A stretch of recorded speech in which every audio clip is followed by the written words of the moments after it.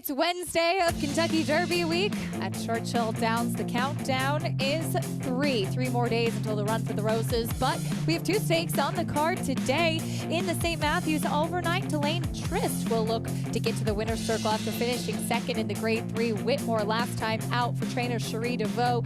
Big Invasion was sensational as he invaded South Florida and took the Texas Glitter last time out. He's the morning line favorite in today's William Walker. The Run for the Roses. We will soon find out who can add their name to the history books as trainer Steve Asmussen, the winningest trainer in North America, looks for that elusive Kentucky Derby victory with Epicenter. There's Mo Donegal getting a bath. We know everybody loves those horse bath shots on the backside of Kentucky Derby week.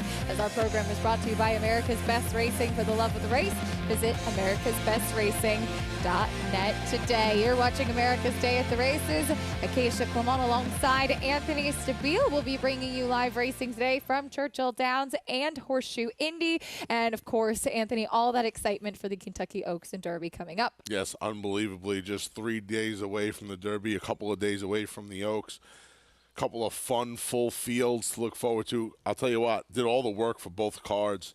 And the fields and the stakes action is save Belmont Stakes Day, second to none. Yeah, really excited for all of that action. The undercard stakes so strong as well. But the Kentucky Derby, Grade 1, 1.25 miles for the 3-year-olds. Here is the field of 20 plus 2 also eligibles.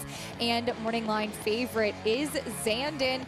Epicenter has not done anything wrong as of yet. These seem to be, quote-unquote, the big two, Anthony, and maybe some buzz about a few others, but seems like everybody's really kind of revolving around Zandon and Epicenter. Yeah, it's been Zandon and Epicenter. There's been a little talk of Messier as of late. He's the third choice. I know there's some Mo Donegal fans out there, as well as Tabor. So those are the 5 I think we've heard the most talk about. And as far as a live long shot, if you will, Barber Road is the one that the buzz that I've been hearing. A lot of people I know, if they ask you for a live long shot, mine's a little bit different. We'll talk about it a little bit later on. But yeah, the Barber Road's the horse that I think a lot of people at a price, 20 to 1 on the morning line, would like to try to get into the exotic wagers. Absolutely. We'll talk, of course, more about that field a little bit later on and see if Barber Road, coming out of that second in the Arkansas Derby, can make a little bit of a splash at a price. Today at Churchill, though, again, 2 stakes. That does include the St. Matthews overnight. Taking a look at the field here, which goes in the 8th. It's a 6-furlong sprint, a key scratch in here of Baby Yoda, who finally got back to the winner's circle last time out. But Delane Trist, as this one was second in the Grade 3 Whitmore last time out for trainer Cherie DeVoe, had a couple of nice allowance wins at Churchill and the fairgrounds prior to that. Yeah. He's done, he's certainly deserves favoritism today. You see Bango in there, who always takes money and always seems to show up. Should be an interesting co-feature, if you will, later on today at Churchill Downs. Sprints are the name of the game today, as you'll be sprinting on the main track in that St. Matthews. Bango, as you mentioned, he's coming out of the Bet on Sunshine at Churchill Downs in November. He does have that layoff to contend with, while Delane Trist could potentially be the one who has that recency. And then you have the good old Manny Wah, who's still running for Wayne Catalano. Of course, Wayne has Aloha West coming back, too. Yeah, kind of does it all, Manny Wow, right? He's multi-surface, and should be a fun feature down there today. The stakes action throughout the week, right? Kicking off with Roxlana Saturday night, even though it was rained terribly before the race and scratched down to a field of 3. It was a nice way to set the tone. We're seeing Bayerness come back, and we'll see the stakes train roll on throughout Derby week. We certainly will. As you mentioned, it is a co-feature. We have a turf sprint as well on today's card at Churchill Downs and the William Walker. Typically opening weekend is now on Wednesday of Derby week, the William Walker. And we did have quite a bit of rain yesterday on the turf today, which is good news. We'll go 5.5 furlongs, 2 scratches, but Big Invasion, 9 to 5 on the morning line. And he will rematch with Lucci, who on paper, down in Florida in the Texas Glitter, Lucci looked like he was going to be loose in the lone speed in this race, and Big Invasion was just too much for him. I know who you'll be rooting for, and I tell you what, I don't think there's going to be too much rooting in here. Big Invasion has turned into a nice little turf sprinter, and he left Lucci like he was tied to the 16th pole here. So, yeah, two-horse race, certainly on paper. When it's all said and done, I would imagine that Big Invasion gets the better of Lucci once again. Joel Rosario will ride Big Invasion for the first time for Dean Reeves at Reeves Thoroughbred Racing and trainer Christophe Clement. As we want to remind everybody that there is no better time to join Naira Bets, especially when we're just 3 days away from the Kentucky Derby. Join and receive a $25 free bet for the Kentucky Derby. New members can also earn up to a $200 deposit bonus with promo code Derby25. Bet any track, anywhere, anytime, and join now at NairaBets.com to get that free $25 bet plus a $200 deposit match. You're not going to believe this. The race of the week over at Naira Bets is the Kentucky Derby. Really? Unbelievable, right? Yeah. Horse-by-horse analysis. We got a play there as well. We'll have a bunch of blogs up. Bunch of tickets posted as well for the 2-day wagers, some pick fives on Derby Day as well. And we won't forget about Big Sandy either, so there'll be plenty of coverage for Belmont Always. up at NairaBets.com.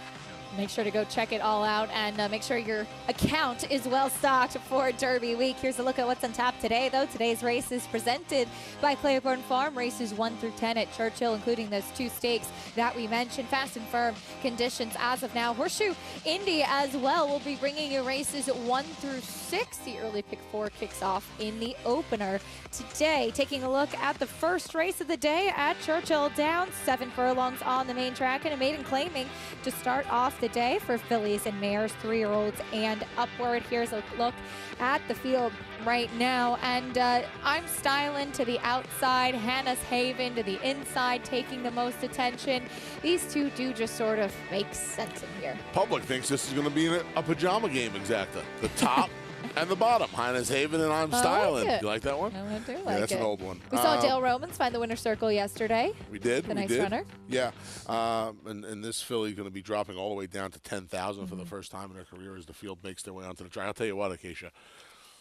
That track during the third race yesterday went from muddy to sloppy in about 3 seconds, and it looks absolutely pristine today. It really does, and we'll talk more about that turf course in a minute, but there's Hannah's Haven, current favorite at 2-1. Never hit the board in 6 starts, cuts back in distance, and gets back to the dirt after a couple of Tapeta tries the turfway. Sonador puts the blinkers back on today. Yes, she's only hit the board once in her 8 starts, and that was back at Indiana at Horseshoe Indy on the turf last summer. My Daddy's Trainer goes out. Hall of Famer Nick Zito sends out this daughter of Dialed In, who was the favorite in the Kentucky Derby when he ran. She's going to have to do some form reversal. Roses for Ashley, getting a lot of changes went by. Here's the 5 Hush Hush. Yeah, Roses for Ashley, blinkers, Lasix, cuts back, switches surfaces. Hush Hush, added Lasix last time to no avail, going to need to improve greatly. Psychologist went by, and here's the number 7, I'm Styling. I'm Styling 0 for 15 off of one of her worst performances in a long time. She's going to need to get back to some of that form she found at Turfway Park on their all-weather. Race to the Twin Spires app, where you can find your money back if your horse finishes 2nd or 3rd all week long on every eligible race at Churchill Downs, including the Kentucky Derby. Just download the Twin Spires app or go to twinspires.com, and that's available to new and existing players. All you have to do is opt in, so make sure to check that out as we have the full team with us this week for full coverage of all the different tracks we'll be bringing you. But live with us at Churchill Downs, we welcome in Maggie Wolfendale and Paul LaDuca. I know, Paul, you were in the party spot with the music yesterday. I hope you found a good place and looking forward to the races today. Yeah, Paulie, Acacia liked your moves. I miss them. I'm sad. Well, you're going to see today. They like to play the music here at Churchill Downs. They like to get the groove going here, and they're playing with some Whitney Houston. I start the boogie, Maggie. All right. I'm more the R. Kelly. No, I'm kidding. Definitely not. But as we kick off at Derby Week, or second day into Derby Week, I mean, this place is getting packed. People are out here.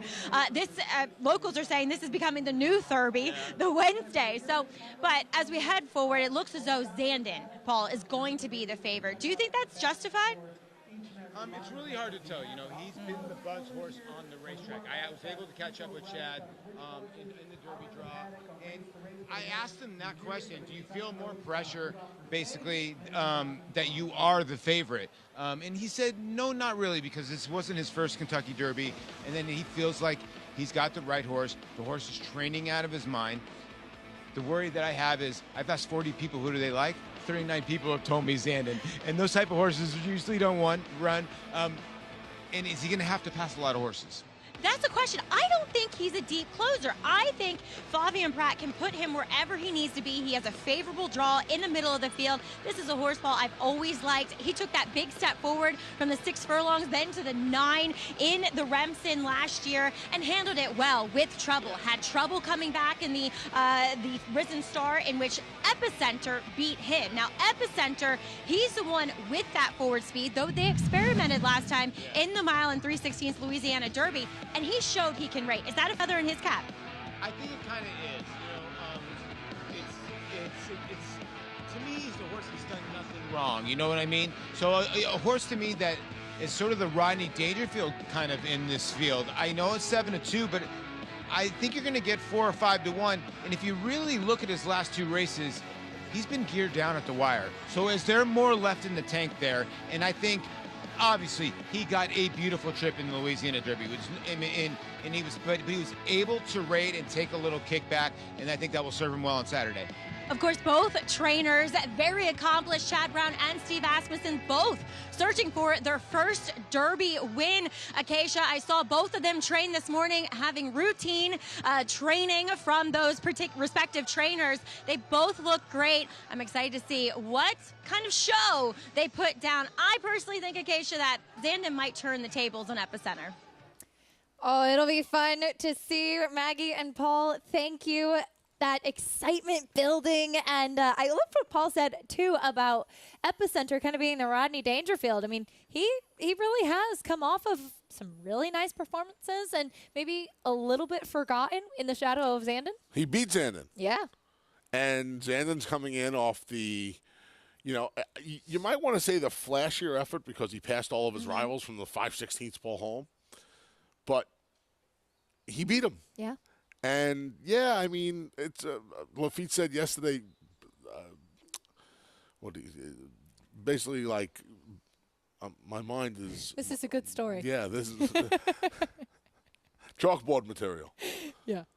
Like in the locker room. Yeah. Put this up. Put up 7-2, and Zandon's 3-1. Yeah. I kind of understand the switch in price. The 6 weeks. It's Chad Brown. Like, the guy just takes money. And do I think they'll both be that low? No. I think they'll both be a little bit higher. I think they'll be 4-1, 7-2, maybe 4-1, 9-2, depending on the wise guy, quote unquote wise guy horse. But yeah, it's fun. And you know what? It's more than a 2-horse race. But it's kind of fun when the narrative is Epicenter versus Zandon. Yeah. Right? And there's a matchup. But rest assured, this is not just a 2-horse race. There are some really talented horses in this field, and there's also some greatly improved horses. You look at the likes of Barber Road, who I know you had a little bit of intrigue with.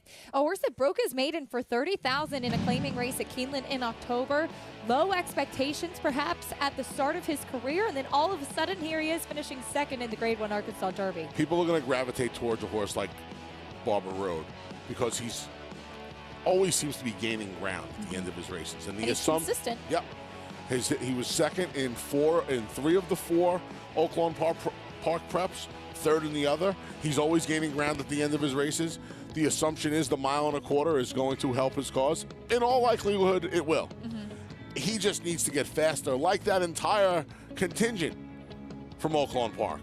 They all need to get a little bit faster, but he seems to be the one. And I don't disagree with the sentiment that the 1.25 miles is going to help his cause. I just don't know if that means he finishes 4th and gets beat 8 lengths or he finishes 10th and gets beat 15 lengths. He is a stunner, though. I've really enjoyed watching him. Obviously, I've not seen him in person before, but it's been pretty cool. How about race day, too, represented by both Barber Road and White Barrio in the Kentucky Derby? White Barrio is going to take some money. He's 10-1 on the morning line. He's the Florida Derby winner. There's been a tremendous amount of success coming out of the prep race in Hallandale Beach, Florida. So I'm sure he'll take some money. South Florida really not the place I want to find my Derby winner this year either, but my long shot comes out of the Florida Derby. We'll talk more about the Florida horses in both Oaks and Derby preps a little bit later on in the show. Meanwhile, Barber Road, trained by Johnny Ortiz, ridden by Raylu Gutierrez, and they are represented by a horse here in the opener in the number 6 Psychologist. This filly who was third at this level last time out. I'm curious to see, Acacia, who gets to the lead in here. Joe Talamo on the one, Hannah's Haven's probably going to feel a little under the gun. Coming out of the route races, though, I don't know if she's fast enough. What about the I two? guess the 2, Sonador, putting the blinkers back on. She's plenty fast. I don't trust her either. It's a tough race to handicap. I went to the number 4, Roses for Ashley, who's getting the kitchen sink thrown at her today. We'll see if she can improve second time out, first time in almost 10 months. We go to track announcer Travis Stone for the opener on Wednesday at Churchill Downs. They're in the gate. Okay. And they're off.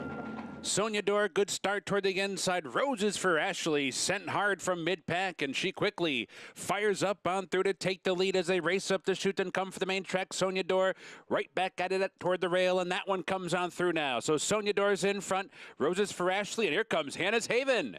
Hannah's Haven keyed up and advancing toward the inside, 4th, 3rd, 2nd, and now 1st. Hannah's Haven to the front, 5 furlongs to go. Sonia Dor's running in 2nd. Roses for Ashley right up and on the pace while 3rd. Psychologist cruising along in 4th, the break of 2 back to I'm Stylin', 5th, Hush Hush, and My Daddy's Trainers at the back. Single file onto the far turn run. The opening quarter in 23 and 3. And Hannah's Haven steps out to lead by 2.5 with 3 furlongs remaining. Hannah's Haven, clear-cut lead around the far turn. Sonia Dor trying to keep up in 2nd. Roses for Ashley is 3rd. Psychologist coming under a ride 4th. I'm Stylin' angles outside from 5th. Hush Hush under extreme pressure 6th. And My Daddy's Trainers at the back. Off the turn into the stretch. Hannah's Haven in front by 2. Psychologist to the attack. Here comes Psychologist now 2nd and closing in. 1 furlong to go. Hannah's Haven's in deep water. Psychologist with all the momentum, and she is up for the lead with a 16th to go. Psychologist takes over. Hannah's Haven back to 2nd. Psychologist scores. 2.5 in the end. Hannah's Haven was 2nd. Sonia Dor was 3rd, and My Daddy's Trainer finished 4th. Finishing on that left lead, but it did not matter. Psychologist with the win on Wednesday. I'm sure John Ortiz and Raylu Gutierrez hoping Barber Road can find the winner's circle in the same way on Saturday. For a split second, it looked like Psychologist was going to hang on Hannah's Haven. But then she went by Hannah's Haven, and when she did, she really put her head down and leveled off nicely, ran away from the rival, got a nice little setup up front. Took a while for Hannah's Haven to get to the front end. Gets the job done by 2.5 lengths when all was said and done. 6-1 under the line in the opener at Churchill Downs on Wednesday. The new Thurby, if you will, which I like. That excitement building, and I'm sure for riders, for trainers, yes, it's a claiming race, but it's still Derby week. You love to be seen in the winner's circle on weeks like this. What do you call it? We're not going to call it Werby, right? Werby sounds terrible. It reminds me of Wordle. Wedby? Wedby? Wedby's not bad. Yeah. I don't know. Do we have to name it? I guess we don't have to name it. I got Wordle in 3 today, by the way. How about you? Yeah, it's a good, nice little effort here for a bottom level claimant. 6-1-2 in the opener. We'll bring you prices in a little bit and think about what a new name for the Wednesday of Derby week could potentially be. We'll also talk about the girls. Friday, it's Kentucky Oaks Day. It's wide open and full of talent. 2-year-old champion Echo Zulu is back. And how about the improvement from Nest, your morning line favorite? For the fastest 2 minutes in sports, speed might be the only thing that matters. And when you hear the call to post for Saturday's Kentucky Derby, one of the fastest ways to bet is right from your phone. Race to the Twin Spires app, where you can earn your money back if your horse finishes 2nd or 3rd. All week long, on every eligible race at Churchill Downs, including the Kentucky Derby. Twin Spires. Download the app now.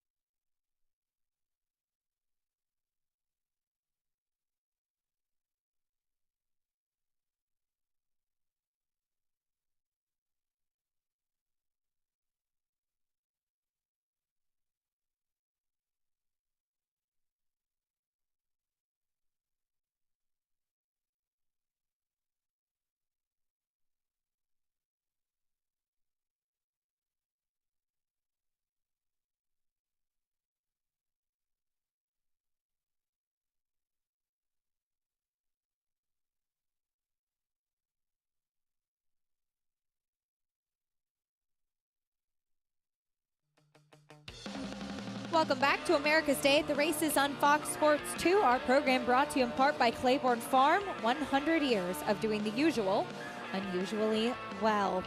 Race 1 on the Wednesday of Derby Week. We did not come up with a better name as of yet anyway. It's in the books. Went to the number 6 psychologist for Raylu Gutierrez and John Ortiz. I like the spelling Yeah. of this horse's name. Clever. Yeah, it is clever. And just third start for John Ortiz and makes it a winning one. Beneath the Twin Spires at Churchill Downs. It's got to be fun to know what lies ahead on Saturday. Because win or lose, saddling your first horse in the Kentucky Derby must be really cool to get a win to kick off the week. I'm sure. Look at how many people are there on Wednesday, too, already dressed up. That excitement building, that anticipation for the big race coming up. And such an iconic racetrack, too, beneath those Twin Spires, and knowing what other terrific horses have run on that very racetrack in history. $8.20 winner for the opener. Taking a look at the field for the second. This is where it all begins. The 2-year-old races. First start for the majority of this field, just 2 with experience. The 2-year-olds going 5 furlongs here and a pretty wide open board right now. We'll talk more about it in a bit, but as mentioned, coming up on Friday, let's not forget about the Kentucky Oaks, because it's a really, really good rendition this year in that you have some really talented fillies, some horses who are improving, and I just think, Anthony, it's going to be a terrific throwdown in this field as we take a look at the group of 14 with one also eligible. Unlike the Kentucky Derby, where it does seem to feel like Zandon and Epicenter are getting all the attention, that same attention gets spread out across really 4 fillies in here, including your morning line favorite. I think a few people were surprised, Acacia, that Nest was installed as such a definitive favorite, if you will. 5-2 on a morning line, not that short of a price, but a point lower than any of her 13 rivals in here. And she's just turned into a fantastic filly, getting better with almost every, there's been improvement in almost every start. And the last 2 races, her 2 races this year, she started to do something she didn't really do in the Demoiselle and in the Tempted. And she's leaving her stakes rivals now. And that's important to get some of this separation, because when when you hang around, bad things can happen. When you leave them, and you leave them so early on in the stretch, obviously it makes things a whole lot easier. She's just gotten really good, and she's improving. She's improved this year in leaps and bounds. And that's important coming into a race like the Kentucky Oaks, where it's not as hard a race as the Kentucky Derby. It's only 9 furlongs. It's a little bit more of a conventional race. But, I mean, she's coming into this race the right way. Todd Pletcher with 3 chances in here. Also has Goddess of Fire and the undefeated invader from the UAE, Shahama, as he looks for his 5th Kentucky Oaks victory and looks to join an elite group of trainers who have won it 2 in a row. And that does include his mentor, D. Wayne Lucas. Woody Stevens, the most Kentucky Oaks winners with 5. Yeah, that's a heck of a resume right there, and a list of winners there. Rags to Riches, of course, won our Belmont Stakes. Philly beat Curlin, Ashado, even Malathath, my arch rival. Lafitte and I were talking about it yesterday. I've been on the wrong end of some Malathath. Really? Oh yeah, I've been on the wrong end of some Malathath victories and defeats, actually. Yeah. But yeah, she's a fantastic filly. She came back in the double dog there, and it looks like she's going to have a big year. So yeah, Todd Pletcher, obviously the Hall of Famer. We haven't been able to say that about him going into Oaks and Derby until this year. The Hall of Famer, looking for win number 5 in the Kentucky Oaks. Impressive resume. Meanwhile, Steve Asmussen has the filly and Rachel Alexander with the biggest margin of victory of 20 1/4. And this year he has the undefeated Echo Zulu, 5 for 5 on her resume. Yet she's not the morning line favorite. She's had a lot of people jump off her bandwagon, and despite the fact that she won this Fairground Oaks, I think the fact that she only held on by a nose is the reason for all of that. You want to talk about Rodney Dangerfield, the undefeated Breeders' Cup and Eclipse Award champion, installed as the 4-1 third choice in the Kentucky Oaks. Oh, she only won by a nose last time. Sorry. It was her first start since the Breeders' Cup, which was just around 5 months. They asked her to hold on across one of the longest stretches in North America, And she did, by the way, after setting more than sensible fractions. But yeah, let's hold that race against her. Where do I sign the 4-to-1 contract? Right? Can anybody put that in front of me now? You know what? I'll take it easy on you. Give me $950 right now, and I'll sign the deal for $950 right now. I cannot imagine I don't see it. Maybe the extra 16th of a mile gets her, but I mean that race off of a 5-month break, almost a 5-month break. If she shows improvement in her second start of the year, she is going to be right there, and she has, I heard about all of this speed that was signed on in the Oaks this year. Unless there's a 4th page of past performances, I don't see it. Ugiri to her inside has some speed, but Florent Giroux has been vocal about she can win from off the pace. Okay, so if that's the plan, and Joel Rosario knows, one of the craftiest riders in the world, knows that Florent Giroux is already thinking out loud. I was listening to Ed Sheeran before I came out today. You so were indeed. He knows all the words, reference. by the way. What's Joel Rosario going to do when the gate opens on Friday? Right to the top. Yeah. I'll take my chances with the undefeated 2-year-old filly champ on the front end in the Kentucky And she Oaks. was just so sensational in the Breeders' Cup Juvenile Fillies. When there was some question if she could get the mile in a 16th all distance. season. She was fantastic all season. I don't get it. Meanwhile, another one not getting much respect is the 6-to-1 morning line chance Secret Oath, who faced the boys with a trip last time out in the Arkansas Derby to finish 3rd. Now, she is the one I think you can have some distance questions about. Yes. She had a terrible trip and ride in this Arkansas Derby. Make no bones about that. But she kind of leveled off at the 8th pole. Now, maybe you can say she already was all in at that point, and I can't argue that. I think you need to, if you're like me and you play the multi-race wagers, you need to use her a little bit defensively in case Echo Zulu just didn't take the step from 2 to 3. But I think if you want to have questions about a filly that wants the mile and 8, it could be her. She's going to get the rider changed to Luis Saez, far more accomplished rider than the fellow that was aboard her for most of her career. Listen, it's hard to really knock her because we just don't know how true a test that Arkansas Derby was. She was favored in the Arkansas Derby, by the way, too. 7-5 against the boys, and she probably should have been.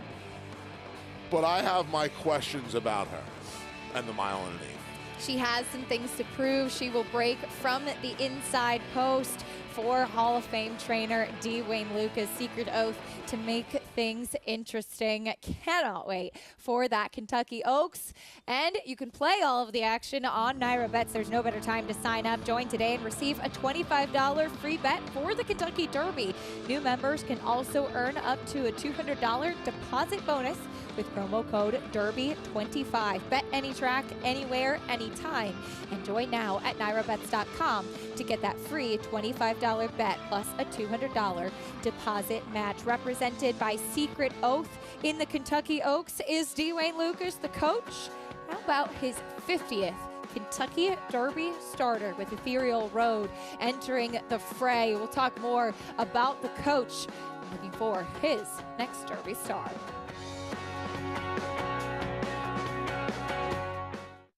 Introducing a stallion, as top class as they come. In 22 career starts, he won or placed in 12 graded stakes, competing in 15 grade ones, earning over $1.7 million.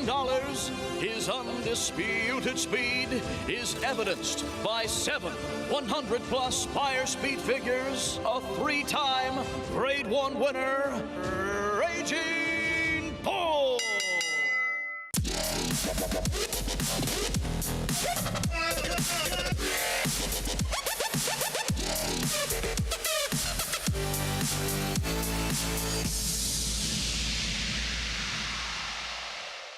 New for Belmont Spring, the $3 triple play pick 3. Choose the winners of the last 3 races at Belmont Park every Sunday to win big. Plus, play on Naira Bets for a free $10 triple play bet. Go to Naira.com/triple play for details. If you're looking into racing partnerships, you should know they're not all the same. When you partner with Bond Racing Stables, you become a member of a growing family of racing enthusiasts, all guided by 3 generations of experience in thoroughbred breeding, training, and racing. Sharing the excitement at Saratoga and Belmont Park, where we've graced the winner's circle with winners like Giacosa, who was bred, born, and raised here at our Song Hill farm. Get more than just a partnership. Become a member of the Bond Racing family. 3 generations of thoroughbred excellence. This season at Monmouth Park, opening day is Derby Day. Live racing returns to the Jersey Shore Saturday, May 7th with a special 2 p.m. first post. The action continues every weekend in May with racing starting at 12:15. Win early and often with our Win Early Pick 5s. New for 2022, on-site customers can lock in odds with fixed odds wagering at Monmouth Park Racetrack. We're back on America's Day at the Races, the Wednesday of Kentucky Derby week. And coming up next, we have 2-year-olds in the spotlight where that Kentucky Derby dreams begin with the first race of these young horses' careers. Main special weight, 2-year-olds going 5 furlongs. Bling, bling, bling right now is 9-5. The Texas bred for Steve Asmussen by Too Much Bling. I was hoping this tote board would yell at me a little bit in here. Scream at me. It's not really screaming at me right now, but my racing Khaleesi might be able to. I was going to say, maybe Maggie Wolfendale can scream at you. I'm hoping she can tell me a little bit more about this octet in the Churchill Downs Maybe paddock. gently suggest. We'll see what Maggie has to say. Maggie in the paddock. Maggie, what are you making of these 2-year-olds? Anthony, I'd never scream at you, but I'll tell you who looks good here, and we'll start with the favored Texas bred. That is Bling, Bling, Bling out of the sire, who does tend to get some horses who do have precocious types, or precocious form, I should say, in Too Much Bling. This guy, and as a whole, this group has actually been very professional for very early 2-year-olds, but this one, as far as pedigree, the dam did win first out, but she was actually better on the turf, but the siblings have been better on the dirt. And lovely physical, not the burliest, doesn't carry as much conditioning as some of the other ones I'll get to in a moment, but very athletic, very defined and fit, and just appears ready to me. But the horse that impressed me the most has a very precocious pedigree, and that's number 2 of a kind. This one by Overanalyze. All of them, the dam and some of the siblings, have won first time out. I think even one of the siblings won yesterday, but he is so physically mature. He's a lot more along in his development than some of these other horses in here, and he's handled himself well. And then once they put the tack on him, of course, now he's getting a little studdish, which I don't love to see. But I still... Darn it. They always love to do that to me. I still like him as a physical. I'm going to watch him and how he behaves out on the racetrack. Wesley Ward, always dangerous, though not getting off to his usual auspicious start with the 2-year-olds. This year, he's only 3 for 13, which is still 23%, but maybe not in Wesley Ward territory. This guy on the outside classical, whom he chooses to leave in here, a little bit more of a turf pedigree immediately, but the second dam was Flute, who won the Kentucky Oaks and the Alabama. He's a little bit on the more backward side of things, smaller, compact, needs to lengthen that frame and grow up, but typical of Wesley Ward, wearing those shortcut blinkers, has been professional, and often occasion I do think that Wesley's horses look as though they need a start, but that's not often the case on the racetrack. Usually so professional and so quick out of the gate. Maggie, thank you. Classical, as Anthony, you and I were talking, with this big pedigree. Flute, of course, trained by Bobby Frankel. Pretty fitting, given that it is just 2 days away from the Kentucky Oaks. Of course, Judmont horse, and we have seen a lot of the Judmont runners dispersed over the past years. Yeah, it surprises me that they let a filly out. One of the things that is still storied and kind of treasured in this country, is the Judmont Broodmare band, right? My friend Vinny Scuderi who owned Paula's Silver Lining. That was the ultimate compliment he could ever get paid, was when they came to buy Paula's Silver Lining from him. And she went on to be a Grade 1 winner for Chad Brown the season she was campaigned, and she's now a broodmare. But you can't get paid a higher honor in this country than having the folks at Judmont come to you to buy your mare. The fact that they let some of that blood out, if you will, is very puzzling. And this filly, you and I talked about this. This colt, $175,000 by Uncle Mo with that pedigree. I don't know, a little cheap. And I'll tell you what bothers me. Maggie gave the great stat, 3 for 13 with the 2-year-olds. Number one, that's not a lot of 2-year-olds from to run, but I know Keeneland didn't run as many 2-year-old races. Right. That's first. Second, this horse is 7-2. He's got a Texas bred. No offense to the Texas breds out there. I love Texas. 9-5. Yeah. Into him. That's not taking any money. He's got the outside draw in this 5-furlong race. They're right on the top of the turn. More not to like than like. I could say that. Perhaps some questions to answer. Typically, those Wesley Ward 2-year-olds, as Maggie alluded to, so schooled, so professional. They know their job. And those blinkers, like an extension of the bridle. And there he is. The blinkers go on more often than not because Wesley likes his 2-year-olds to focus, and then depending on the result and their maturity, he'll take them off later in the career. Here's the number 2 of a kind. Got some good physical notes from Maggie. And he seems to have calmed down a little bit. Maybe his mind's more on running now. He looks good on the track. Here's something you don't usually see from Steve Asmussen, runner. Bling, bling, bling, green with the pony. Yeah, green with the pony. Joel Rosario rides this son of Too Much Bling. 8-5 favorite right now. Here's the number 4, Hard Money Muchachos. Dan was 3 for 11, mostly turf, though. 3 for 10. All the wins came on the grass. Debuting with blinkers on. Here's a 5, Book of Kells. 4 for 18 for a guy in John Ennis who could put over a 2-year-old at a price. Here's the number 6, second-time starter, Albinati. Horse was the favorite over at Keeneland at 9-5. Now a big price on the board. Bigger price at 9-2. Dwayne Lucas takes over the training for this one, Most Treasure. Yeah, this one finished 3rd over at Keeneland for a different barn. Gets about 3.5 weeks between starts. Colt by Cantharos. Here's Cigarette Boat. Joe Talamo going to ride for Norm Cassie, whose barn has been heating up as of late. Just 4 works on the tab, not taking any money as well. Dan was actually the sister to Grade 1 winner Rosalind, too. Interesting pedigree on that one. Well, you can race to the Twin Spires app, where you can earn your money back if your horse finishes 2nd or 3rd all week long on every eligible race at Churchill Downs, and that does include the Kentucky Derby. Just download the Twin Spires app or go to twinspires.com. Available to new and existing players. All you have to do is opt in. Well, speaking of Dwayne Lucas, he does have Most Treasure, who started once before at Keeneland, be in Wayne's barn for the first time.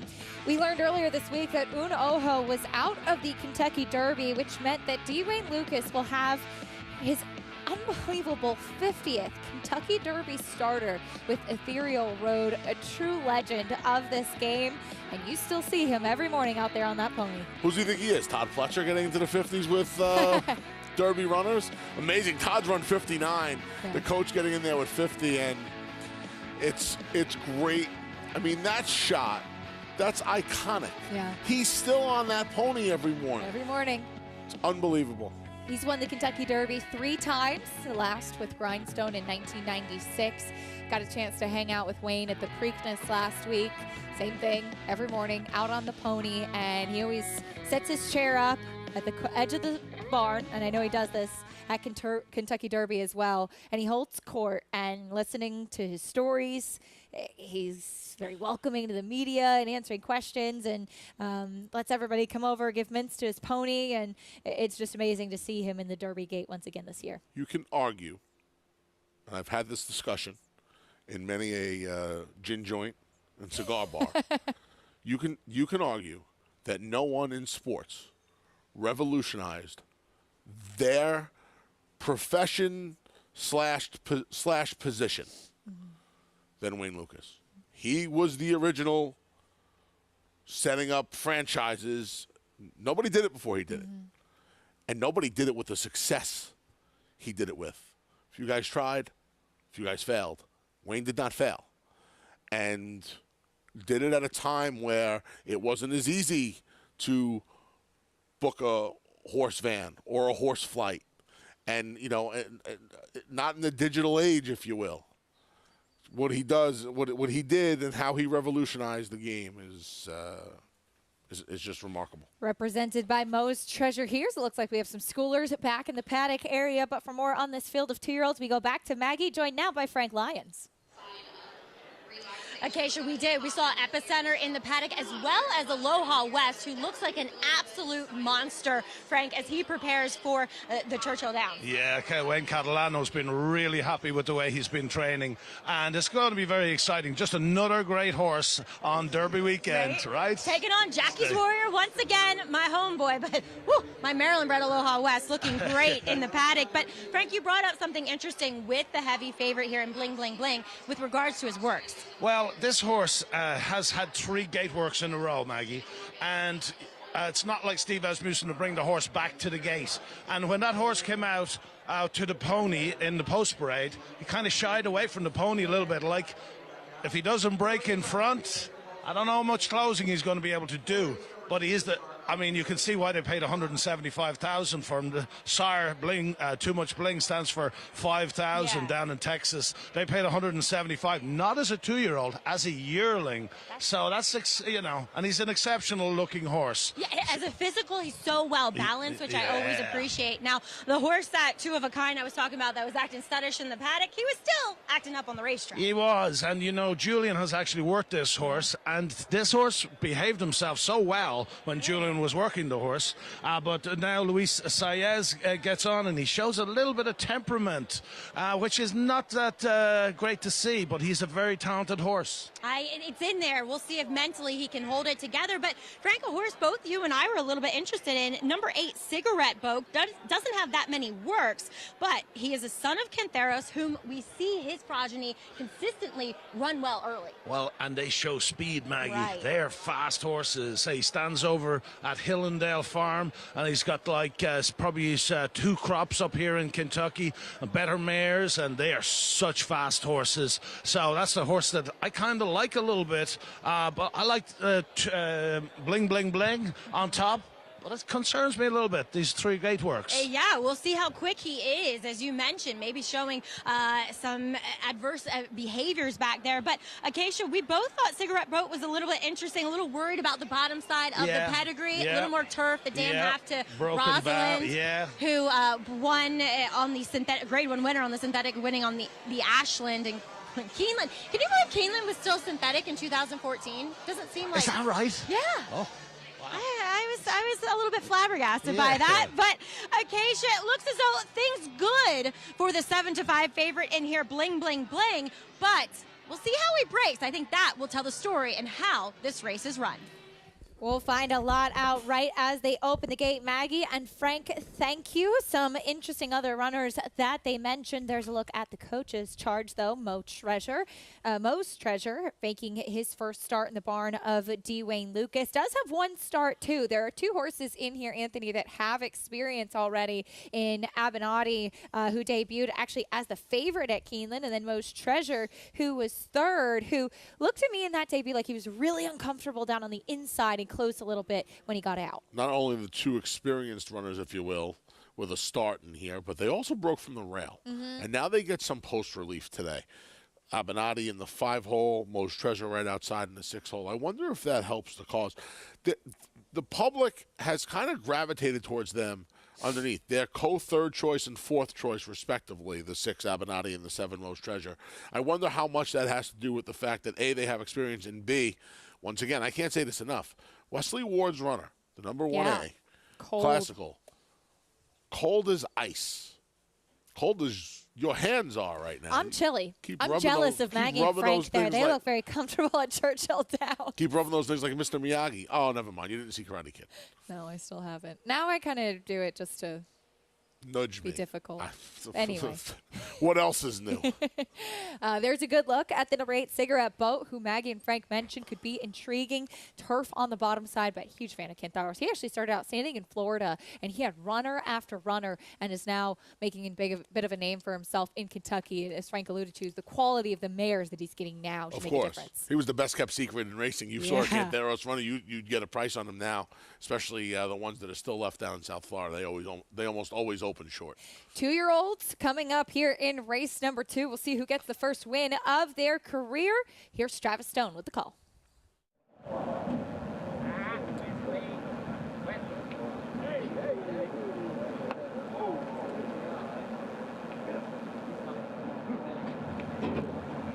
They're in the gate. And they're off.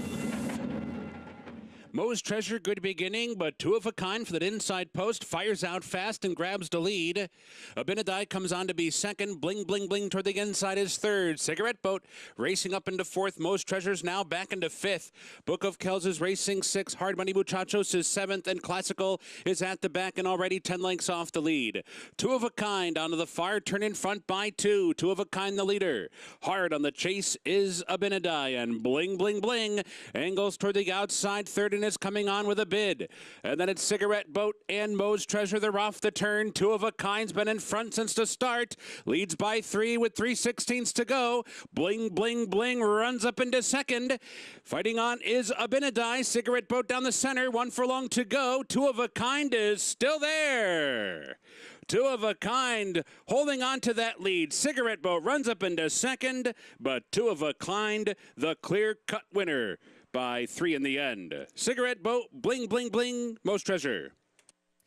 Well, maybe he lacked a little focus back in the paddock, but he was all business out on the racetrack. 2 of a kind under Louis Saez takes them gate to wire. And as you pointed out, Anthony, just as noteworthy, the Wesley Ward first-time starter classical checked in last place. Yes, he did.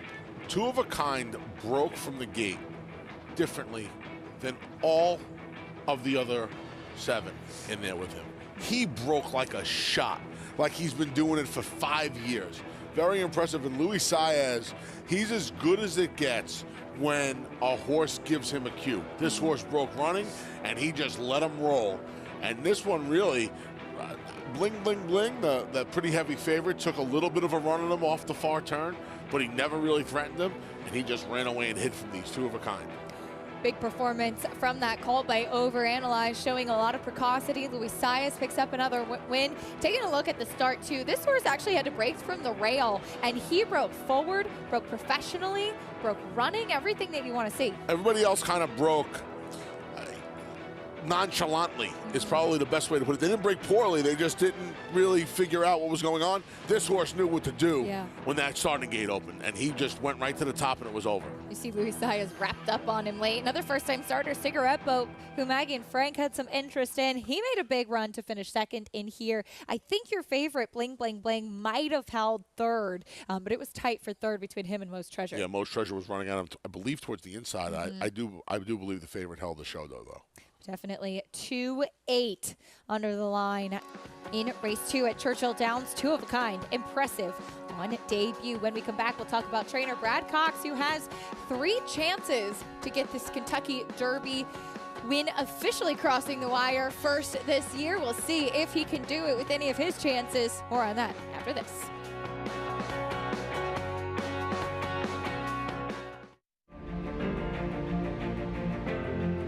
Perfectly timed. Idol gets up under Joel Rosario to win the big cap.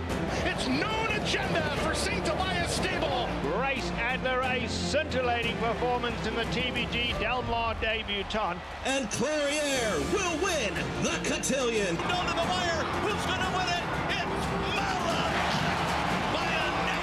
Curling, the classic sire.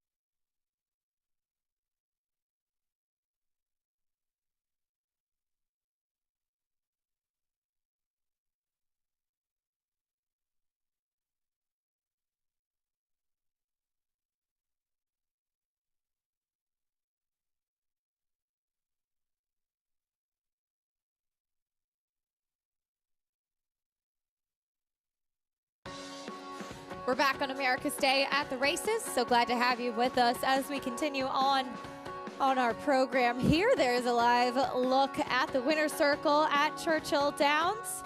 And it was Brian Lynch with the number 2 of a kind, who was impressive on debut. Knew his job, broke running, and took them every step under Luis Saez. Yeah, Luis Saez with a heads-up ride, just putting this 2-year-old on the front end. Stay out of their way. When they break like that from the rail on debut in May of their 2-year-old season, just get out of their way. And that's exactly what Luis Saez did with 2 of a kind. A terrific year for trainer Brian Lynch. She's standing by now with Maggie in the winner's circle. I love catching up with my man Lynchy here. And Brian, 2 of a kind, he broke like a shot. How do you get these 2-year-olds to do that? Because when they do that, they tend to win the race. Yeah, he did. He really broke sharp. I thought he was one of Wesley's horses there for a minute, but he's always been a very good little gate horse. He caught onto it very quickly, and he's always showed plenty of speed away from there. So, as you say, Maggie, these sort of races, you got to leave there running, or it's all over. He wasn't behaving himself. I think he was taking after his trainer in the paddock. No, I'm a little bit naughty, wasn't he? Brian, we'll see you on Saturday, sending out Classic Causeway. Changing equipment on him? Well, Maggie, if I could make one excuse for the Florida Derby, I want to think he displaced. We scoped him after it, and he was displacing a lot and correcting himself. I think he may have done that in the race. So if it's as simple as a tongue tie and a drop nose bend, we're going to fix it. All right, I love it. Well, congratulations here with 2 of a kind to get this day rolling. Thanks, Maggie. Always a pleasure. Absolutely. Brian Lynch with 2 of a kind. He was 1 of a kind today, Acacia. He was impressive on debut. Maggie, thank you. And you heard Brian talking about that equipment with Classic Causeway. If you haven't noticed, he has an odd little kind of growth on the side of his face, Classic Causeway does, which you can imagine sometimes makes the bridle a little bit difficult, the equipment a little bit tough to kind of keep. And so that drop noseband that they're adding to make the horse more comfortable and give his rider some more control. Growth on the side of the face, I think that's excuse 914 in the trainer handbook. All kidding aside, yeah, you know, their horses are individuals, and you need to deal with them that way. I think that's why trainers, especially in this race, have more success than others, because a program / a system doesn't really work, and they're presented with unique issues and problems, and this is something that you don't ordinarily see. So, yeah, maybe a little bit of an equipment change. It's funny because Classic Causeway was a horse who 6 weeks ago would have been 12-1 in this race, 15-1 in this race based on his Tampa Bay Derby victory. And then you run for a half mile or 5/8 of a mile in the Florida Derby and finish up the track, and you know those odds triple in price. You know, people scoff at the notion that you're actually running the horse in the Kentucky Derby. I guess there's a scenario where everybody says, I'm not going to go just let Classic Causeway go. Let Classic Causeway go. Let Classic Causeway go. And they turn for home in the Kentucky Derby, and Classic Causeway's head's in front. What happens from there, I don't know. But that scenario is not that far-fetched. Well, Brian Lynch did also say that he thought Classic Causeway displaced his palate in the Florida Derby, which would make it pretty much impossible for him to get air in the stretch, which would explain why he showed speed and then just completely stopped. That's typically what happens in that type of case, and also a reason for the different type of noseband to give him a little bit more access to his airways. All those different types of equipment are for that reason. I know a lot of people felt like after that race, all right, well, they got to cut him back in distance. Well, they didn't need to cut him back in distance in the Sam F. Davis and the Tampa Bay Derby. And if that race was 7 furlongs in the Florida Derby, he would have ran 5th. He would have stopped in the same way. He would have stopped. I mean, he just stopped. So to blame the distance, I think, is foolish. Do I think a cutback's going to help him? Yeah. Do I think an extra furlong's going to help him? No, I don't. But to blame the distance on the effort and the performance last time is just silly. There could be some real excuses behind the scenes for what we saw from that Florida Derby, and Brian Lynch taking a shot in the Kentucky Derby. Julian Leperoux going to be aboard. But some of the other main contenders, as we take a look once again at the field for the 148th Kentucky Derby, Classic Causeway will go from post 17. and you can imagine will be hustled out of there using that early speed. Next to him is the 16 Cyberknife, who pulled the upset in the Grade 1 Arkansas Derby last time out, getting the big victory. And he's one that seems to have really turned heads in the mornings leading up to Kentucky Derby. He's a quirky type of horse. You can kind of see him here with Florent Giroux trying to keep him straight in the stretch. And notice he's been training with that Houghton bit on, giving his rider a little bit more control, and that maturity that we've seen from him is really hopefully peaking at the right time. Yeah, you know, like I said earlier, not really the biggest fan of the South Florida or the Arkansas contingents that are headed to Louisville or in Louisville at this point. He improved last time out. Again, Barber Road running at him at twice the price. I'd rather mess around with Barber Road a little bit, but he is one that is getting some buzz in the mornings at Churchill Downs. And, you know, Brad Cox going to take 3 swings at this Derby. This one with Florent Giroux. He was aboard Mandaloun last year. They got their Derby win. We've seen a Derby winner in September now, and we've seen a Derby winner the following year now. It'll be curious to see what kind of trip he works out from the 16 hole. You know, it's a little bit different now, Keisha. There's no more auxiliary gate. These gates are all together. And, you know, this stall used to be one of the more coveted ones because there was just one stall from the auxiliary gate. There was a little bit of a gap between 14 and 15, which kind of lessened the load on the 16 and stuff. Now it's just one big gate. And I would imagine Florent Giroux is going to have to get this horse a little bit more forward than he's accustomed to. Trained Mandaloun last year, who, as you mentioned, was elevated to be Kentucky Derby winner after the disqualification of Medina Spirit. I'm sure would be very sweet for Brad Cox this year to have one of his charges cross the wire first, win the Kentucky Derby, have that winner's circle ceremony, and you saw a look at his 3 chances. He did get the Belmont last year with Essential Quality, too, so he had a pretty good year. But, of course, this Kentucky Derby victory, so coveted in our sport. Right, and he's like Flavien Prat aboard Zandon, who got the Duke via DQ with Country House back in 2019. You want to be able to cross the wire first. You want to be able to celebrate in the moment, not have to wait 22 minutes in Pratt's case, not have to wait 10 months in Brad Cox and Florent Giroux's case. You'd rather be able to feel all of that excitement and not have the controversy surrounding the win in the winner's circle moments after crossing the wire first. And Brad's going to take 3 swings that I feel like Zozos. I like him. Of the 3 Brad Cox horses, I think he has the most blue sky. And if I could get, that would be the prop bet I would want to make in this Derby. Which Brad Cox runner has the best finish? I would take Zozos, and I'd probably get the second biggest price on Zozos after Tawny Port. Yeah, I like him. I'm right there with you. Of the 3 for Brad Cox, very intrigued by Zozos. But Brad has some huge chances on the undercard as well on Friday in the Grade 1 La Troyenne. We will see She Dares the Devil try to get back on track and back to the winner's circle. She's been defeated in her last 2 starts. Of course, 2 starts back was the Breeders' Cup Distaff, coming out of a 3rd place finish in the Azeri last time out. But she does boast a trio of grade 1 victories on her resume. And there she is taking this La Troyenne last year. You see that's Dunbar Road in between and those Peter Brandt green silks. Dunbar Road really didn't show up this day. That Azeri really left a sour taste in my mouth because she had things her own way, really, and she just didn't fire. Now you can say maybe she needed to race off the break, and that could very well be the case. She's going to be a short price again, and she obviously can win a 3-time Grade 1 winner, as you can see on the screen. But I'd be curious to see if maybe now at 5 she's losing a step. She does seem to be the big name, the big standout of that field. We'll see if maybe a horse like Pauline's Pearl, who was 2nd in that Azeri closing, can turn the tables on her for Steve Asmussen. Did not have the cleanest start. Probably was best in the Azeri. CC came back to run 3rd in the Apple Blossom behind Latruska. Going a distance that maybe she does not prefer. Yeah, and Clairiere. Yeah, we'll see what happens. But looking at the 8 bells also on Friday, Brad Cox with another big chance there. Monterey, as this one comes off of an 8.5 length score in the Grade 3 Beaumont at Keeneland. A filly that obviously they had high hopes for at the start, as she's 5-2 on the morning line. And her last 2 races have been sensational. the most recent of which winning at the 7 furlong distance. We're talking about doing little wrong.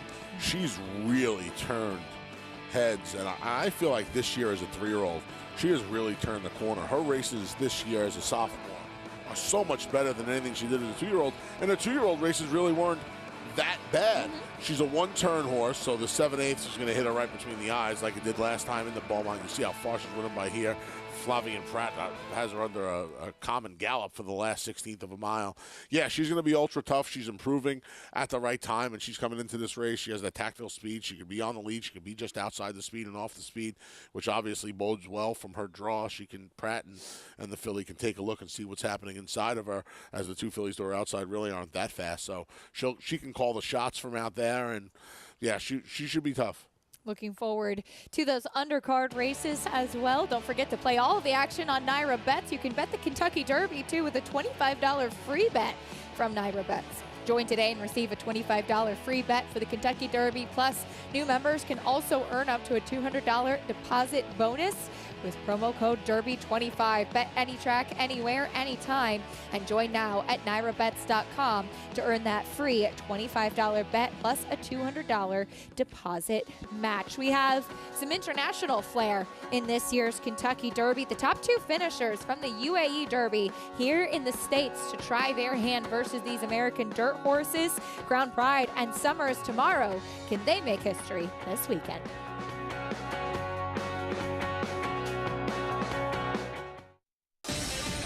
Run Happy was a #1 second crop sire by graded stakes winners and earnings. A leading dirt sire and now is an exciting Kentucky Derby hopeful. Kicked it into high gear, and Smile Happy with a powerful performance wins by 2.5. Run Happy continues his rise and is priced for success. Clips champion Run Happy standing in stall 1 at Claiborne Farm. Who you betting on? How about an app created specifically for horse racing? Naira Bets. We specialize in thundering hooves, fist pumping, and boosting your bankroll with robust weekly promotions. And offer betting tips from actual horse racing experts. Bet all day and night, nationwide. Get the action and thrill of horse racing with Naira Bets. Start spreading the news. If you're looking to win in New York, then breed in New York. To War Dancer, the millionaire son of Warfront, and New York's #1 sire of 3-year-olds. Breed to a proven performer, the #1 second crop sire at the Saratoga meet with multiple winners at Belmont and Aqueduct. Earn double the New York Breeders' Awards and participate in the New York Stallion Series with $2 million in purses. War Dancer, proud to stand in New York. Visit wardancerstud.com. Racetrack Television Network brings you every race, from every track, on every screen, every day. With monthly packages starting as low as $5, RTN gives you great value and access to more live HD streaming and race replays than anyone. Visit RTN.tv today to sign up and watch on almost any device, including Roku and Amazon Fire. RTN has packages that start at $5 per month.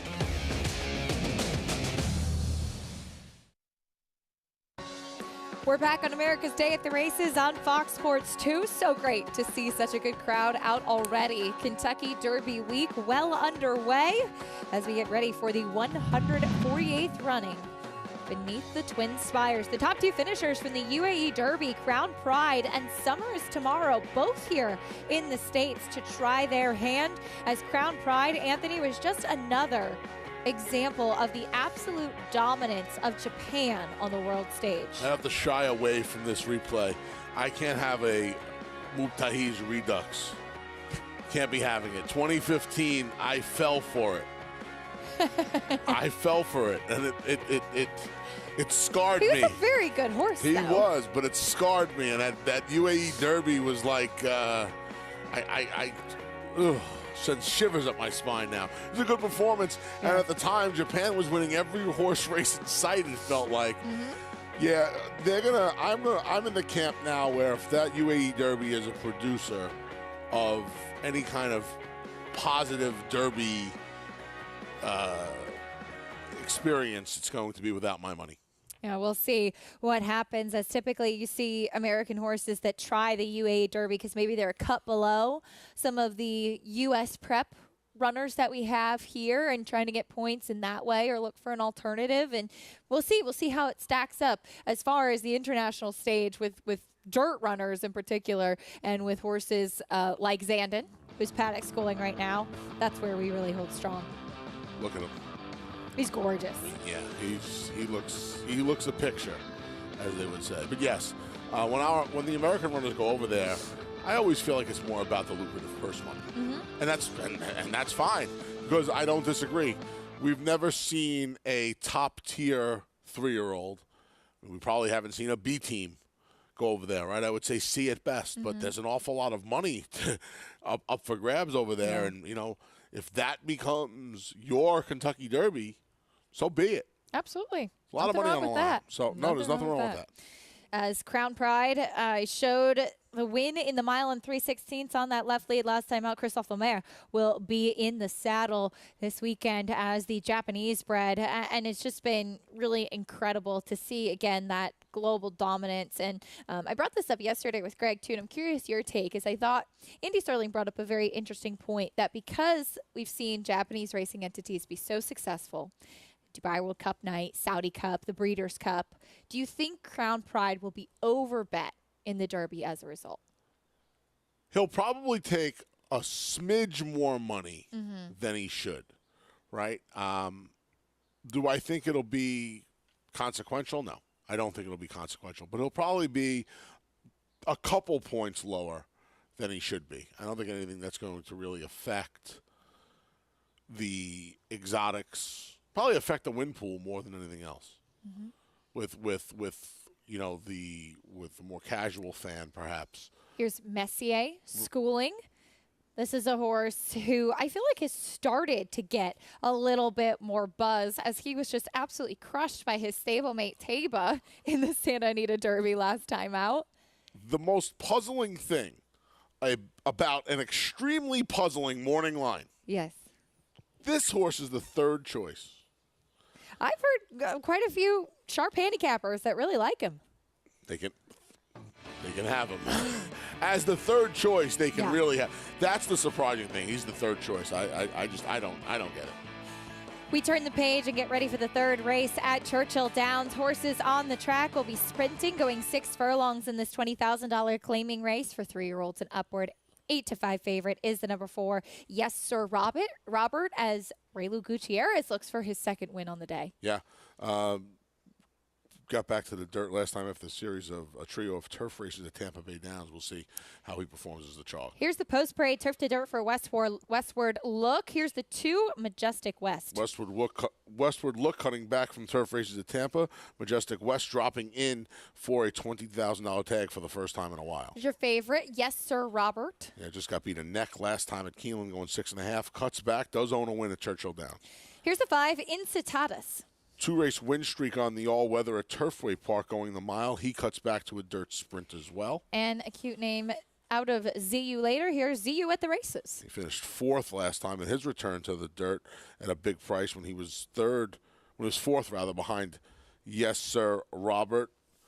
One thing the 5 of these horses have in common is they don't have much sprint speed early on. We'll see how that pace does shake out. Meanwhile, you can race at the TwinSpires app and earn your money back if your horse finishes 2nd or 3rd all week long on every eligible race at Churchill Downs, and that does include the Kentucky Derby. Download the TwinSpires app today or head to twinspires.com, available to new and existing players. All you have to do is opt in. We head back over to Churchill Downs. Paul LaDuca and Frank Lyons here with us. Guys, what do you make of this upcoming race? I thought it was a tricky field, Frankie. You know, it's basically a $20,000 beaten claimer, but it actually is the non-winner of 3 races over a lifetime, which means none of these horses have won 3 races, and a lot of them had a ton of chances. Well, a lot of them have had a ton of chances, and now it's time to put them in for 20,000. You know, actually, Majestic West is a horse that was claimed by trainer Phil Barr. First time out for 50,000. He's made 109,000. So if someone reaches in and takes him for 20,000 on the drop, I think, you know, he wouldn't be too upset. And Phil Bauer is kind of emptying the stock. Yeah. You know, he's got a lot of horse. Do you think he's the speed of the two here? Well, I think that, you know, he looks like he's the pace of the race. Now, he's been in front before, and he went gate to wire when he got a mile and a 16 with Gabi Saez, who's back aboard him today. That's a good thing. I think the 4-horse maybe is his main competition. 100%. Yes, sir, Robert. Ran a kind of winning race last time out, beaten by Mike Stidham, Windy City Red. That horse had won back-to-back wins. He had won the time before for 12-5, and the third place finisher, Feast, that's from the Mike Maker barn. He was down and he was running in Florida bred allowance races, running against pretty good company, Cool Quest and such, so he's got a big chance also. I'm with you. I think the 4 is going to be a bear in here, guys, to be honest with you. If you just cross out the 3 turf races, the dirt numbers just really are going to be tough in here. And then see you at the races. I mean, excuse me. I wanted to talk about the 5 a little bit. A horse that's gotten a little bit better. Obviously, broke the maiden for 15. Got out of the non-winners of 2 condition. Is this horse just a better horse? And now under the care of Gennaro Garcia, the one dirt race. Can't really gauge a horse on the dirt off one dirt race. Not really, but you know, he didn't really run at all when he was dropped in for maiden 20, and he went off his second choice. He finished 5th, beaten 12.5 lengths. So I don't know, maybe you know, he's a different horse now. But I would say that a horse that claimed out of the Ian Wilkes barn, I know Ian pretty good. You can't take much off of Ian. He doesn't give much away. So the 4 for me, guys, and I think the 2 for me. Okay. 2-4, 4-2 here, guys. Paul and Frank, thank you. It looks like they found the party spot once again. The music blasting over there at Churchill Downs. Everybody having a good time. Looking forward to the party that is Derby Week. Not a surprise. Not a surprise that they found a good time. I wish I could have bet on that action. Majestic West from me here, Acacia. Just the drop down. A little bit of a natural drop down here. This horse was in some starter races back in 2020 and starter allowance races, and he was real competitive. And then after that, it was a series of routes. He won routing in the starter, but then he was routing 3 times in the allowance optional claimers, and he ran pretty well. And then they brought him back, and he's obviously outclassed in those open allowance races now. And now, like Paul said, so this race was originally for 3-year-olds and up. No 3-year-olds entered the race. So it becomes, 3-year-olds in this condition could have won as many times as they like. The older horses can only have won twice. So it becomes a 3 lifetime, essentially. Not really a beaten race, it's a 3 lifetime race, which makes the drop for Majestic West that much greater, right? Because all the rest of these horses have all run in beaten claiming races in the 3 lifetime, which essentially what this race is now. And they've all lost. That's why they're still here. He's never had the opportunity to do that. Right. So you can get him at the second choice at 2-1. Gabe Saez has done some good work on him. He was second. He was third. He won. I would side with Majestic West in here. I like it. He was pretty sharp out there on the track as well. He's 2-1. Meanwhile, yes, Sir Robert is currently 6-5, as he did run a good race last time out in a condition claiming race, and I think that the conditions are such an important piece of it that you and the guys brought up as well. He closed from off of it to be beaten just a neck behind Windy City Red. Even in the short comment, though, Anthony, it says hung. He just would not go by. Right. And, I mean, here he is. He looks like he's just going to, he's chicken dinner here. He's going right by. And he hung for like a 16th of a mile. He didn't just hang on the money. He pulled himself up, basically. He saw those horses, and it was like a stop sign appeared from out of nowhere. He just stopped. Boy, it's hard to endorse him off of that last 1/8 of a mile last time out. Just off that 1/8 of a mile. It's very hard to endorse him because he did so much right leading up to that point. First 5.5 furlongs of that race, he gained some ground and engaged. And then once he engaged, it was like brick wall city.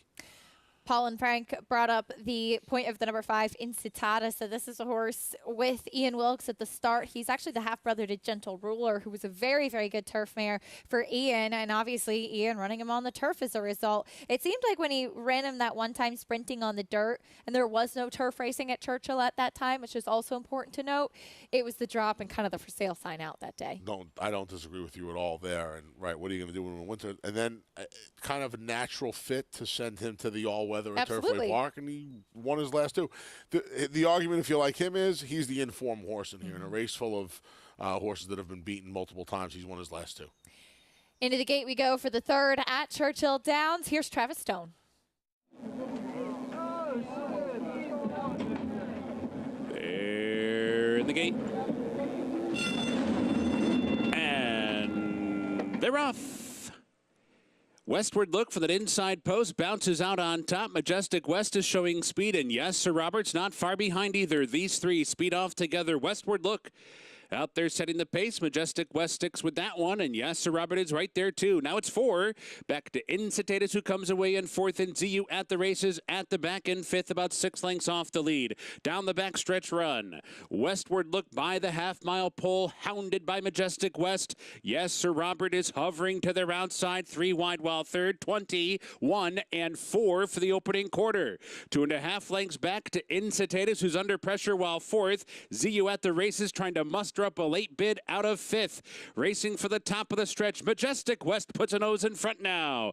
Westward Look losing ground down toward the rail. Yes, Sir Robert comes wide off the turn under a confident ride. At the top of the stretch, yes, Sir Robert up for the lead. Majestic West back into 2nd. Westward Look gives way 3rd. ZU at the races in 4th. Down to the final 16th. Yes, Sir Robert opening up by 2. Majestic West is trying to fight that one to the finish, but yes, Sir Robert has the lead and has won it.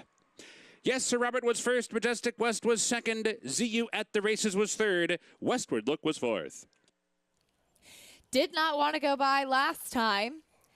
Looked for a moment there like he might be pulling himself up again today, but yes, Sir Robert under Raylu Gutierrez. Raylu keeping after him and able to get the win here. Raylu takes 2 of the first 3 on this Wednesday afternoon at Churchill Downs. He left, yes, Sir Robert, with a little less to do today. He was closer to the early pace, and I don't disagree with you, Acacia. I'm sure around the 8th pole, Raylu was saying to himself, why did I make the lead so soon with this horse? He started to idle a little bit, but he was so far out in the track and so far away from Majestic West that I don't think he saw him trying to battle back on him.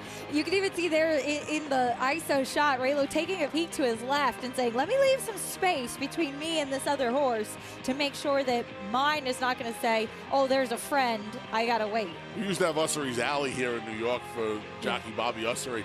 That's where I would put this horse from now on. Make sure he doesn't see anybody else and just let him think he's out there by himself, because he does not want to engage his fellow thoroughbreds. No, he doesn't, but he gets the win today. Yes, Sir Robert says yes, sir, to this field. 4-2 under the line in the 3rd at Churchill Downs. 2nd win today for jockey Raylu Gutierrez, who has that date with Barber Road on Saturday, and hit connection on Friday too, who nearly caught Echo Zulu last time out in the Fairgrounds Oaks. We'll talk more about the Oaks and Derby and the road from South Florida. Typically, the Gulfstream Oaks and Florida Derby have been successful in the first Friday and Saturday in May. Will that hold true for Kathleen O and White Abario?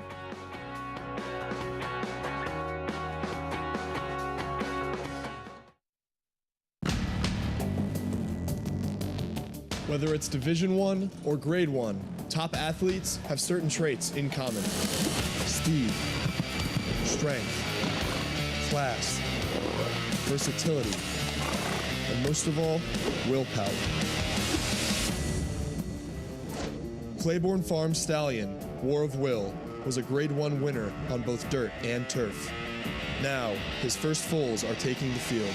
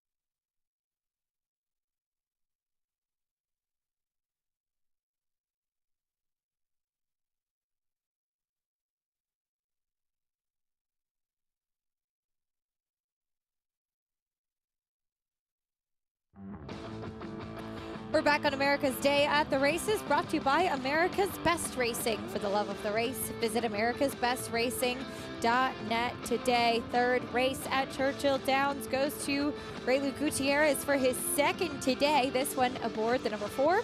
Yes, Sir Robert. First win since last March. So we're looking at 13 months down at Tampa Bay Downs. Knocked on the door last time. Did not want to push it in. Pushed that door wide open and walked through to the winner's circle today. Over the number 2, Majestic West, who ran well on that drop in class, but there's Raylu Gutierrez. Who's he want Did to he just call say him? call me? What was that? What was that? I got to talk to him. He's strumming up some business. It's Derby week. Oh, he wants business? That's all right. Just call his agent. Yeah, absolutely. We take a look at the prices here as Raylu's got some big chances coming up in the Oaks and Derby. $5 winner here. He'll be aboard Hidden Connection on Friday in the Kentucky Oaks. But you do have a couple of undefeated fillies. One of them, Kathleen O, who we saw winning back-to-back graded stakes down in South Florida on Gulfstream Park's road to the Triple Crown and road to the Oaks and Derby. The Devonadale followed by the Gulfstream Oaks. And granted, it wasn't the strongest Gulfstream Park Oaks field, but she got a fast figure for the race, and she did it easily as she handled the 2 turns for the first time. That's what I was going to say. First start around the 2 turns with that short mile on the 16th run at Gulfstream. She was 1-2 this afternoon, and most people figure, well, she's supposed to win at 1-2. They're probably right. But this was an impressive performance, and it was something she hadn't come close to putting forth in her first 3 starts. Undefeated in all 4, as you can see on the graphic. This last race, I think she was kind of a peripheral player in the Oaks up until the GP Oaks. And I think she turned some heads this day. Again, despite the fact that she was a prohibitive favorite, she did it in a way where it made people acknowledge her. And, of the 4 fillies that will take some money, she's improved with every single start. And if she takes another step forward, as big of an Echo Zulu fan as I am, if she takes another step forward, this filly, they may all be running for second money. She was impressive, a filly by Upstart. Kathleen O for Hall of Fame trainer Shug McGahee, her regular rider. Fellow Hall of Famer jockey Javier Castellano will be in the saddle as she's continued to improve. On that same day, though, we saw the Florida Derby winner White Abarrio victorious as he was a horse who had a few hiccups along the road. We saw him winning the Holy Bull. He was always planned to skip the Fountain of Youth, had missed a work coming into the Florida Derby, actually worked Tuesday, the week of the race, a kind of unique move, and then really dominated this field with an impressive performance. Always seems to be a horse that kind of flies under the radar a little bit. And he worked 3 furlongs and 34-4. He got a stiff blowout over the course for trainer Safi Joseph. And I think Safi Joseph is part of this equation. A guy that does really, really good things down at Gulfstream Park, right? He's a little bit more, if he's Superman at Gulfstream, he's Clark Kent when he leaves Florida. Like and this horse's lone loss came at Churchill in the KJC last year. He had quite a trip that day. He absolutely did. Yeah. No disrespect to him, but he's a perfect 4 from 4 at Gulfstream. He got a pretty good trip this day at Gulfstream Park. He's 10-1 on the morning line. And again, that South Florida contingent, not really the way I'm looking in Kentucky Derby 148. I know this was a very emotional victory for Safi Joseph Jr. The last Florida Derby winner to win the Kentucky Derby was always dreaming. There's been quite a lot of success through there as well. Actually, Nyquist missing from that race, if I'm from this list, if I'm not mistaken, too. But a lot of success with the Florida preps. Maybe the last couple of years we haven't seen that as much, and this year it does seem like some of the other horses who prepped elsewhere seem a bit stronger than the ones coming out of the Florida Derby. The figures for the Gulfstream Park races, along the lines of the figs we've seen in years past. just feel like you didn't see the same performances. I don't know how you felt. And you were there, Acacia. I felt like I wasn't overwhelmed. And there are times at Gulfstream where I do feel like these horses that come out of that race overwhelm me, and it leads me to down that road. This year, the only one, and since we've already talked about most of these horses, Charge It. He's my long shot, the number 8 in the Derby starting gate. One of the 3 for trainer Todd Pletcher, who's looking for his 3rd Kentucky Derby. He was making just his 3rd start. He was the one running at White Barrio in the latter stages. White Barrio got to drifting back and forth a little bit. I think a combination of the White Barrio strategy as well as Charge It still racing a little greenly. I don't know if it would have turned the tables, but I feel like at 2.5 times the price, I would rather include Charge It with a little upside as opposed to White Barrio, who I think we may have seen the best of. Charge It was actually my pick in the Florida Derby, and we'll see. He ran well. He did to finish 2nd. We'll see if he can turn the tables on White Barrio in this year's Kentucky Derby. Today is the day to join Naira Bets. Don't miss out. Join now and get a $25 free bet for the Kentucky Derby. New members can also earn up to a $200 deposit bonus with promo code DERBY25. Bet any track, anywhere, anytime, and join now at NairaBets.com to earn that free $25 bet plus a $200 deposit match. Back here today at Churchill Downs, we get ready for the 4th race. It's a maiden claiming race for $50,000, 3-year-olds and upward, going 6 furlongs on the main track. As we have a couple of horses taking attention. The one, Jonas's Dream for Brad Cox, a first-time starter. And the 7, Edge of Glory, with a drop in class towards the outside. We'll talk about these runners and the rest of the field a little bit more after this. As speaking for Luis Saez, he's looking for redemption. Crossed the wire first with Maximum Security a couple years ago, only to be disqualified. And he and Charge It will look to make it official this year.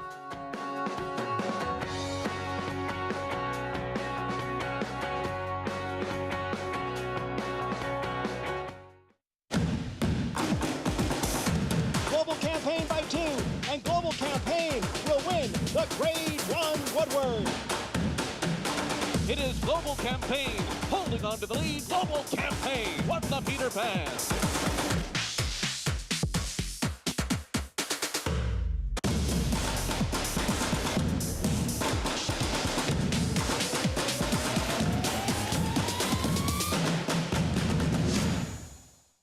For the fastest 2 minutes in sports, speed might be the only thing that matters. And when you hear the call to post for Saturday's Kentucky Derby, one of the fastest ways to bet is right from your phone.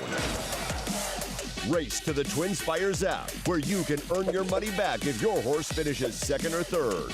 All week long, on every eligible race at Churchill Downs, including the Kentucky Derby. Twin Spires. Download the app now.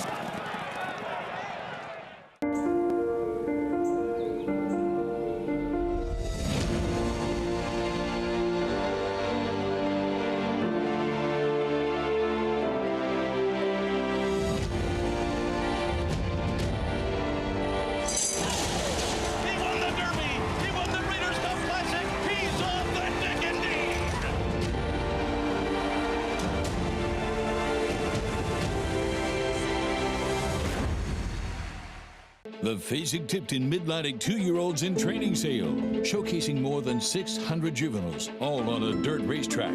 Recent Grade 1 winners include Beyond Brilliant, Gamine, Gut Stormy, and Switzerland. Graded stakes winners Informative and Morello, plus stakes winners from coast to coast. Among the nation's top juvenile sales by Grade 1 wins. Join us after the Preakness, May 23rd and 24th in Timonium, Maryland. Where will you be?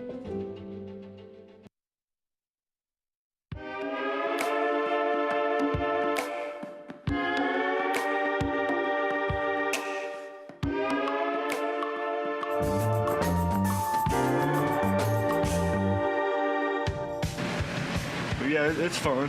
You know, obviously he tries to do that stuff right there, you know, every now and then, but he's not overly aggressive about it. He don't try to chew your arm off or anything like that. I like More Than Ready. I like the fact that he was versatile, dirt and turf. I mean, to be able to win the Belmont Derby and then come back and win the Travers. I mean, you know, the Travers is a midsummer derby. It's a big deal. Catholic boy rolls in the run. Happy Travers! breeders really like that versatility and that stallions offer, like Catholic Boy, where you have multiple graded stakes winners on turf and dirt, short distance, long distance. You add the looks and the pedigree that he has out of more than ready out of a Bernardini mare, and you have 2 really good sires on top and bottom. His looks back him up as well as his race record. So we love what we've seen from the foals. Quite a compliment that my dad gave the foals the other day. He told me that he thought the Catholic Boy foals were the best foals we've had here at the farm since Warfront's foals for freshman crop sires. So, you know, that says a lot. He's been around and seen a lot of good stallions in his years that he's been around the farm. So that's quite an endorsement for a Catholic Boy. Welcome back to America's Day at the Races, brought to you in part by Claiborne Farm. 100 years of doing the usual unusually well, and can't wait to see those foals by Catholic Boy, Grade 1 winner on turf and dirt on the track. Well, we are coming up to the Kentucky Derby. We're going to have the Kentucky Derby preview show for you as well, Friday, May 6th from 6 to 30 p.m. on FS2. Plenty of action for you throughout our show and from our terrific team leading into that Kentucky Derby. Meanwhile, we get ready for race 4 at Churchill Downs. Maiden Claiming coming up here as we head down to the paddock and check in with Maggie Wolfendale. And Acacia will start by looking at the first-time starter from the Brad Cox barn. That's number 1, Jonas's Dream, a son of Liam's Map, who is making a very nice impression here in the paddock.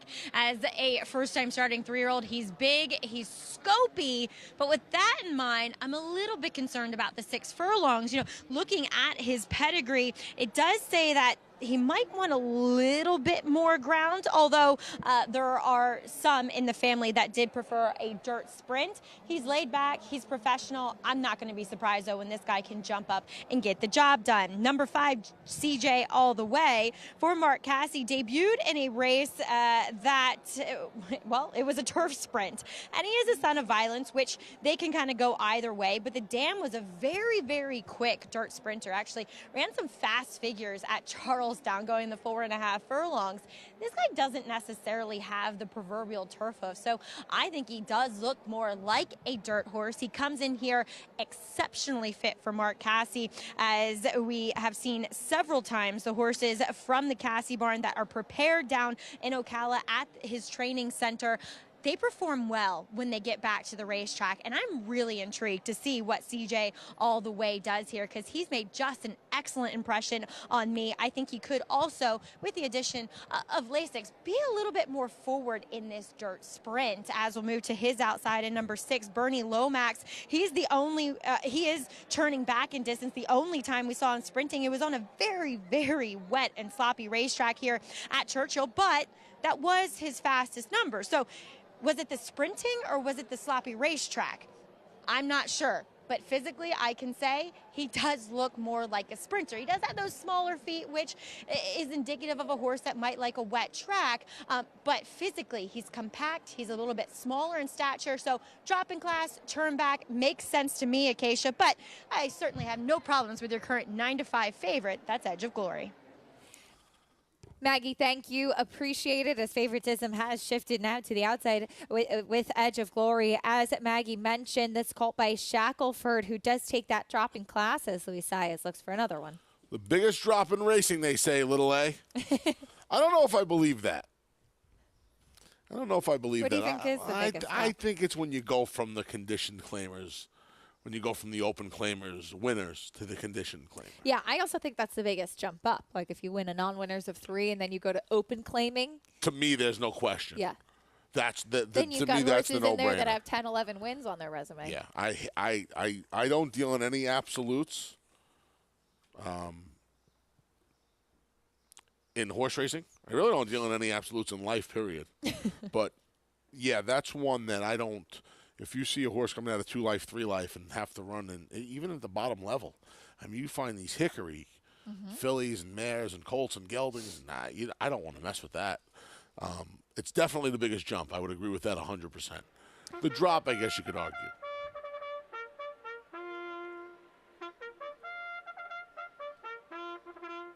I'm letting it marinate. I got reprimanded yesterday for interrupting Steve But Lafitte's not here today, so I guess I could just talk over this. Well, I was letting it be a nice moment, letting it breathe a little. Well, okay. and I ruined it again. Yeah. What else is I'm new? going to tell Lafitte. Another nice moment ruined by Anthony Stabile. I'm going to tell Lafitte. That'll get you. Anywho. Here's the post parade, starting with that first-time starter, Jonas's Dream. Son of Liam's map gets Lasix, a nice work there, but the mare was 3 for 16, and all the wins came on the turf. She won twice on the turf, once on the synthetic in Europe as well. We'll see if that transfers here. The 2 Smartie John went by. Here's On Your Mark, Get Set, Go. Smartie John dropping in class. On Your Mark, Get Set, Go. Another dropping in class is one has run in the claiming ranks, though, and didn't do fare too well. Here's the 4 Right of Rush. Made up a little ground in the debut at Keeneland. Comes back in just 2 weeks. Not taking any money, though. CJ All the Way intrigued Maggie in the paddock. Fresh Lasix, fresh from August, going turf to dirt. Interesting for the Hall of Famer Mark Cassie. Looking at the number 6, Bernie Lomax. Cuts back in distance, goes from turf to dirt, and drops down to the claiming ranks. And your favorite, Edge of Glory. 9 to 5 right now on the natural dropper, and here who tried blinkers for the first time on conventional dirt last time for John Ennis. It was a sloppy track, fast track today. We've seen 2 jockeys win so far today, Raylu Gutierrez and Luis Saez. Luis Saez looks to tie the day up with Mr. Gutierrez on the 9 to 5 chalk. You could go to the Twin Spires app where you can earn your money back if your horse finishes 2nd or 3rd all week long on every eligible race at Churchill Downs, including the Kentucky Derby. Download the Twin Spires app or go to twinspires.com. Do note that that's available to new and existing players. All you have to do is opt in. Luis Saez with a win on the card already today. He'll be aboard the number 7 Edge of Glory. But on Saturday, he has a date with Charge It for Todd Pletcher, one of 3 for Todd Pletcher in the race. And it was good to hear Luis yesterday. Paul caught up with him, and Luis said he'd been working Charge It in the morning leading up to this, and a horse that's really maturing and coming along. Yeah, he's the horse that, you know, if there's a $45 or $50 Kentucky Derby winner this year, I think it's him. I really like this effort. Acacia, you mentioned you picked him in the Curlin, Florida Derby. I'll tell you what, right here I thought he was going to get him. Yep. And then White Barrio gets to drifting. He gets to drifting as well. It was a perfect storm for Charge It to get beat. White Barrio fortunate that he did not get that clear path because he had a full head of steam. Unlike Taba, who only has 2 starts, that 3rd start can be the tilting point. It could be just enough. Now, that was only his first start around 2 turns, Charge It's, we're talking about. But he has the 2 races at the mile, so he has a little bottom under him. You know, and he's coming out for a dangerous barn in Todd Pletcher and Luis Saez. I'll tell you what, this horse got a good draw. He's got enough, I don't want to say speed, but he doesn't have to be as far back as he was. He is a horse that I want to include in all of my exotic wagers, and depending on how the rest of the sequence goes, I might have him on like a sneaky backup pick 4 or pick 3 ticket. Yeah, He's I might. regally bred, too. Lots to like, and in a race like this, that 20 to 1 on the morning line is like, you know, it's enticing. It's really, really enticing. Owned and bred by Mandy Pope's Whisper Hill Farm by Tappet out of All Take Charge. She's the sister to Will Take Charge and Take Charge Indy, bred to be a good one. 2nd already in the Grade 1 Florida Derby, and we'll see if he can get to the Kentucky Derby as well. As we head back over trackside to Maggie and Paul. Maggie and Paul, what are you seeing for this next race? Well, taking a look at the favorite in here, Acacia, Paul, Edge of Glory. Does he make sense? He's one of several drop downs in here, but he does exit possibly the strongest of those maiden special weights. Yeah, I think the public's looking at the field and going, okay, we got Luis Saez, we got Johnny Ennis, who instills a lot of speed in his horses, a son of Shackelford. It seems like the Shackelfords, when they do get on the front end, they feel more comfortable, sort of like he was. And I think the public thinks he's going to get to the front end, Maggie. he could very well be the fastest. We'll see what the 3, a long shot in here, does have a little bit of early speed. But I want to talk about number 2, Smartie John. We kind of have father versus son in here. Norm Cassie's charge. Smartie John will take on his father, CJ, all the way. But Norm has been white hot lately and has excellent numbers. He's actually 6 for 14 with his maiden special weight to maiden claiming drop downs sprinting on the dirt. Yeah, this sent a bird song and a good work coming through, and Euban did right. He won on opening night. He won the last race on Tuesday as well. He's been hot as a pistol, and so is his jockey, Tyler Gaffleon. Oh, yeah, Tyler, looking forward to seeing him in the Derby again aboard White Barrio, as we'll take a look at number 6, Bernie Lomax. You were a little interested in this guy. I was too, Paul. He's kind of confusing to me, right? He runs a really good race first time out on the slop, gets a sort of inflated number, which happens a lot of the times. And then you wonder, the 2 one-turn miles at Gulfstream, they fit in this spot. Then goes to the turf course. I draw a line through that. Your worry is he's not been the best gate horse, but I think if he can get out of the gate here for Ashbrook Farm, this horse has got a nice little shot at a decent price. Yeah, look at his race 3 back, and who finished second? Charge It. Yeah. Who, I gotta say, after watching Charge It train this morning, Acacia, I'm all with you with regards to he being your pick back in the Florida Derby. If he puts it all together, he could be right there in this year's Kentucky Derby. Excited to see him race again. Maggie, thank you. Charge It, who beat Bernie Lomax 2 starts back, was second in that race, 3 back in January. And Bernie Lomax, an intriguing runner at a bit of a price, cutting back, which I like for him. I think that that could actually be a key, not to mention that big drop in class. Any idea who Bernie Lomax is? I did. What do you mean you did? Because when I did the races at Gulfstream, I looked it up, and so disappointing. You're throwing things now. It was a paper clip. You threw it. There was intent with that paper clip. I didn't throw it. Let's make it clear. I did not throw it at you. I threw it at the table. Okay. Bernie Lomax is from Weekend at Bernie's. That's right. I know. Excuse me. I really like Edge of Glory here, Acacia. There's the pedigree on the one that's telling me turf, and probably telling me a little longer, right? Yeah. Smartie John has that break. He didn't take any money, and he didn't really do any running in his first 2 races. I respect Maggie's opinion, so I threw this horse in the double. I really like, the last Churchill race you and I will cover is the next race, and I don't know what kind of a price she's going to be. I really like the number 5, Al Kahira, in the next base, so I made some doubles. I used the 2 and 7 with the 5. They're surprisingly big. Mm-hmm. I think the 7-5 double was paying $21 or $2. The 2-5 double was ridiculous, like $56 or something like that, because this horse isn't really taking a lot of money in the number 2 in the doubles. Yeah, the 2-5 doubles $53, and the 7-5 doubles all the way down to $16 now. That was not me. But yeah.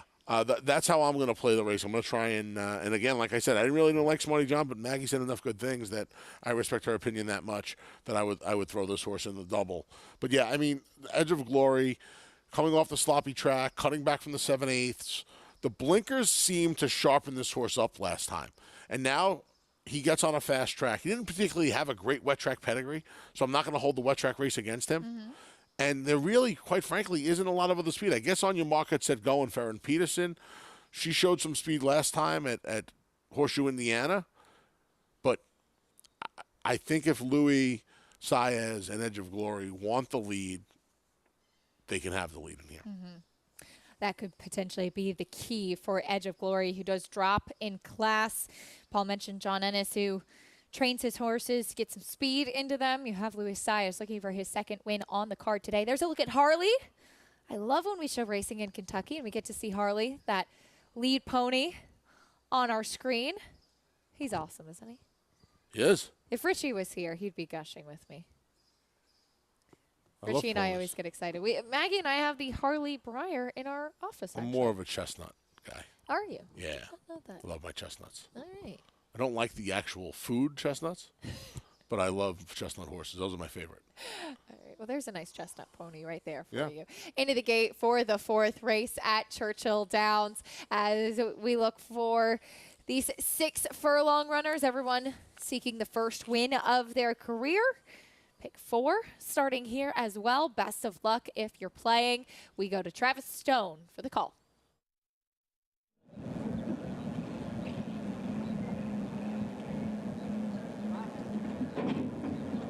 They're in the gate. And they're off. Jonas's Dream, bit of a stutter step start for that inside post. Spots the field 2 lengths or so. Smartie John is racing for the lead. On your mark, get set, go is there. And Edge of Glory joins them from the outside in third. But Smartie John moves through toward the rail to take charge. 5 furlongs to go. On your mark, get set, go running along in second. Edge of Glory on the outside is third. 4 lengths back. Birdie Lomax comes on to be fourth. Right of Rush is now fifth. Jonas's Dream comes off the rail, climbing just a bit inside of CJ all the way. 21-3 for the opening quarter. The round the far turn, and Smartie John throws it down early.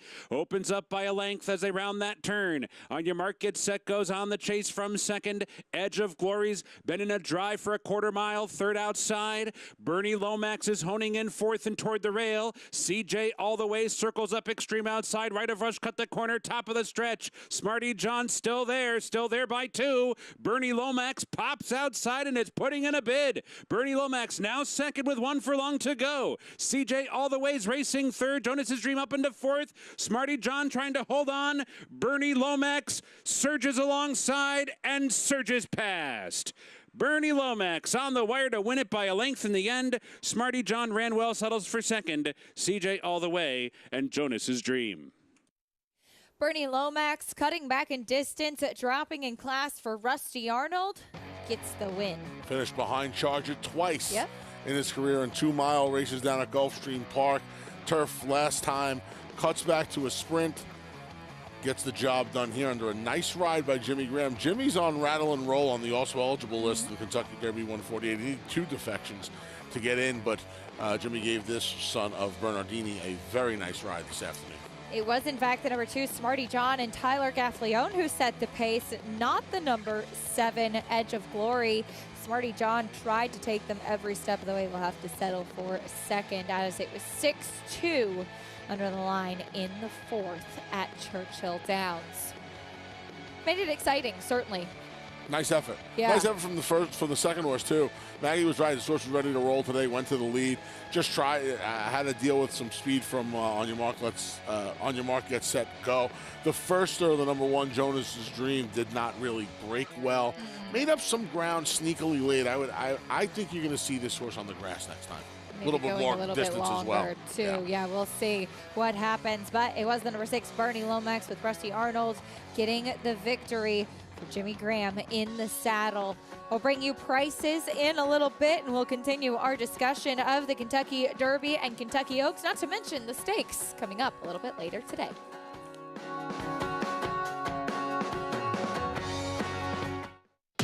Speightstown.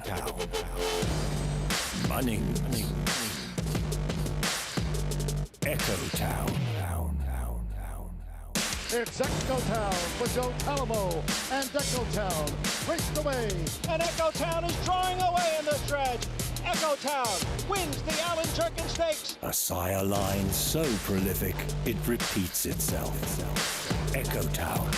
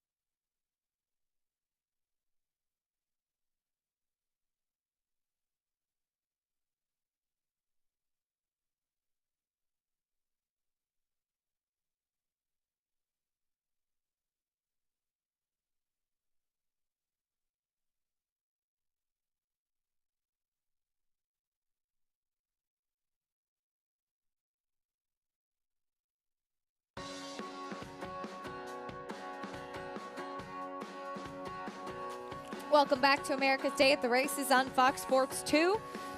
Looks like a great crowd out on this Wednesday at Churchill Downs as we are marching closer and closer to the Kentucky Derby. Thumbs up, though, from jockey Jimmy Graham, who piloted Bernie Lomax to victory here in race 4. Yes, nice covered up trip along the inside here. You're going to see once the hole opens off of the far turn, right there, Jimmy's going to produce this horse around the speed, and took a little while longer, I would imagine, than he thought to go by. You see him get the crop out there, and left hand, very important. One of my biggest pet peeves is when a jockey does not have the crop in their left hand turning for him. It makes zero sense to me. He did, and it helped him get the job done here. $14.40 winner over the number 3 Smartie John, CJ all the way. Checking in third, the number 6 Bernie Lomax with the win in the 4th at Churchill Downs. As we take a look at what's coming up in the 5th, we're beyond the turf. No turf racing yesterday due to a rainy weather day. Amazingly, turf listed as firm today at Churchill Downs, going 1 mile and an eighth on the new turf course that was installed there over the past year. Here's a look at the field for race 5, and here's a look at the new Matt Winn turf course. Yeah, still the Matt Winn turf course. They just have a different grass down this season. Saturday night, they got to run a couple of races on the turf. It looked beautiful. The route race was won by Speed. The sprint was won by a closer, so a fair course. You see those rails out, of course, with all of the graded stakes action coming up Friday and Saturday at Churchill Downs, going to protect those inner paths like most places do, most racetracks do. And yeah, so far we've seen a pretty fast turf course from the 2 races we've seen, and looking forward to some more turf action later on today. Yeah, absolutely. Looking forward to it. Of now, course. Actually. Yeah, turf coming up in the 5th race, and then you have the William Walker sprinting on turf a little bit later on as the co-feature today. But nice to see that turf course back in action. Turf racing certainly missed in Kentucky, so always looking forward to that. Fun to bet, and some big fields as well. Yes, back in action on the grass at Churchill Downs. Meanwhile, we will get ready to kick off the card at Horseshoe, Indianapolis. Race 1 coming up after this break. Stay with us on America's Day at the Races. The ultimate accolade for a racehorse is to be named Horse of the Year.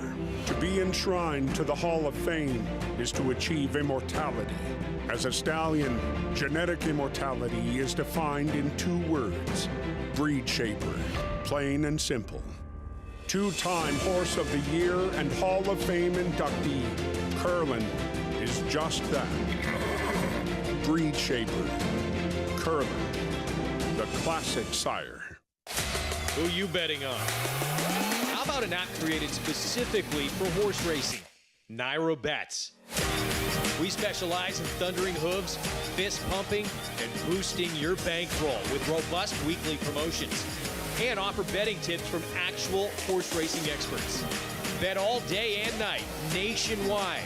Get the action and thrill of horse racing with Naira Bets.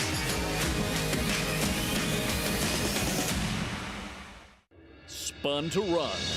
In the Breeders' Cup Dirt Mile, he defeated a loaded field that included multiple Grade 1 winners Omaha Beach and Improbable. His brilliant speed figures were among the fastest of any 3-year-old at 1 mile or more. And he hails from the legendary Danzig sire line. Multiple graded stakes winner, millionaire, Breeders' Cup champion, Spun to run, standing at Gainesway. Racetrack Television Network brings you every race, from every track, on every screen, every day. With monthly packages starting as low as $5, RTN gives you great value and access to more live HD streaming and race replays than anyone. Visit RTN.tv today to sign up and watch on almost any device, including Roku and Amazon Fire. RTN has packages that start at $5 per month.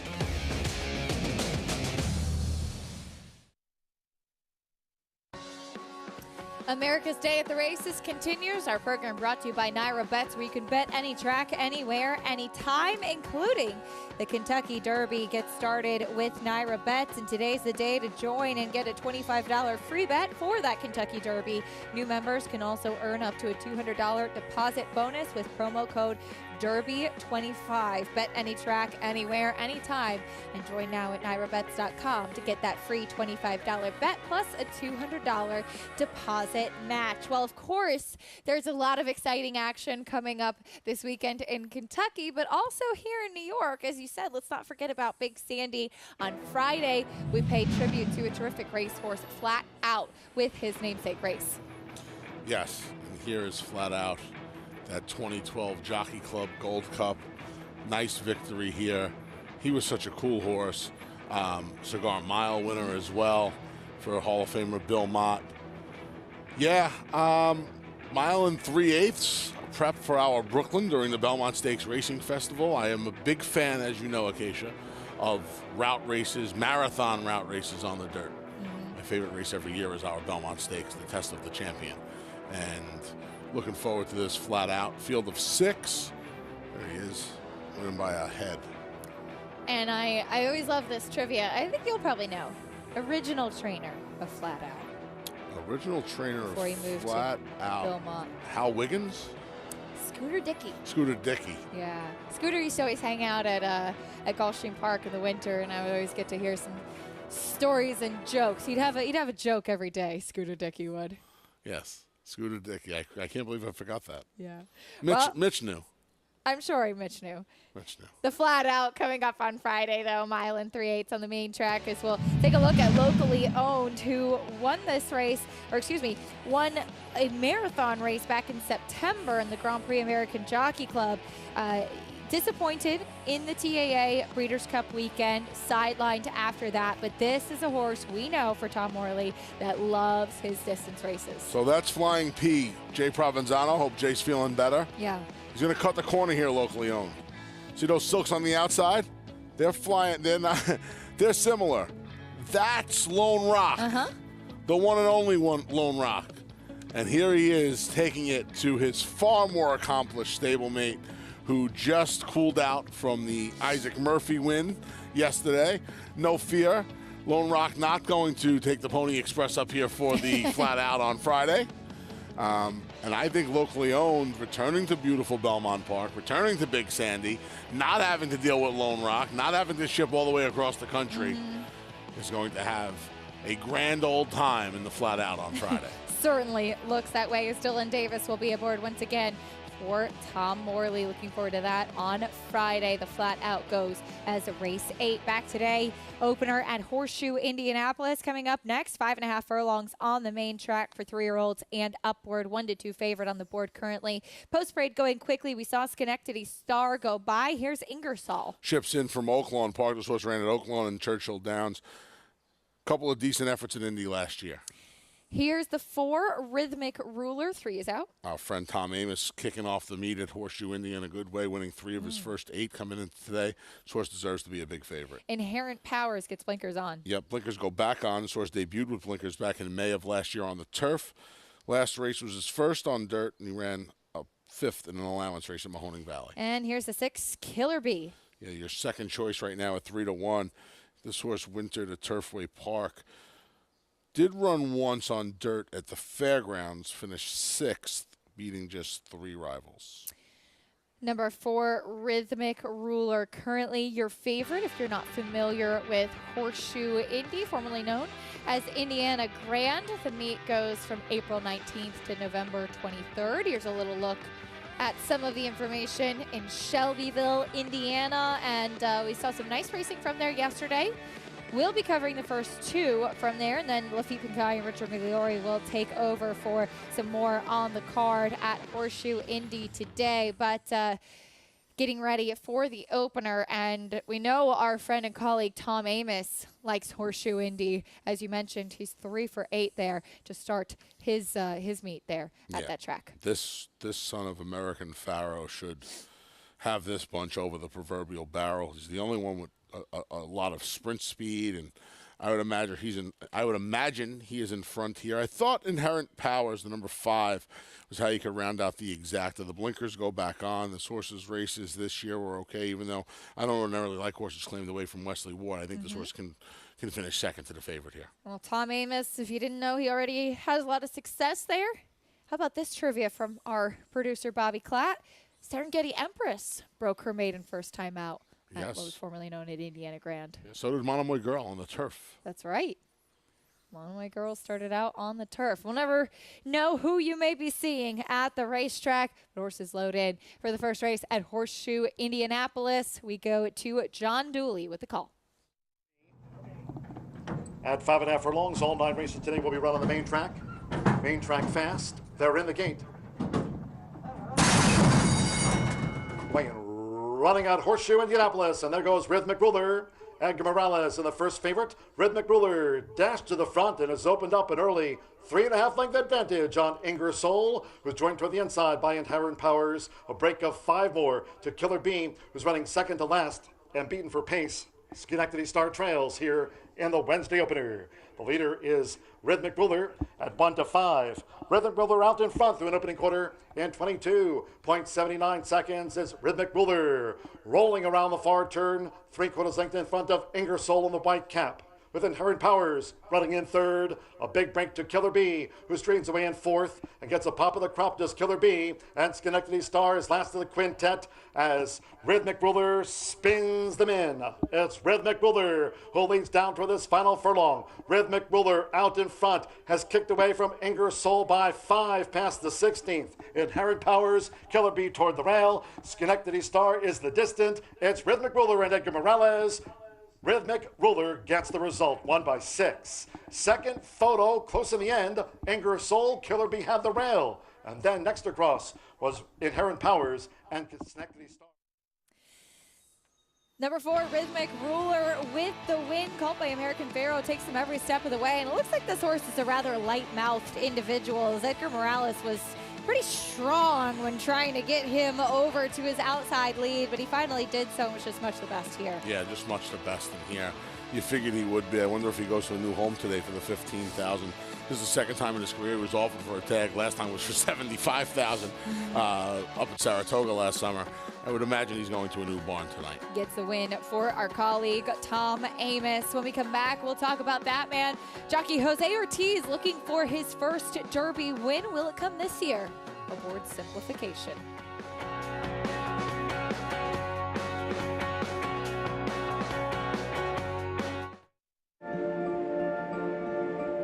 City of Light, a multiple Grade 1 winner with $5.6 million in earnings. Winner of the Grade 1 Malibu, the Grade 1 Triple Bend, the Grade 1 Breeders' Cup Dirt Mile, posting a 110 buyer, and the Grade 1 Pegasus World Cup, posting a 112 buyer. The best son to date of leading stallion Quality Road.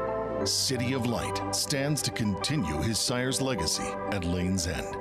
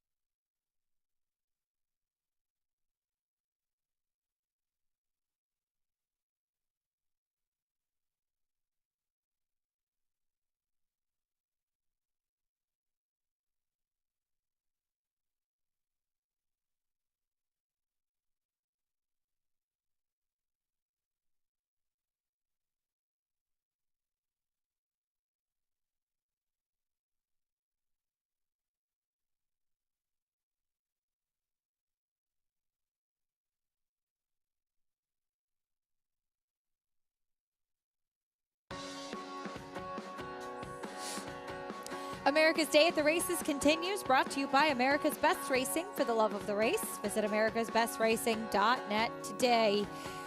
Love seeing that crowd at Churchill Downs, but back at Horseshoe Indy, it was the number 4 Rhythmic Ruler for our colleague Tom Amos. Gets the win under jockey Edgar Morales. Yes, heads up ride by That's Edgar. Bernie Lomax, though. It's Bernie Never Lomax. mind. We are back at Churchill Downs. It's okay. Bernie Lomax. There's Rhythmic There's Ruler. Rhythmic Ruler. Bernie Lomax won the last race at Churchill, race 4. 1 to 5, Acacia. Not a person 1 to alive. 5. Not a person alive paid the mortgage at 1 to 5. $2.60 winner under Edgar Morales for Rhythmic Ruler. The number 2, Ingersoll at a price checked in second. More from Horseshoe Indianapolis later. Back at Churchill Downs. Now we get ready for race number 5 as horses leave the paddock. We're going 1 1/8 on the turf. Excited to see the turf back in action. I wasn't on with you and Lafitte taking care of opening night at Churchill Downs on Saturday. A couple of turf races there. No turf racing yesterday due to the weather, and it looks in fine fettle today. Looks like a pool table. Looks like a brand new felted pool table, milady. Yeah. Played nicely the other night. Got some rain Saturday night. There was a weather delay Saturday night. We had a little bit of a weather delay yesterday, so quiet. Call the post for the 5th race coming up 1 1/8 on the turf. That best sound in horse racing. I always laugh too when people have the call to post as their ringer on their phone. My stepfather Pete has it. Does it give you a jolt every time you hear it? I go on my account or run to a window. Getting ready for the post parade in the 5th race, starting with the number 1 Pure County for Vicky Oliver. Yeah, made a ton of ground up in both starts. Third start now for Vicky Oliver and Bejarano. We'll break from the rail is the number 2 Red Light Racer back on grass. Yeah, first 2 starts of his career on turf. Finished second, then he finished 4th, and then left Chad Brown. Here's the 3 Quality Star. 4th place finish last time. A little bit of a move in the stretch. Looks like he was get the job done at Keeneland. Joyful Applause gets blinkers on. Yep, stretches out to 2-turn 1 1/8 from a Laurel debut going a mile. Here's the 5 current favorite Alcahira. Back to the turf, ran into multiple stakes winner Spenderella 2 starts back on last start on the grass. Talk more about her in a bit. Here's one with a lot of chances, Colonel Abby B. 2 sprints to a route off of a May layoff, 10 months for Brian Williamson and Chris Landeros. Here's the 7 English Treasure. Beaten just a half length when last seen on a turf last October at Keeneland. 8 Fits the Jill. First time turf off a series of all-weather races. 3rd place finishes at Turfway. Bit intriguing. Here's the 9 Curiously. Stretched out to a 1 3/16 to finish 3rd last time. 1 16 races at Tampa were just okay. Determined Gold back with fillies. Same 1 3/16 distance. Big price second at 70 to 1 last time against the boys. Here's the 11 Winter Music. Gets a pair of blinkers for her 3rd start for Ian Wilkes on the turf. And the 12 Amundsen. Has some speed, but gets saddled with a tough draw under Hall of Famer Mike Smith, who was named to ride this one. I believe this is his first one of Derby Week. Making an appearance for Dallas Stewart. You can race to the Twin Spires app where you can earn your money back if your horse finishes 2nd or 3rd all week long on every eligible race at Churchill Downs, including the Kentucky Derby. Just download the Twin Spires app or go to twinspires.com. That's available to new and existing players. All you have to do is opt in. The number 5, Alcahira, currently the favorite. And Anthony, you and I were talking about this horse before coming on air. When she first shipped down to Florida, and this can happen sometimes, she looked terrible back in December, not carrying her weight well, and she's a lighter frame filly, but she was really hot and then improved being down there in her 2nd start. Coming back up north, you would think from that physicality that she would be able to kind of be back to where she was at the start. Yeah, she ran really well despite all of those issues you talked about in her first start at Gulfstream right after Christmas, and then came back 5 weeks later or so and ran into a filly who now is one of the best in the 3-year-old division for fillies on the turf. So useful dirt race last time, back to the grass now. I think she's going to be ultra, ultra tough. I'm actually happy with the 2 to 1 price. Back to the turf today. For more on this field, let's go to Maggie Wolfendale and Paula Duca trackside. Well, Acacia, I snuck back to the paddock, Paul, and I had a good look at these horses, and I didn't like either of the favorites. I did not like what I saw from Al Kahira, and I didn't really like what I saw from the 9 in here. Curiously, probably means they'll finish 1-2. But we're both interested in some horses at prices, and you, namely, with number 7, English Treasure, another one that returns to the turf after being rained off last time. Yeah, this is a horse by English Channel for Tommy Drury, one of the most underrated midway trainers. You know, he had a horse at a closing day at Keeneland, Pancake House, that had this similar kind of pattern and ran a really good second. Ryan Hernandez gets aboard. That's usually his go-to guy. And the way the turf course had played opening night, you had to be forwardly placed. I know we've gotten a little bit of rain. I think the 7's going to show a little speed, and you're getting a great price. Well, I think you'll get a good look as to how the Saffie Joseph horses may run here as we take a look at number 2, Red Light Racer. She returns to the turf. She previously ran on the turf in her first 3, though, albeit for Chad Brown. And, Paul, she looks like a turf horse through and through, this daughter of Medallo d'Oro. And she comes off a bit of a layoff, and she looks fit and ready to go. I really liked what I saw from her. I think by the gauge, she's the mare to beat. Now, I think your narrative is now, are the 3-year-old fillies got a little bit more to maybe improve, and she sort of hit her top at 5 years old? True. That is true. She is 5. That's a great point. As going back to a 3-year-old, number 4, Joyful Applause. I wish we had. Oh, there's Frank. He's sitting behind the camera. But his rider, Joy and Leperoux, will be aboard this second-time starter for Helen Pitts. And, Paul, as you pointed out, did take money in that debut.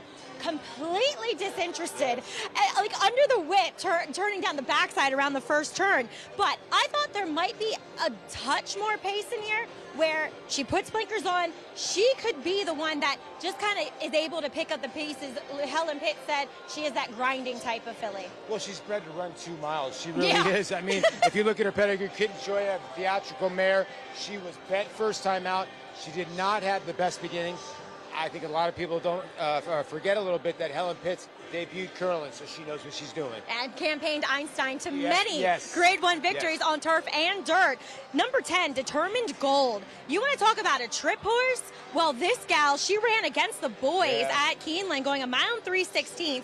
She was widest going into the first turn, Paul. She was 6 to 7 wide around the second turn while making a premature move, and she still held on for second. Now she's back in with the girls. She was 70 to 1 that day. And you know what? I try not to look at the odds, because when you do that, you skew what the horse really ran, and she ran dynamic that day. It was her first time going around 2 turns since her first start, which on the turf, which is really tough to do. I'm with you. She really moved forward against the boys last time, and I think she's got a shot. She's going to have to work out a trip from that outside slot. Yeah, she is 8 to 1 as opposed to 70 to 1 last time. And then finally, Long Shot Fits the Jill. This horse has yet to be on the turf, albeit though running at Turfway, daughter of Empire Maker, the Dam 2 for 9 on the turf, the Haas sibling 2 for 15 on the turf. It's much more of a turf family. This gal has a massive turf hoof too. Yeah, Robert Medina had a first-time starter win closing day at Keeneland.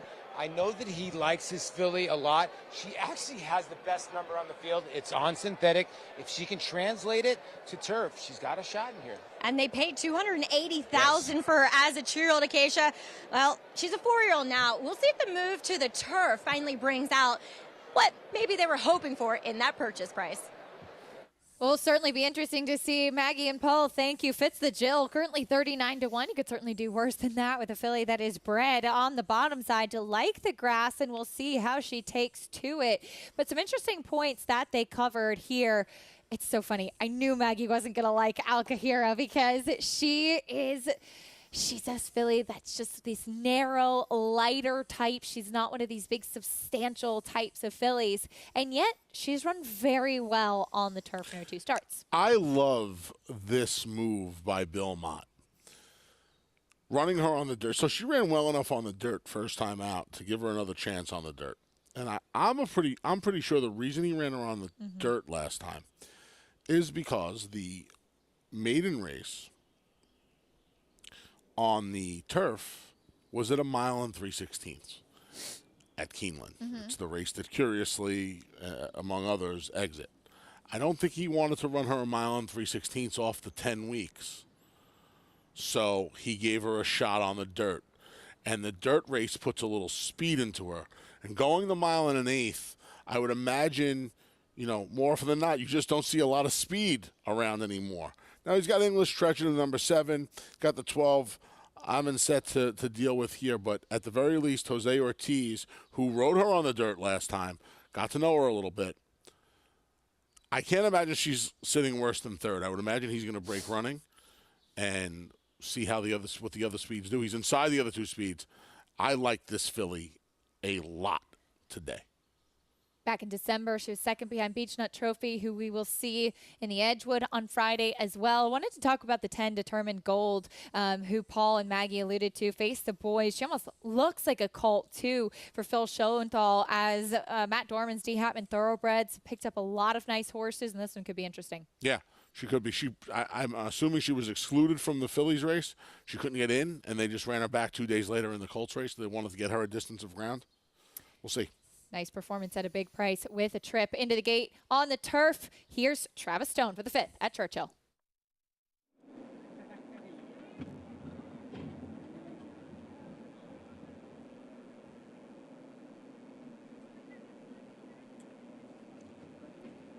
They're in the gate. And they're off. Pretty even beginning. Al Kahira with a good start toward the inside. Joyful Applause is there. English Treasure joins them from the outside, curiously tucks in behind as they come by us for the first time. And Joyful Applause comes on through to challenge Al Kahira for the lead. They're not moving particularly fast. English Treasure's racing third, curiously is fourth. The men's head on the outside, 4 wide, 5th. Quality Star toward the rail racing in 6th. Determined Gold over to the inside to be 7th. Winter Music is 8th. Colonel Abbey B is 9th. Pure Country's running along in 10th. Red Light Racer 11th and toward the rail. And Fitz the Jill settles in at the back, but only about 7 or 8 lengths off the lead. The opening quarter over the firm going in 24 seconds flat. Backstretch run. Joyful Applause showing the way. Al Kahira sharing that lead with that one. English Treasure not far behind while third. I'm inside on the outside, wide throughout so far, 4th. Quality Star sneaking through down inside from 5th. Curiously is right there in the thick of things and only 2 lengths off the lead, racing in 6th. And then we come back to Winter Music in 7th. Determined Gold is bottled up inside 8th. Pure Country is 3 or 4 wide in 9th. Then it's Colonel Abbey B, followed by Red Light Racer, and at the back is Fit the Jill. So round the far turn, Joyful Applause still the one to catch.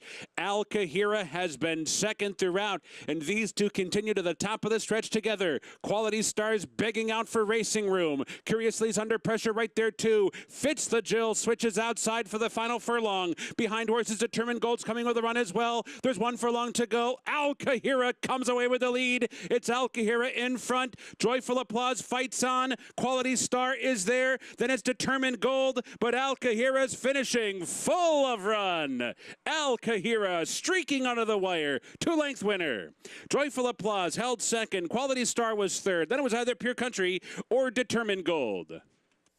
Al Kahira with the win under jockey Jose Ortiz, and love sitting next to Anthony Stabile when he's made a big bet. And she carried him home there in the stretch, able to get the win. How about Joyful Applause holding on for second, too? That filly ran very well second time out. She's small enough for me to carry her home. Yeah. So 2-speed number. We've now seen, and I'm not going to jump on board this, we've seen 2 route races run on the turf course at Churchill Downs. They've both been won on the front end. Right, in this instance, Joyful Applause, 27-1, goes to the lead. The favorite sidles up right alongside throughout the mile and an eighth, goes by her late. She gets beat just 2 lengths. They both ran really, really well on the front end. I would take a little bit more of a pause looking at Joyful Applause going forward, because maybe these turf courses right now, this turf course right now is playing the speed around the 2 turns with the rails out as far as they are right now, Acacia. Very good point indeed, given the fact that with this new renovated turf course, you could put the rails all the way out, I believe it's 34 feet, they said, yeah, as far as being able to save the fresh ground on the inside, obviously wanting to do for those undercard stakes on Oaks and Derby Day. But the number 5, Al Kahira with the win, going 1 1/8 miles on the turf. in race number 5 at Churchill Downs. You see she wears that breastplate that for those narrow, withered type of fillies to keep that saddle in place. Yeah, there's not much to her at all. No, there isn't. But there's a lot to this filly, Fenty Valentine, as she and Nostalgic will rematch in the Kentucky Oaks. We last saw them in the Gazelle. Of course, rooting for New York bred and horses that have run here in New York. More on that after this. This proven son of A.P. Indy has sired over 50 stakes winners and well over 100 stakes horses. Recent top performers include Search Results, winner of the Grade 1 Acorn Stakes and a hard-fought second in the Kentucky Oaks, plus these standout performers. In the auction ring, his progeny continued to command top dollar. 2-year-olds by Flatter sold up to $625,000. Flatter, standing at Claiborne Farm. Now more than ever, it's time to get with the program because New York breds start with an advantage. New York breds run for serious green. At Belmont and Saratoga, New York bred maidens run for up to $75,000 and allowance horses for up to $85,000. And serious New York bred owners can collect awards of up to $20,000 per horse per race in open company. So get back with the program. Seriously. It's 1,000 words fighting back, coming down to the finish. If a picture is worth 1,000 words, this is one stunning picture. 1,000 words just in front. 1,000 words wins the Robert B. Lewis. Honor EP is full out now, second on the outside. And they're coming down to the line, and 1,000 words has done it.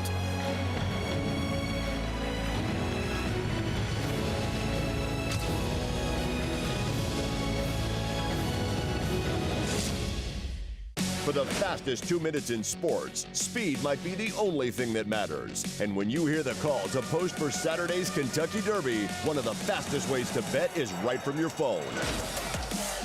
Race to the Twin Spires app, where you can earn your money back if your horse finishes second or third.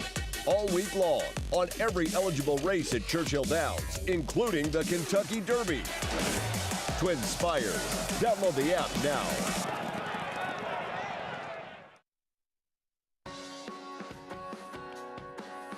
Welcome back to America's Day at the Races, brought to you in part by Run Happy, the brilliant Eclipse Award champion and record setter who raced medication-free and stands now at Claiborne Farm. And one of his sons is running in the Kentucky Derby.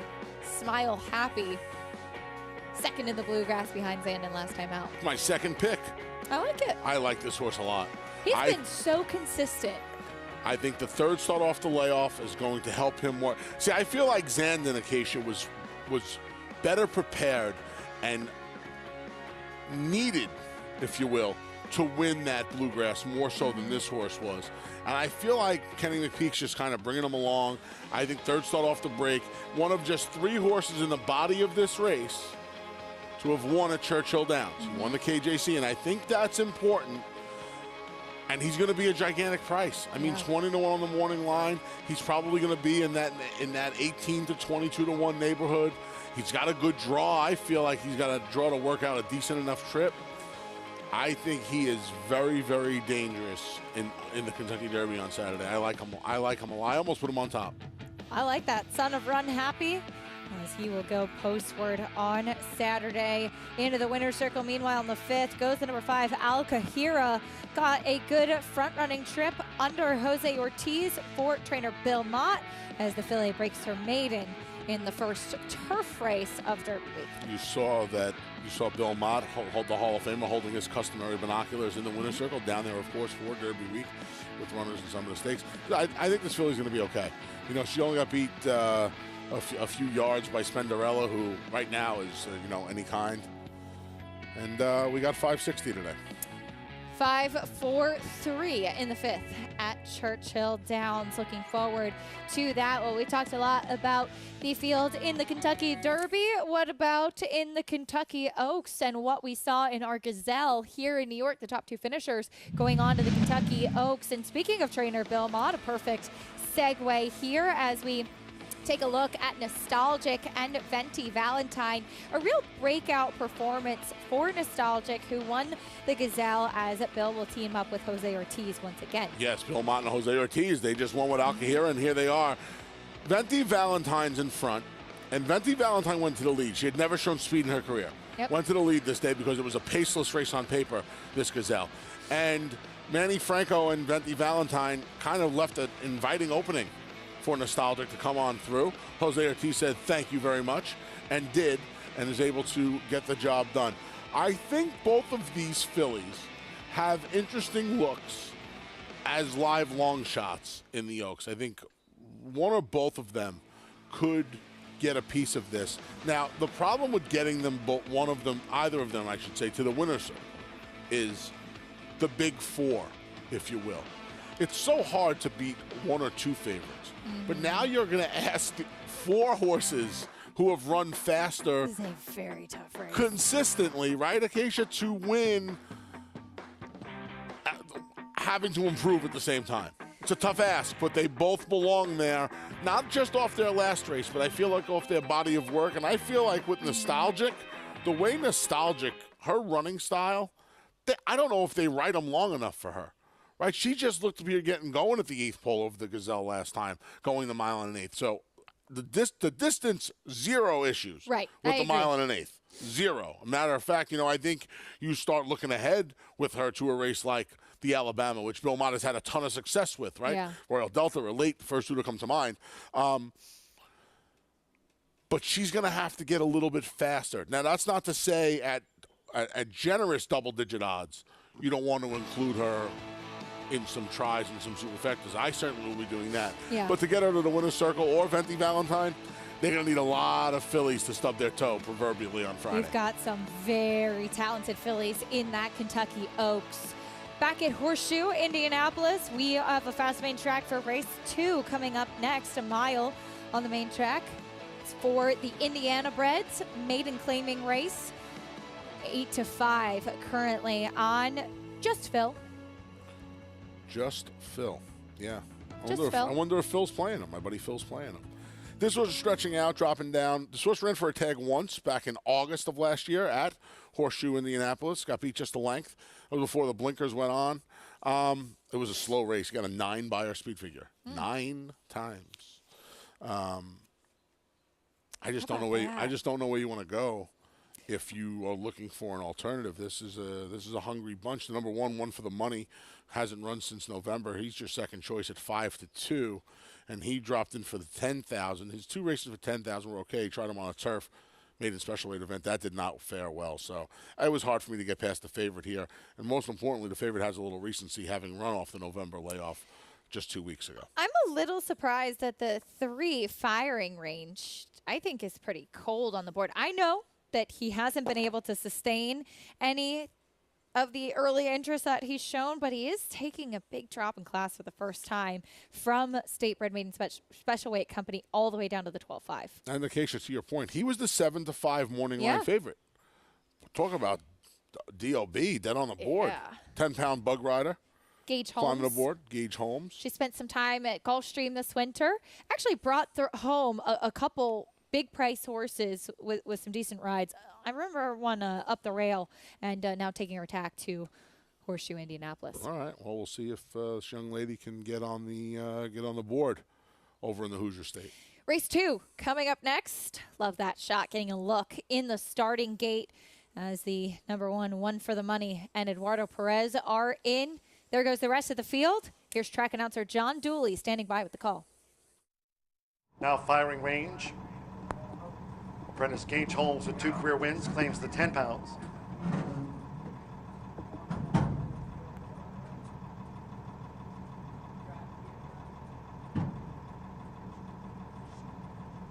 Three race maiden firing range.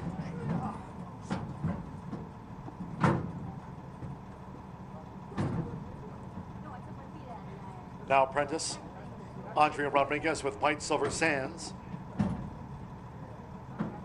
Given a 13-1 chance with 2 back. Joseph Ramos with Palmer's Pass. It's run of 2022. Palmer's Pass went in well. One more, Orlando Mexico with Just Phil. was the 9-5 favorite. Over the mile for the second of the day here at Horseshoe Indianapolis Fast Track. They're in the gate. They're off, racing 1 mile. There's Just Phil toward the inside. Firing range, Tucker Stars in the white cap, Palmer's Pass and White Silver Sands in that line of 4 is Just Phil. Gets the jump on them here for Orlando Mexica. Just Phil out in front.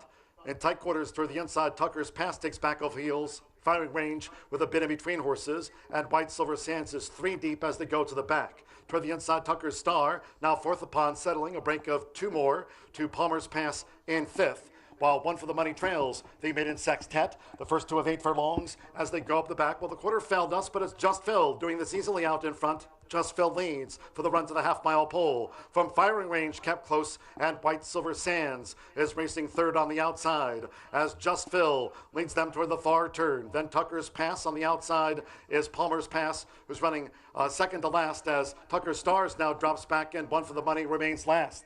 Half-mile posted. Well, that's up in 49.33 seconds, inside 3 furlongs to go. And it's bibbed now by Firing Range for Gage Holmes. Firing Range has just swept past Just Phil as Palmer's Pass starts a bit on the outside. Just Phil is under pressure and has dropped back once headed. It's Firing Range with a couple of furlongs to go. 1 for the money, kicks into gear, has the red cap. We drop back then to White Silver Sands, who's tired, and Tucker's Stars has dropped back to last after 3 quarters at 1 minute 15.14 seconds. Firing Range has opened up a 6-length lead with 1 furlong to go from Palmer's Pass, who's 2nd and boxing on. 1 for the money will be 3rd best. It's Firing Range, and Firing Range scored the winning run by 3.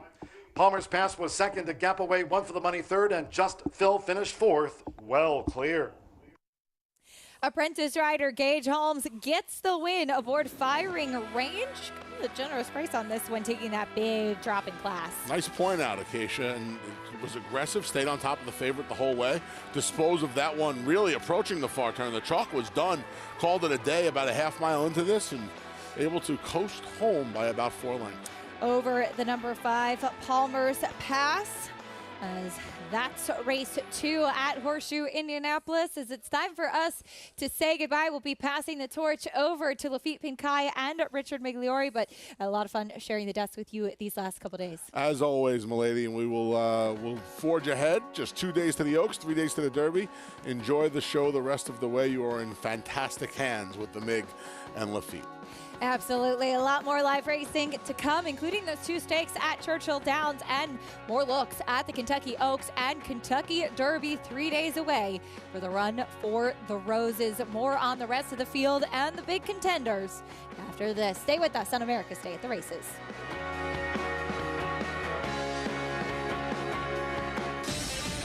Run Happy was the #1 second crop sire by graded stakes winners and earnings. A leading dirt sire and now is an exciting Kentucky Derby hopeful. Kicked it into high gear, and Smile Happy with a powerful performance wins by 2.5. Run Happy continues his rise and is priced for success. Clips champion Run Happy standing in stall 1 at Claiborne Farm.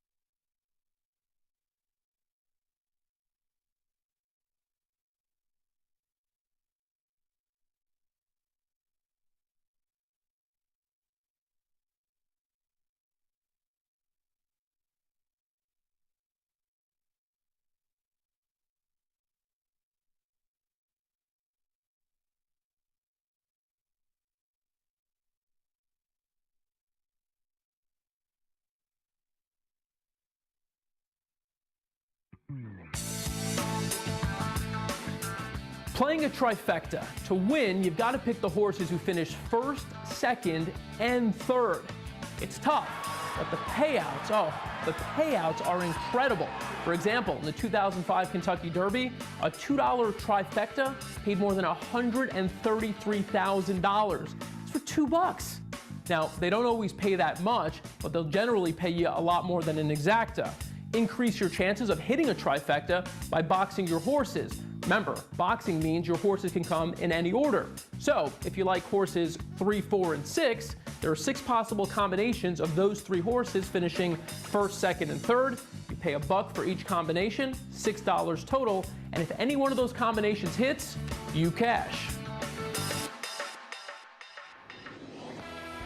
Great stuff from America's Best Racing. Welcome back. This is America's Day at the Races, brought to you in part by America's Best Racing. For the love of the race, visit AmericasBestRacing.net today. Alongside champion jockey Richie Migliore, I'm Lafitte Pinkai as the countdown to the 148th Kentucky Derby continues. Richie, you rode in 6 Kentucky Derbies. For the guys in that room, the jocks room at Churchill Downs, getting ready to ride in the Oaks, getting ready to ride in the Derby, what's this time like as we get closer and closer?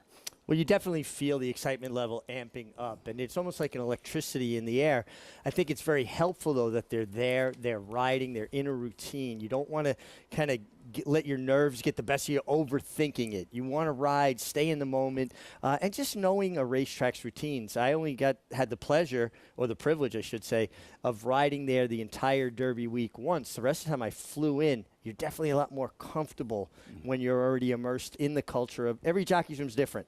Yeah. Being at Churchill Downs, knowing exactly the routine is so important. Really something that has changed. We see that now. Many other riders riding in the Oaks and Derby already there, already winning races. We just saw Jose Ortiz win race number 5. So much to get to as the countdown continues towards the Oaks and Derby, plus live racing. 5 down, 5 to go. Updated odds for the 6. You have the defections. Take out Soros. Big Scratch. Extreme is out. And Cryo. Post-Parade Brewing for this $50,000 claimer. Non-winners, 2 lifetime, all for sale, all 1 for something. 6 furlongs, 3-year-olds and older. We start with Money Mike. Money Mike. Mike Smith's in the room. Surprised he didn't pick up the mount here. Horse making a nice impression on the racetrack. Blinkers off today. Gabe Saez, not Mike Smith in the saddle, followed by number 2 in Silk Trade, a lightly raced 4-year-old gelding. Lightly raced. 2 starts on the dirt were both better than the turf starts. The horse started its career. Should have some decent speed from the inside, stretching from 5.5. Kiss-A-Lot way overmatched his most recent at Keeneland. Yeah, much more realistic spot today. Still feels like they have to be a forward move, though. Fair-haired boy, 2-1 here. Brian Hernandez. Yeah, turning back in distance. Would like to see things heat up on the front end and come with a run. Mr. Sippy and Tyler Gaffleone, 9-5, 6 minutes out. Yeah, this horse is coming off a layoff. First time gelding. Must be throwing all the right signals in the morning, Lafitte, because this horse taking a lot of money. I thought I liked a few others better, but this one's getting the play from the public. Field for the 6 Churchill. Late pick 5 starts here. Combine that with the Twin Spires bet back offer, and you're in business. Place a win bet on any eligible race at Churchill today, and you'll get your bet back up to $10 if your horse runs 2nd or 3rd. All you have to do is opt in with bonus funds credited each Monday. Download the Twin Spires app today or visit twinspires.com. As we say hello to Frank Lyons, Paul LaDuca is standing by at Churchill Downs. Gentlemen, welcome back to the show. What do you think about this 6th race? I think it's a confusing 5th race here, or 6th race here, Lafitte, because with the scratches of 1, 5, and 6, you need to determine who's going to go to the front end, and that's why the 3 in here, Kiss-A-Lot's getting a little money. But is it going to give the 2 an easy lead here? Well, I mean, I guess the horse has got the speed enough to. I mean, they went 44 and 2 last time out at Hawthorne, and that's pretty quick, you know. I mean, 44 and change. So he'll probably be in front. But the horse that he got beat last time out was a horse called Valiant Vinny, and that's from the Larry Ravelli barn. He's by McLean's Music. He's won 5 of 18. He's a decent horse, but it really wasn't any race to write home about. I mean, it wasn't that good. I love the 7 horse here, Mississippi. It's a first-time gelding, cost $210,000 by Run Happy. Joe Sharp is the trainer. Joe is excellent at this kind of move. When he drops them, he's always, they drop for a reason, and they run real big. And he's got a good draw. He's got Tyler Gaffleone. So I see him stalking the two-horse Silk Trade and just taking over at the top of the lane and pulling away. Yeah, and when you look at this race, guys, the 4 Fair-Haired Boy has got the best numbers in this race, but you can't really ignore 0 for 8 the last 2 years. And is this horse really want to sprint? Yeah. You know what I mean? And is he going to get enough pace to run into? Yeah, I mean, Money Mike might show some pace also. Get some blinkers off today. He is often, up close to the pace. He comes out of a 4.5 furlong race. And those 4.5 furlong races at Charlestown, he'll have more speed in here. And he's probably going to keep Silk Trade honest on the front end with Mississippi drafting in behind those. All right, so you like the 7? I'm going to go with the 4. Yeah, I don't even know what price the 7 is. We're getting 9 to 5 and 2 to 1. We picked 2 chalk. That's all right. It's all right. If it comes in 4-7 or 7-4, we'll cash a little money. Better than a poke in the eye with a sharp stick. Back to you, Lafitte. Well, you guys are discussing the $50,000 claimers coming up in the 6th-race Churchill. We're looking at the Florida Derby runner-up and one of 3 to be started by 2-time Kentucky Derby winning trainer Todd Pletcher. Charge It, Mig, who I feel as though his stock has only risen as the days have gone by and we get closer to the Derby. Yeah, I would agree with that, and I think he's definitely a major pace player here. Last time he had a little bit of trouble leaving the starting gate, wasn't on the lead, which he had been the 2 previous starts, and to me, he's definitely going to have a say in how this race is run. You'll see this is something trainers do, Lafitte. School their horses in the paddock, school them at the starting gate. They don't want them to think every time they go to the paddock or every time they go to the gate, they're going to have to run, that they're going to be stressed. They don't want to correlate every time with stress. And this is significant. Is it as packed as it will be Kentucky Derby afternoon? Absolutely. It'll be mayhem. But for a horse like Charge It, lightly raced, light in experience, the walkthrough that he's going through, and clearly taking it all in and handling it very well. Well, we talk about jockeys and routines and knowing when to check and where to check and how many minutes to post do they leave the room to go to the paddock. It's the same thing with horses. Get them in a routine. Oh, okay, we're going over to that place. I know that place. I've been there. It's all about getting them comfortable. History of the Kentucky Derby is littered with stories of horses who lost it in the paddock, lost their race well before they ever reached the starting gate. Charge It, runner-up in the Florida Derby, one of 3 for Todd Pletcher. Back to the 6th race. Here is Kiss-A-Lot. We were looking at Silk Trade. As mentioned, lightly raced 4-year-old gelding, just his 5th career start. Wanted to take a look at his most recent effort. It was a first race in 11 months at Hawthorne last month, Silk Trade. What jumped out at me in that race, Richie, was that he had been under a drive for about half mile or so. Take a look. This is at Hawthorne. Again, first race in 11 months. Silk Trade, again, as you like to reference, as a bicycle horse. The jockey earned his money on this afternoon. Yeah, no doubt. And I think part of it, though, Lafitte, was the kickback. He just seemed to me like he was running in stops and starts because of the kickback. He had spent his first 2 starts on grass, then the next start, he was pretty well clear the whole way, even though he came from just off the pace. You see how his stride changed and he leveled off when he got out in the clear? It was when he was behind horses that the rider was really having to ride him. He settled suddenly on the outside, and I think that if he can avoid getting in a place where he's getting all that dirt thrown back in his face, you're going to see a more comfortable Silk Trade. And in a race that I'm questioning exactly where the pace is coming from, I think this horse is going to be very forward, particularly with Jimmy Graham, who is a very aggressive rider. He's plugging away, second at 18 to 1 on that afternoon. Silk Trade, see what he does with the race under his belt. Another look at Money Mike. Who do you think tries to seize the lead? Who do you think makes the lead? Well, Money Mike could make the lead. I mean, I think the guys at Churchill made a really good point. Those 4.5 furlong races at Charlestown, it's all about the break. And the race is so sudden, so quick, that a horse could get outfooted there that has speed. Now, that being said, when he had real speed, it was last year. And his recent races, even though he'll flash some pace, have been so bad. Where does form go? That's my question. I just don't, even if he shows some lick, I don't see him being around very long according to his current form. Anything in it, look, not every dirt track is the same. We know that. We're sitting here at Big Sandy, Belmont Park. You're looking at Churchill Downs. When you rode at Churchill, hello, good crowd on hand. Happy as crowd. The countdown can listen. This is the entire. This is the week they wait for, and it has become a week-long event. From Derby, Oaks, tomorrow Thurby, Werby, whatever you want to call it. You're getting a pretty good-sized crowd on the Wednesday before Derby at Churchill.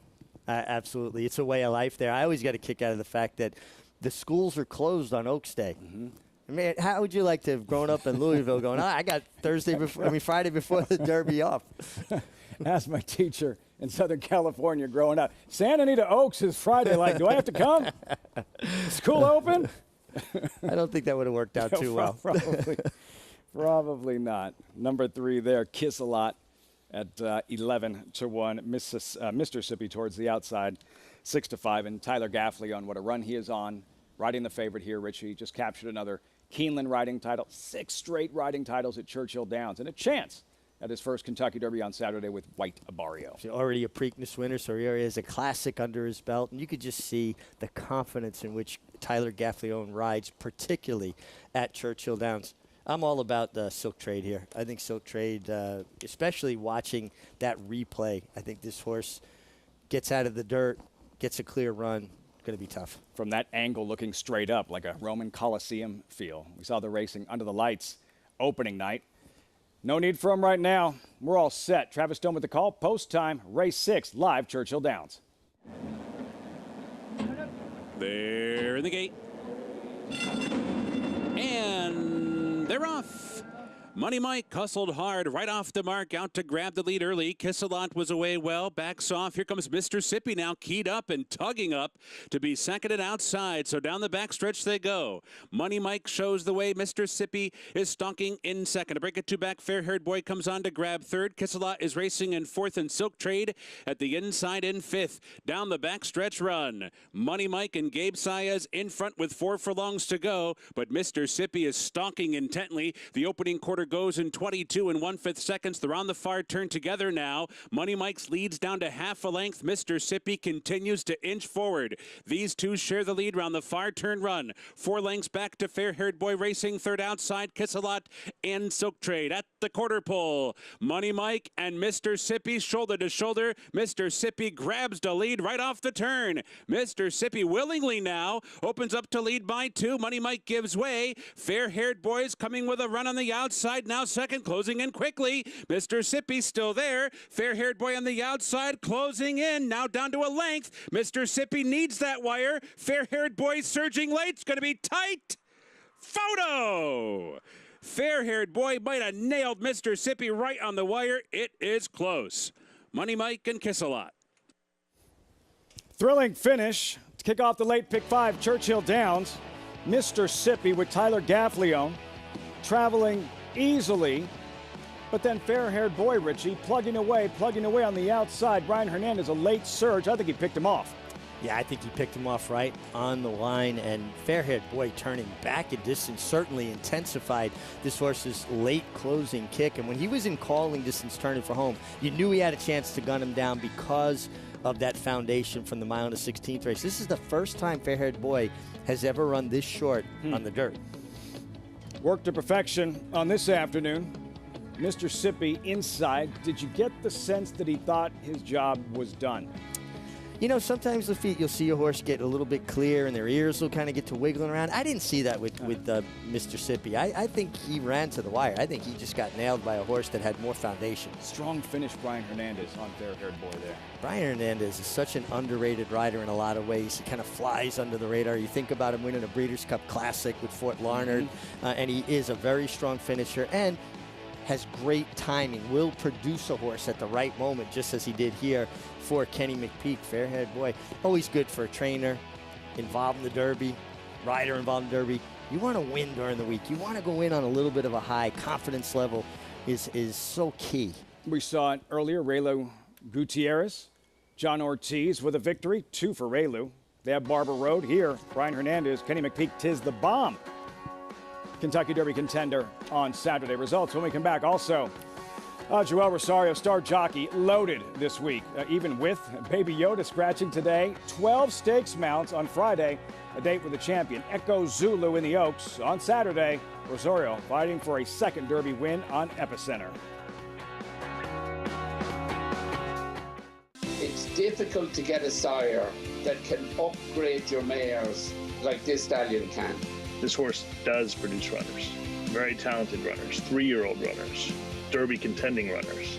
This horse is priced where anybody can afford to breed to him, and if you're trying to improve your mare, he's a horse that's shown he can do it. There is no younger AP Indy that moves his mares up like he does.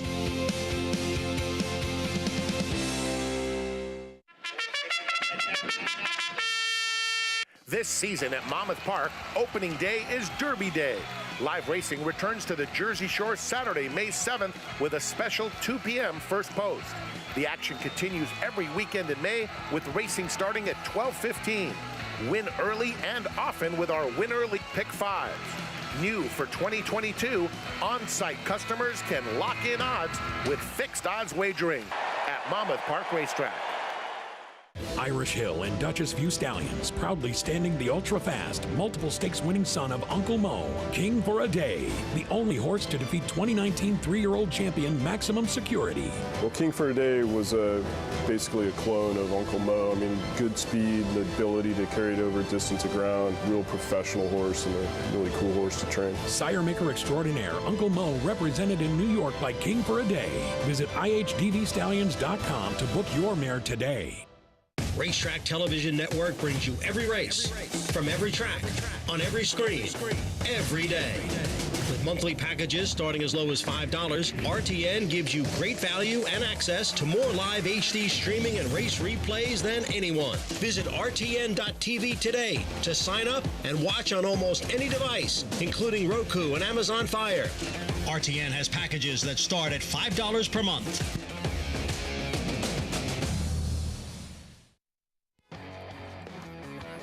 Great to have you with us on America's Day at the Races. As always, brought to you in part by Claiborne Farm. 100 years of doing the usual, unusually well. The Derby winners have begun their career at Claiborne Farm.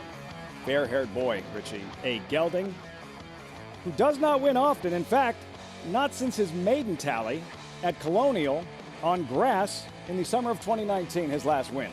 You know, I think a couple things you got to take away from this is just that closers are comfortable on this track, a track that past few meets, inside speed was pretty dominant, and the two horses rallying away from the rail did the best running. Fair-haired boy on the turn back runs down a very game Mr. Sippy, who took all the money, first time gelding, so obviously this horse had tipped his hand in the morning that he had responded well to that equipment change, if you will. Doing everything but winning, Joe. And Bessie's fair-haired boy back in the winner's circle for the first time in a long time. 4-7-1 6-race Churchill. Turn the page, the 7th. Really good allowance sprint that good-sized crowd is going to enjoy with a really nice purse. 127,000. Scratch number 3, Run Rapidash, Richie. Milliken, 9-5, the early favorite. What do you think is the key to this one? We have a lot of good sprint racing today. Well, again, I think, you know, we're talking about pace makes the race, and who's going to be the real pace? Milliken, more of a closing type. Brian Hernandez right back, this time for Ian Wilkes, and a horse that has been facing pretty good company. Burning some money along the way, though, Milliken. Sure. We'll see what he does on this afternoon. It's Derby week with these kind of purses, like they all feel like, stakes races, and we have a couple of sprint stakes races still coming your way. We take a look at the remainder of today's races. First, brought to you by Claiborne Farm, races 7 through 10 at Churchill. The St. Matthews and the William Walker, races 8 and 9. Also, Horseshoe Indy from Shelbyville, races 3 through 6. As promised, field for the St. Matthews. Older horses who've yet to win a graded stakes race last year or this year. $160,000 purse. Big scratch. Baby Yoda is out, along with Just Might and AC Expressway. So now Two-Lane Tryst emerges as the morning line favorite. And this is part of the reason why, Richie. Two-Lane Tryst last start, the Whitmore at Oaklawn. Two-Lane Tryst runs big. The very sharp Bob's Edge just runs bigger from off the pace. Yeah, Bob's Edge was just such a good closing sprinter at that Oaklawn stand. It was in raging form. But Two-Lane Tryst did everything right but win. I mean, he was game. He rallied up the inside. And then here comes, actually just in concert with Bob's Edge, just inside of him, and was second best. But this was a nice run from him. In the race we just saw at Churchill, horse rallied from off the pace. Same rider, Brian Hernandez. Tulane Tris, trained by Sherry DeVoe. She's winning at 24%. She's a former assistant to Chad Brown, so obviously she comes from a place where, she learned a great deal. David Ngordo owns this one. Tulane Tris looks like he'll be a handful, particularly with some of the scratches. Husband and wife, David Ngordo, Sherry DeVoe, looking for a second stakes win of the very young meet. Also took down the Roxalana opening night with Bayerness. About 30 minutes later, the William Walker. 5.5 furlongs. The sprint for 3-year-olds, $200,000 purse. Number 5, Big Invasion, 9-5, morning line favorite. Very promising sophomore for owner Dean Reeves, trained by Christophe Clement. This was his latest. Texas Glitter, Gulfstream late March. Big Invasion locks up with Lucci Ritchie. They meet up again today. Too much Big Invasion on that afternoon. Yeah, I mean, they were never more than a half a length apart early on in the race. And Big Invasion, when he was asked the question by Javier Castellano on this afternoon, he just drew off at will. Lucci had no response from whatsoever. Now you get Joel Rosario, who to me does everything well, but he is absolutely the best turf sprint rider in North America right now. Why?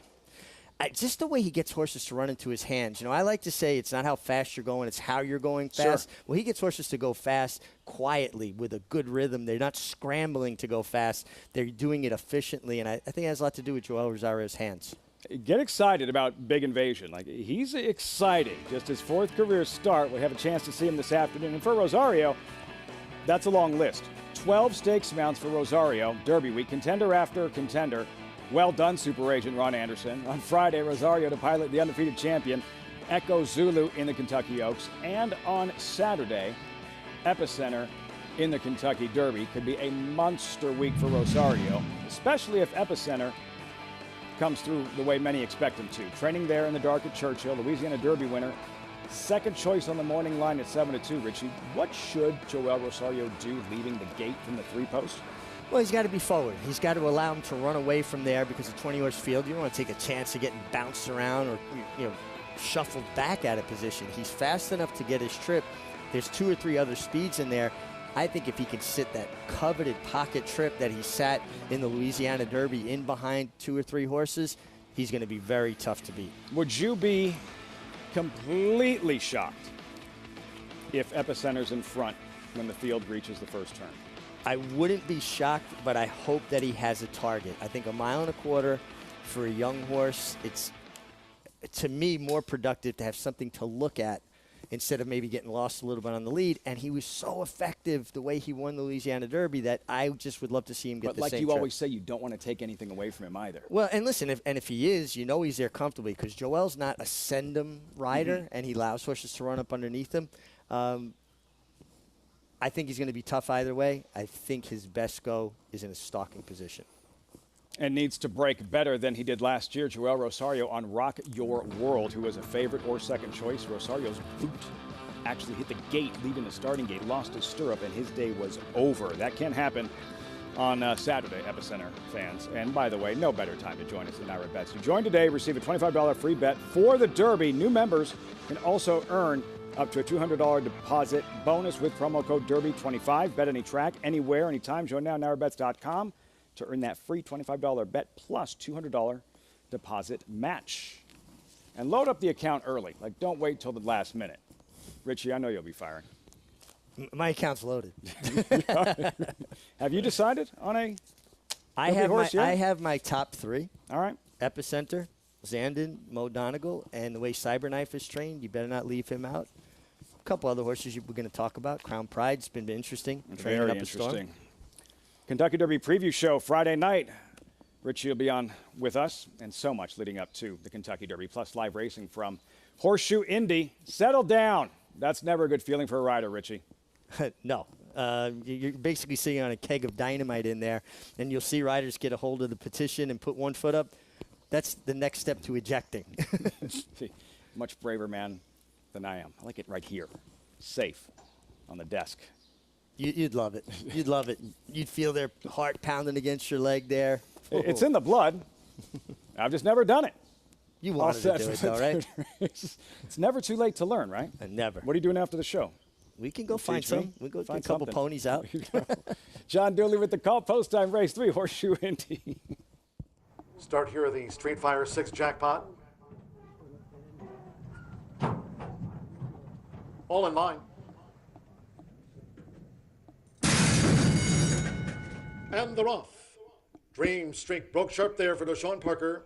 It's Dream Streak, challenged by Selena Singh. The newcomer Scrape Band, Little Bit of Sweetness now starts a bid. Little Bit of Sweetness gains third. Driving Wind in the green cap. Scrapes on the far outside. And Akita trails the Made in Philly sprint with inside a half mile to run. It's Dream Streak who leads against the rail, 3/4 length to Selena Singh, who stays close to the front runner. Dream Streak midpoint on the turn. And these two have come some 6 lengths clear from Little Bit of Sweetness in third. Driving Wind on the outside. Scrape is running second to last. And Akita trails as they come for home. It's Dream Streak. The opening quarter was 22.65 seconds. Dream Streak leads against the rail. Selena Singh now challenges on the outside for Jose Riquelme into the final furlong. And Selena Singh has gained the upper hand on Dream Streak. Little Bit of Sweetness end. Driving Wind is a 1-pace fourth close to home. It's Selena Singh. The Lord Nelson filly. Selena Singh scores by 2.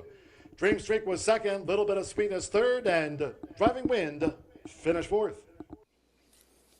Selena Singh graduates in her second career start. Jose Riquelme in this third race at Horseshoe Indy. Yeah, and basically 1-2 around the racetrack. You had Deshaun Parker on the inside on the 3 Dream Streak. Last year's not only George Wolfe a winner, but Mike Venezia Award winner as well. Jose Riquelme never let him get away, and Selena Singh in her second start making that drop in class from maiden allowance to maiden 20,000. That's a huge drop. Worked to perfection. 6, 3, 4, 5. Third race, Horseshoe Indy. Stay tuned for those results. We'll step aside. And when we come back, we have some good sprint races from Churchill. And you're going to see Bag Boss, serious contender. There he is in the upcoming 7th at the Downs. Tough, lucrative sprint. Winner's share of a $127,000 purse on the line is Bag Boss's name on it.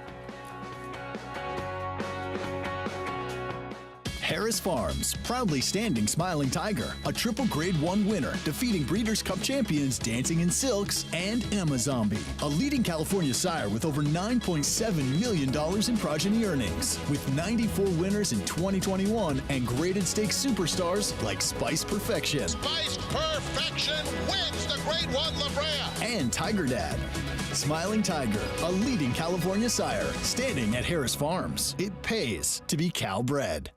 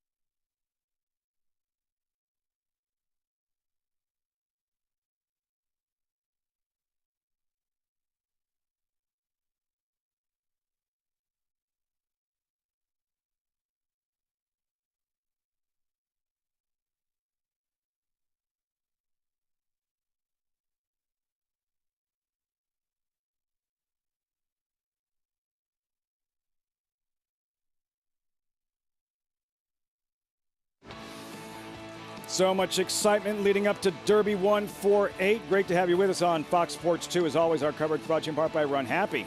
Champion sprinter, race medication free, progeny excelling around 2 turns, Smile Happy. Contender in this year's Kentucky Derby following a solid second place finish in the Bluegrass Stakes. And we have a really good group of sprinters here in this 7th race. $127,000 purse. Scratch number 3, Run Run Rapidash. Burnin' Hunk of Love pictured here, Richie. Colby Hernandez to ride for Al Stahl. Blinkers on this afternoon at 9-1. Do you give him a shot to pull off an upset?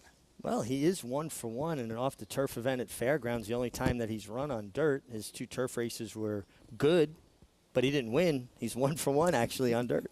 When you see the purses, this is not the stakes race. That starts next. The St. Matthews Overnight with a $160,000 purse, $127,000 purse. I know it's Derby week, but on a Wednesday. It's not this featured event. Well, Lafitte, I came around in an era when a $100,000 stake was a huge race. I won a stake at Atlantic City, the Miss America, $12,500 added. So basically, it was like a $15,000 like 30 purse. years too soon. You know, maiden special weight races when I started in New York were a $15,000 purse. So non-winners of 3 in a life was a $25,000 purse, and that was a big deal. Incredible. You think of the Breeders' Cup, the first ever Breeders' Cup, 1 day, 7 races, $10 million. Now we have a $20 million race in Saudi Arabia. Amazing. And for that gentleman, the Hall of Famer, Steve Asmussen, for everything he's accomplished during the course of his career, North America's all-time leading trainer. He's won the Preakness a couple of times, won with the filly. He's won the Belmont Stakes, the Breeders' Cup Classic, campaigned Horses of the Year, multiple Breeders' Cup wins. It's basically, along with the Travers, the Kentucky Derby, the one glaring omission on the resume. Yeah, I mean, it's already a Hall of Fame resume, and he doesn't have to win it to define what he's done. His resume is formidable. But he'd like to. But I'm certain he would love to tick that off, and I think he's going in with his best chance ever this year with Epicenter, a horse to me that has gotten good at the right time, always showed ability, but I think he's taken it to another level. Stock through the roof the way he won the Louisiana Derby. Stalking. Doesn't need the lead. Second choice on the morning line. There's Schmoozin, riders up. Corey Lannery, see a big smile, and for all the success he's had at Churchill Downs over the years. Teaming up here with Neil Pessin. That's Team Bell's the One, Lothenbach Stable. Corey Lannery, Neil Pessin, one of the best female sprinters in the game. And one thing, when you watch Corey Lannery ride, he's a guy that likes to ride the inside. He likes to find the rail. He's patient. He'll stay in there. He's daring. And the shortest way around is closest to the fence. Schmoozin and Corey Lannery. Horses making their way out of the paddock, through the tunnel, and the post parade shortly for the 7th race. Quality allowance sprinters, 3/4 of a mile dash, $127,000 purse. Milliken 3-2. There's Smokin' Willie to the outside at 3-1. Who'd you come up with here? Well, I kept going back to Milliken, and I agree with what you said. I mean, he has burned money along the way. I just feel like Ian Wilkes is a guy whose horses, he kind of races them to optimum fitness. I think third start off the layoff for this guy could be the key. He gets Brian Hernandez, who, ironically enough, is drawn just outside of his brother, Colby Hernandez, who's on the 4. Burnin' Hunk of Love, and I would have loved to have been, like, drawn next to my brother out of the gate. You know you got to shut him off. I mean, come on. That's a given. That is a given. Steve Buttleman calling the field to post.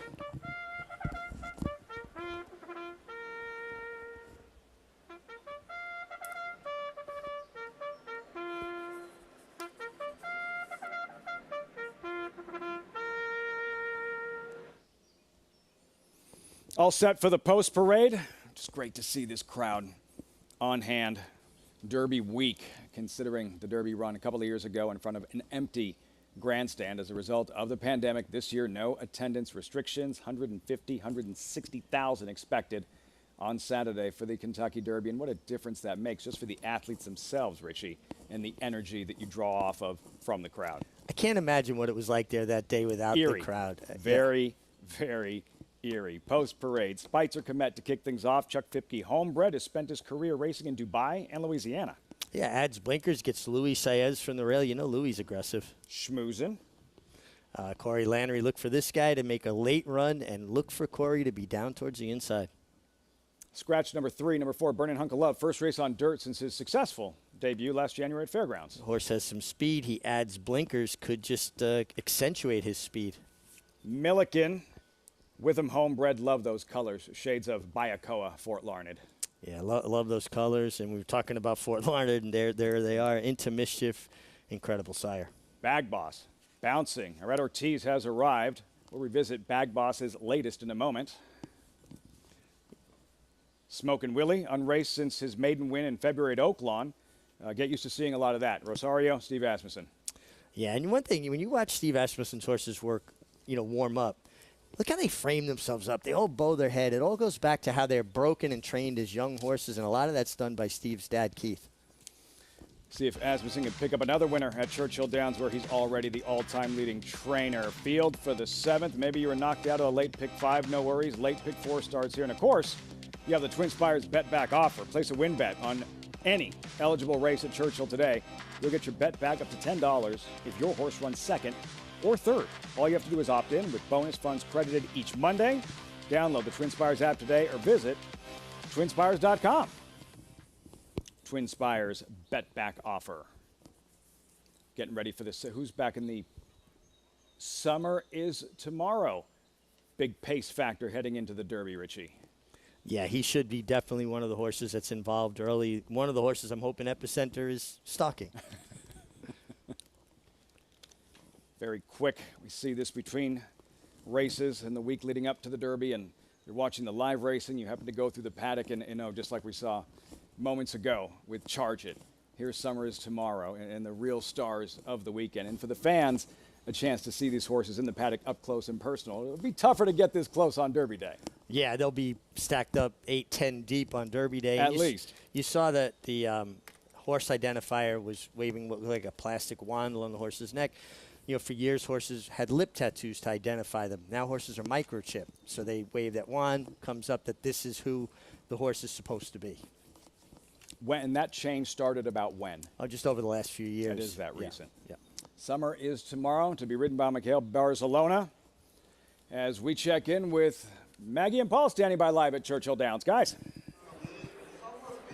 And Lafitte, just to kind of pick up with Summer is Tomorrow. Paul, I loved what I saw from him in the paddock. And I mean, condition-wise, he's carrying it. Yeah. He looks as though he's shipped beautifully. He's handling himself with the utmost class. My problem is, as he looks to be a possible pace contender, I don't really foresee him seeing out the 1.25 miles. Yeah, that's the issue, right? Is his pedigree. But he has come in here with the sort of the reputation as he is a good gate horse. A lot of horses that come over here for the first time to the United States usually struggle out of the gate. But they say he's a good gate horse, and they want him to be forwardly paced of one of the Japanese runners. Yeah, I would think so. And there isn't that much speed signed on. So we'll see how he plays out in this year's Kentucky Derby. But taking a look at this race, Paul Milliken, boy, has he been the victim, as Lafitte and Richie were saying, of some poor trips at the start, 2 back at Gulfstream, and then trying to come up the rail with no place to go at Keeneland.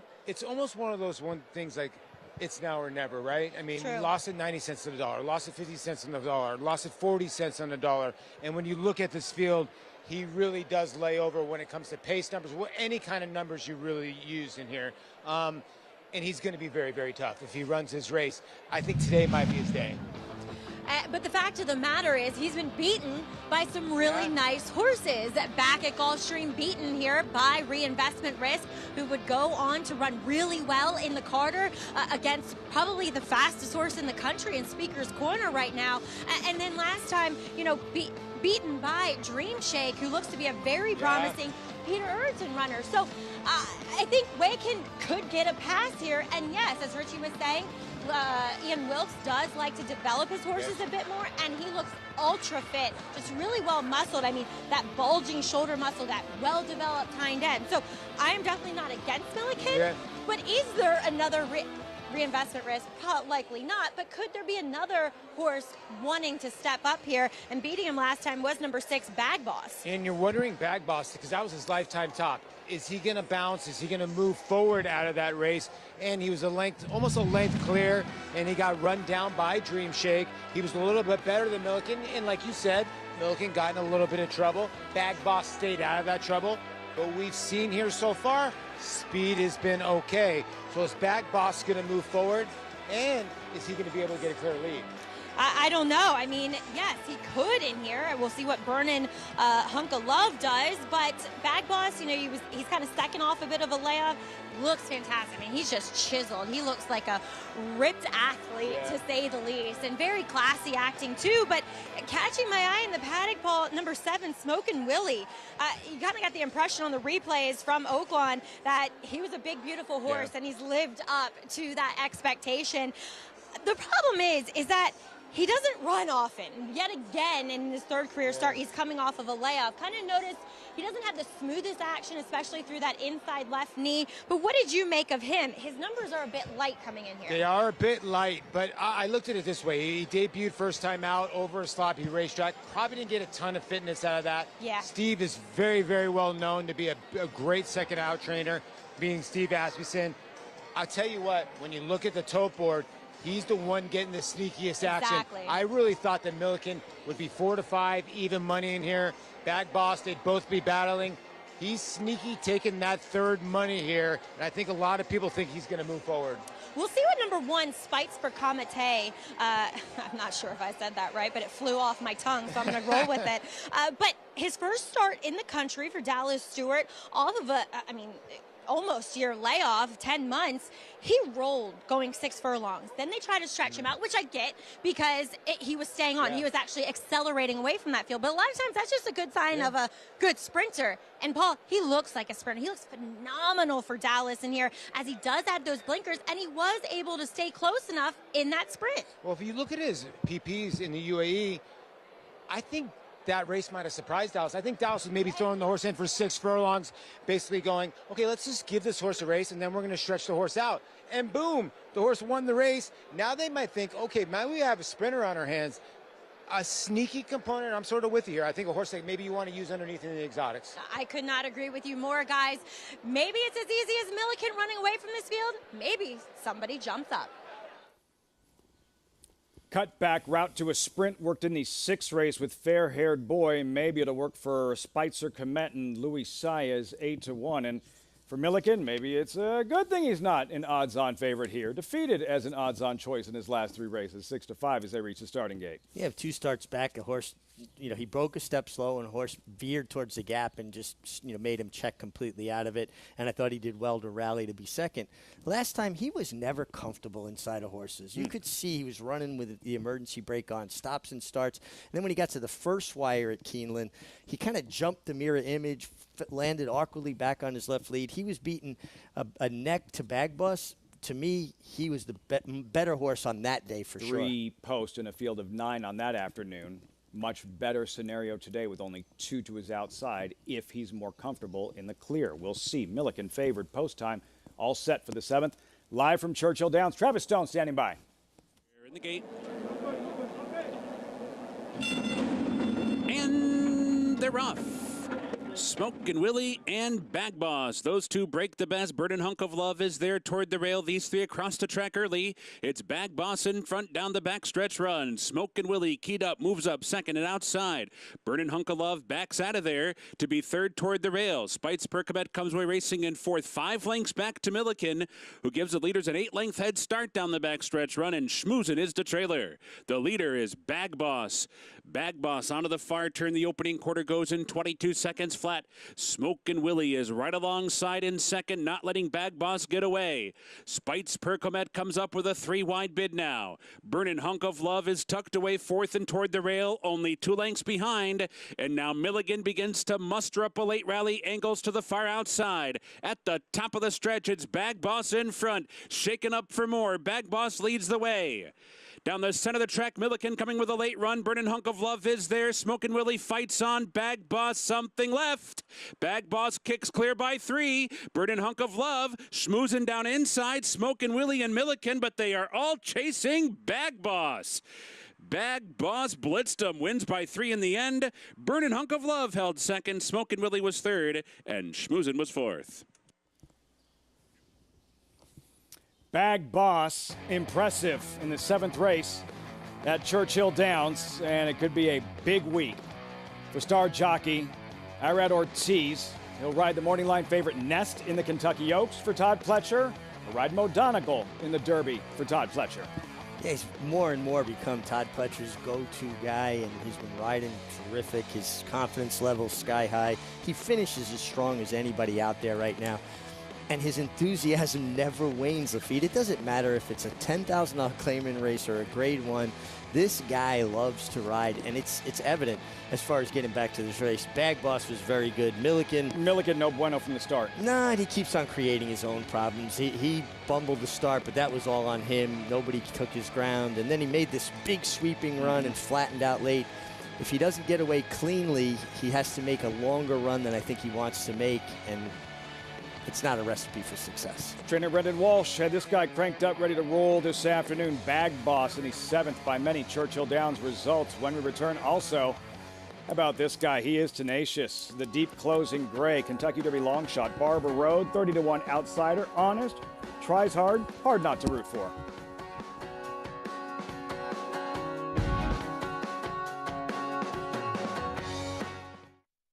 He was just put together like a machine, and he had a great mind. Everything about him was what you'd want. Tis the Law pops the cork in the champagne. Tis the Law is going to win the first leg of the Triple Crown. I've never seen him get tired. Respect the law. Tis the Law. His structure is just perfect. His bone is perfect. He's left the others behind. He's going to win the Run Happy Travers. He's everything you would look for in a horse.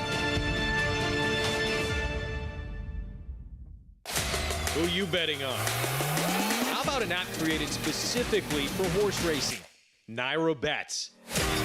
We specialize in thundering hooves, fist pumping, and boosting your bankroll with robust weekly promotions. And offer betting tips from actual horse racing experts. Bet all day and night, nationwide. Get the action and thrill of horse racing with Naira Bets.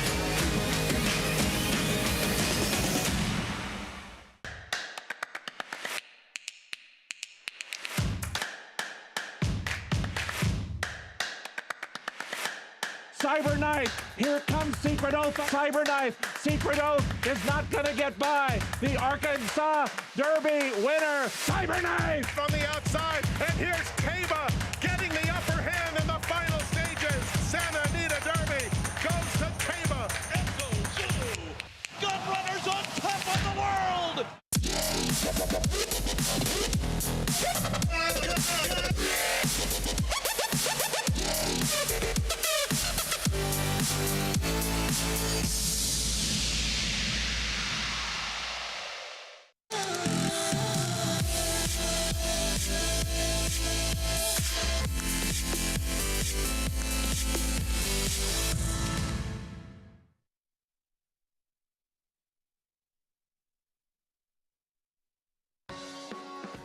So glad you could join us on America's Day at the Races on Fox Sports 2. Kentucky Derby week coverage. And that finish line, Bag Boss, just cruised home. Arad Ortiz, first day riding at Churchill this week. All smiles in the winner's circle for trainer Brendan Walsh. Bag Boss, very impressive on this afternoon. He was very impressive. You know, sometimes horses win by big margins, and it's just because the horses behind them are tiring and their strides deteriorating. Not the case here. Bag Boss was straight and strong through the finish. Really finished with his legs up underneath him. Didn't see any flaw in the mechanics of his stride that would indicate a horse getting tired. He was just finding another gear the last 16th of a mile. You know what's going to happen with Milliken, right? Handicappers are going to say, like I'm done. Yeah. I'm done with him. 4 straight races, defeated favorite. He'll be ignored. He'll be 7-2, and he'll do what Bag Boss did today. Maybe he's feeling the pressure. He knows that there's a lot of expectation. Didn't work out again today. Trouble at the start opens the door for Bag Boss, who takes full advantage. Up next, first of 2 stakes races, St. Matthews Overnight Stakes. Older sprinters yet to win a stakes race, graded stakes race, last year or this year. Solid group. Current favorite, Tulane Trist, 4-5. Take a look at number 4, Top Gunner at 9-2, trained by Johnny Ortiz, ridden by Rayla Gutierrez. On Saturday, they'll team up in the Kentucky Derby with Barber Road. This will be Rayla Gutierrez's first Derby ride. Like, how nervous were you before your first Kentucky Derby ride? You know, it's interesting. I was always kind of shocked that I wasn't more nervous the day of the Derby. I think I got busy. I was riding a lot of horses for Mark Cassidy that day. but I'm sure Ray Lou's thinking about it. You know, he's worked hard to get to this position. He's on a horse that has a puncher's chance. He feels like this year's potential Giacomo to me, right? He's last gray to win a Derby, Giacomo. Long shot, deep closing gray. Last gray and a closer that's going to get pace at a distance that should suit him. More pace than maybe he's had to, you know, help set up that late run. And he's been consistent. He may not win a lot, but he's been consistent. This was the Arkansas Derby, Richie. Barber Road running second to Cyberknife, and some traffic through the lane here. Yeah, I think that, you know, at the end of the day, Cyberknife's handy, and he kind of created his own trip. You can see there. But, like, that didn't help anything. Oh, no. It definitely impeded him some. But also, he looks like he's lugging in a little bit, so he may be kind of making it a little harder on himself than it needed to be. When Ray Lou was able to get away from the horse that was inside of him, it almost looked like his horse dropped his head and ran on again. Like, maybe you don't want to let him get on top of somebody because he's a horse that tends to marry company. You were saying a moment ago that the more you look at the Derby, the more speed you sense as you look at the field for the 148th Kentucky Derby. 20 deep, mile and a quarter. The more speed, the better for Barber Road. Absolutely. And when first blush, I didn't think there was a tremendous amount of speed. And then I started going through it. You've got to think Summer is Tomorrow's going to have speed. Epicent is going to be stalking. What about Messier? Messier's got speed. Absolutely. Charge It's got speed.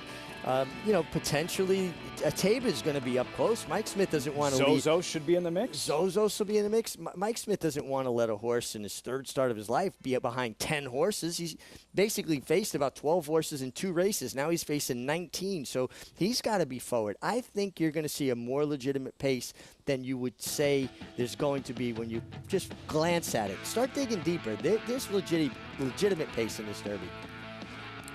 And for the trainers in this race, half of them trying to win a first Kentucky Derby. 5 of those making their Kentucky Derby debut. Richie, recent history has shown us experience in the Derby for a trainer does not matter. It just doesn't. 8 horses since 2000. Derby winners have been trained by quote-unquote rookie Kentucky Derby trainers. At the end of the day, it's horse racing. And if you've got the horse to bring you there and he's good on the day, he's going to get it done. And all of these trainers are accomplished horsemen. It's just about the opportunities you get, much like jockeys. But what a moment for both jockey Ray Gutierrez and trainer John Ortiz getting to experience this for a first time with a live long shot. I expect Barber Road to beat more horses than beats him. I would agree with that, and also because he's got the right style. He'll be passing horses instead of being passed, and I think he's got a puncher's chance. And as we go back to Indiana, Horseshoe Indy, a little like Giacomo. Go back and look at Giacomo's past performances as a 3-year-old. 4th, 3rd, 2nd place finishes. I don't think he won a race his 3-year-old season until the Kentucky Derby. Now, it does help when you have like a 45 second half mile to set things up like we're set up for Giacomo and that pace meltdown with Bellamy Road in the mix and some fast horses in that Derby. We won't see that type of pace, but an honest pace to help out Barber Road, long shot, deep closer on Saturday. Back at Indy, post parade here. There's the odds-on favorite, 4-5. Jose Riquelme, Manuel Escobar in the saddle. Yeah, a horse that 2 races on synthetic were very good, but he's got the right connections, doesn't he, Brad Cox? Jackie's Warrior colors for the Robesons here, represented by the 3, Hillstone Martini. Yeah, I thought this horse was kind of interesting. Last time showed good speed. Steve Asmussen, always tough. Gorman, 9-2, Deshaun Parker. Deshaun Parker just lights it up there, and a guy that usually moves the board. Blessed Life, 9-1, Santos Sanjor. Yeah, this horse has been racing recently on synthetics. Got a couple of decent dirt races. On the outside, Edgar Morales there on Sunday Grace. A horse that has flashed good speed on dirt in the past, draws outside, takes blinkers off. Maybe they're trying to get him to settle a little bit. Field for the 4th race, Horseshoe Indy. No better time to get involved with us here at Naira Bets. Join today, receive $25 free bet for the Kentucky Derby. New members also earn up to a $200 deposit bonus with promo code Derby25. Bet any track, anywhere, anytime. Join now at NairaBets.com to earn that $25 bet plus $200 deposit match. Fire away Derby Saturday. It's not just the Derby, incredible undercard. As we mentioned, Jackie's Warrior, champion sprinter. He'll be in the Grade 1 Churchill Downs. 8 stakes races, 7 of the grade and variety, 4 Grade 1 events. That's Saturday. This is the 4th at Horseshoe Indy. John G. Dooley standing by. So stand by for a start. One more. Sunday Grace. Edgar Morales won the opener. Rhythmic Ruler 105.13. They're in the gate. They're off and sprinting. And favorite Ruta Box stumbled at the start, drifts back to last. Sunday Grace broke sharp. Hillstone Martini flashing good speed, and Gorman in the yellow cap is right there forcing the issue, with Ruta Box now moving up between fillies. To the inside is Irish Tap, and on the outside, Blessed Life. It's a close-knit group as they go past the half-mile pole. Hillstone Martini narrowly from pressing Gorman. It's Gorman who's now taking a short lead at the 3.5 from toward the inside Hillstone Martini, with Sunday Grace now striding up in scoring range. The quarter was 22.87 seconds. Ruta Bach in the white cap. Hillstone Martini flash speed but has dropped back. Blessed Life on the far outside, and Irish Tap is last. Under a quarter of a mile to run. It's Sunday Grace going for home. Sunday Grace leads into the stretch for Edgar Morales. Sunday Grace has slipped away now with 1 furlong to go. Sunday Grace by a half dozen lengths. Ruta Bach is up in his second from Gorman, and then on the outside, Blessed Life, and toward the rail is Hillstone Martini. But it's Sunday Grace, and Sunday Grace romped in. Ruta Bach was second after stumbling at the start. Gorman third, and Blessed Life finished fourth. No wonder Edgar Morales was smiling in the post parade. Wow. Sunday Grace by several in the fourth race at Horseshoe Indy. Yeah, he just kicked clear. Having that outside post with a horse with speed just allowed him to kind of run into the race the right way. He wasn't forced. He didn't have to send him, and this horse just kept finding blinkers off first time. Certainly looked like it did the trick, didn't it? Yeah, mismatch. Did we get a price? We know what Sunday Grace was at post time? Anyone? Voodoo Economics? Victory Racing Stable LLC. We're going to break in 8 seconds. 5. Sunday Grace price? No, nothing. All right. Results when we come back. 9-2 at post time, just in time. Sunday Grace. When we return, first of 2 stakes races. Tulane Trist, there he is. Very sharp colt. 1 length shy of having won 3 straight. Winning snapped at Oaklawn. See if we can get another one started here in the St. Matthews.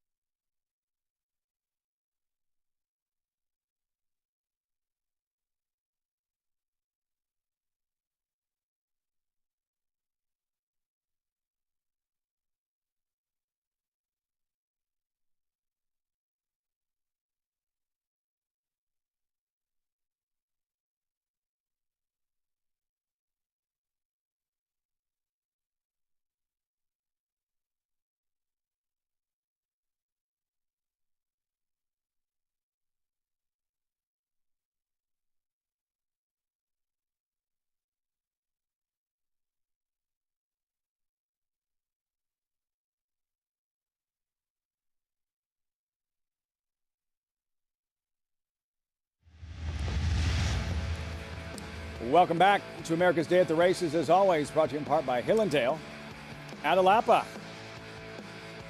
Twin spires at Churchill Downs, one of the most recognizable architectural features in all of sports. Beneath the Twin Spires on Saturday, 148th running of the Kentucky Derby. Here, the first of 2 stakes races coming up with the horses in the paddock for the St. Matthews. 3/4 mile sprint for older horses. Number 3, Run Rapidash. Let's see, who was that there?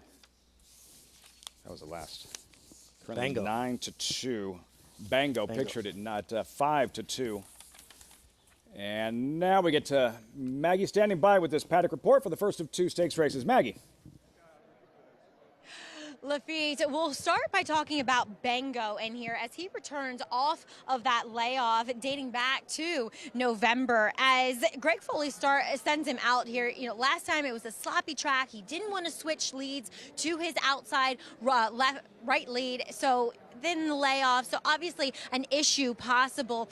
Looking at him here, he looks sharp. He looks ready to go. He's always been a really big, solid type of burly animal. So you kind of wonder, is he going to have to race into fitness? He does look strong, though. He doesn't immediately give me that impression that he looks as though there's excess weight on him. He looks ready to me, but I don't love the fact that he is coming off a somewhat lackluster effort. As we'll move on to a horse on the outside, that's number 10, Quick Tempo in here for trainer Carlos David. He's a horse that is fast, and he's kind of run off fast.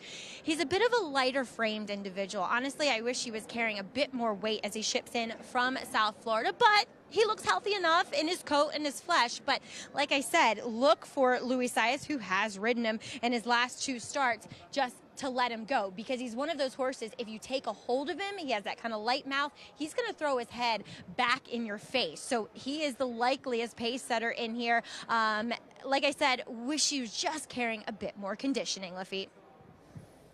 Quick Tempo, quick on the outside, Maggie. And yeah, for a rider, as she mentioned, for Luis Saez, who is aggressive and with Quick Tempo figures to have his foot on the accelerator leaving the gate, as she mentioned, a horse that will resent a jockey trying to throttle that early speed. Well, it's one of the things that Luis Saez does so well is kind of get out of a horse's way. He'd be very light on the reins, long hold. You'll see more slack in his reins normally.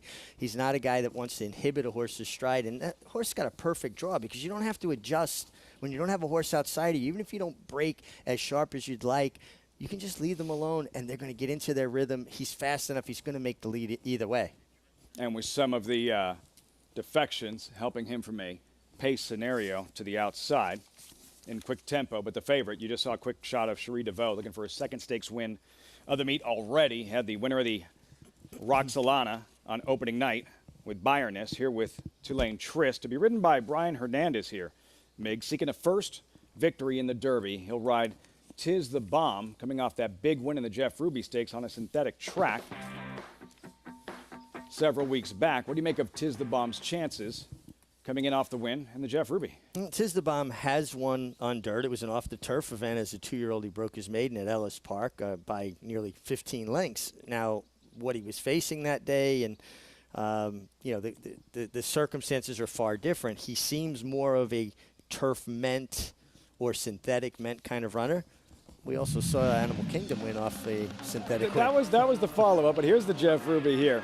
And Tis the Bomb with Brian Hernandez.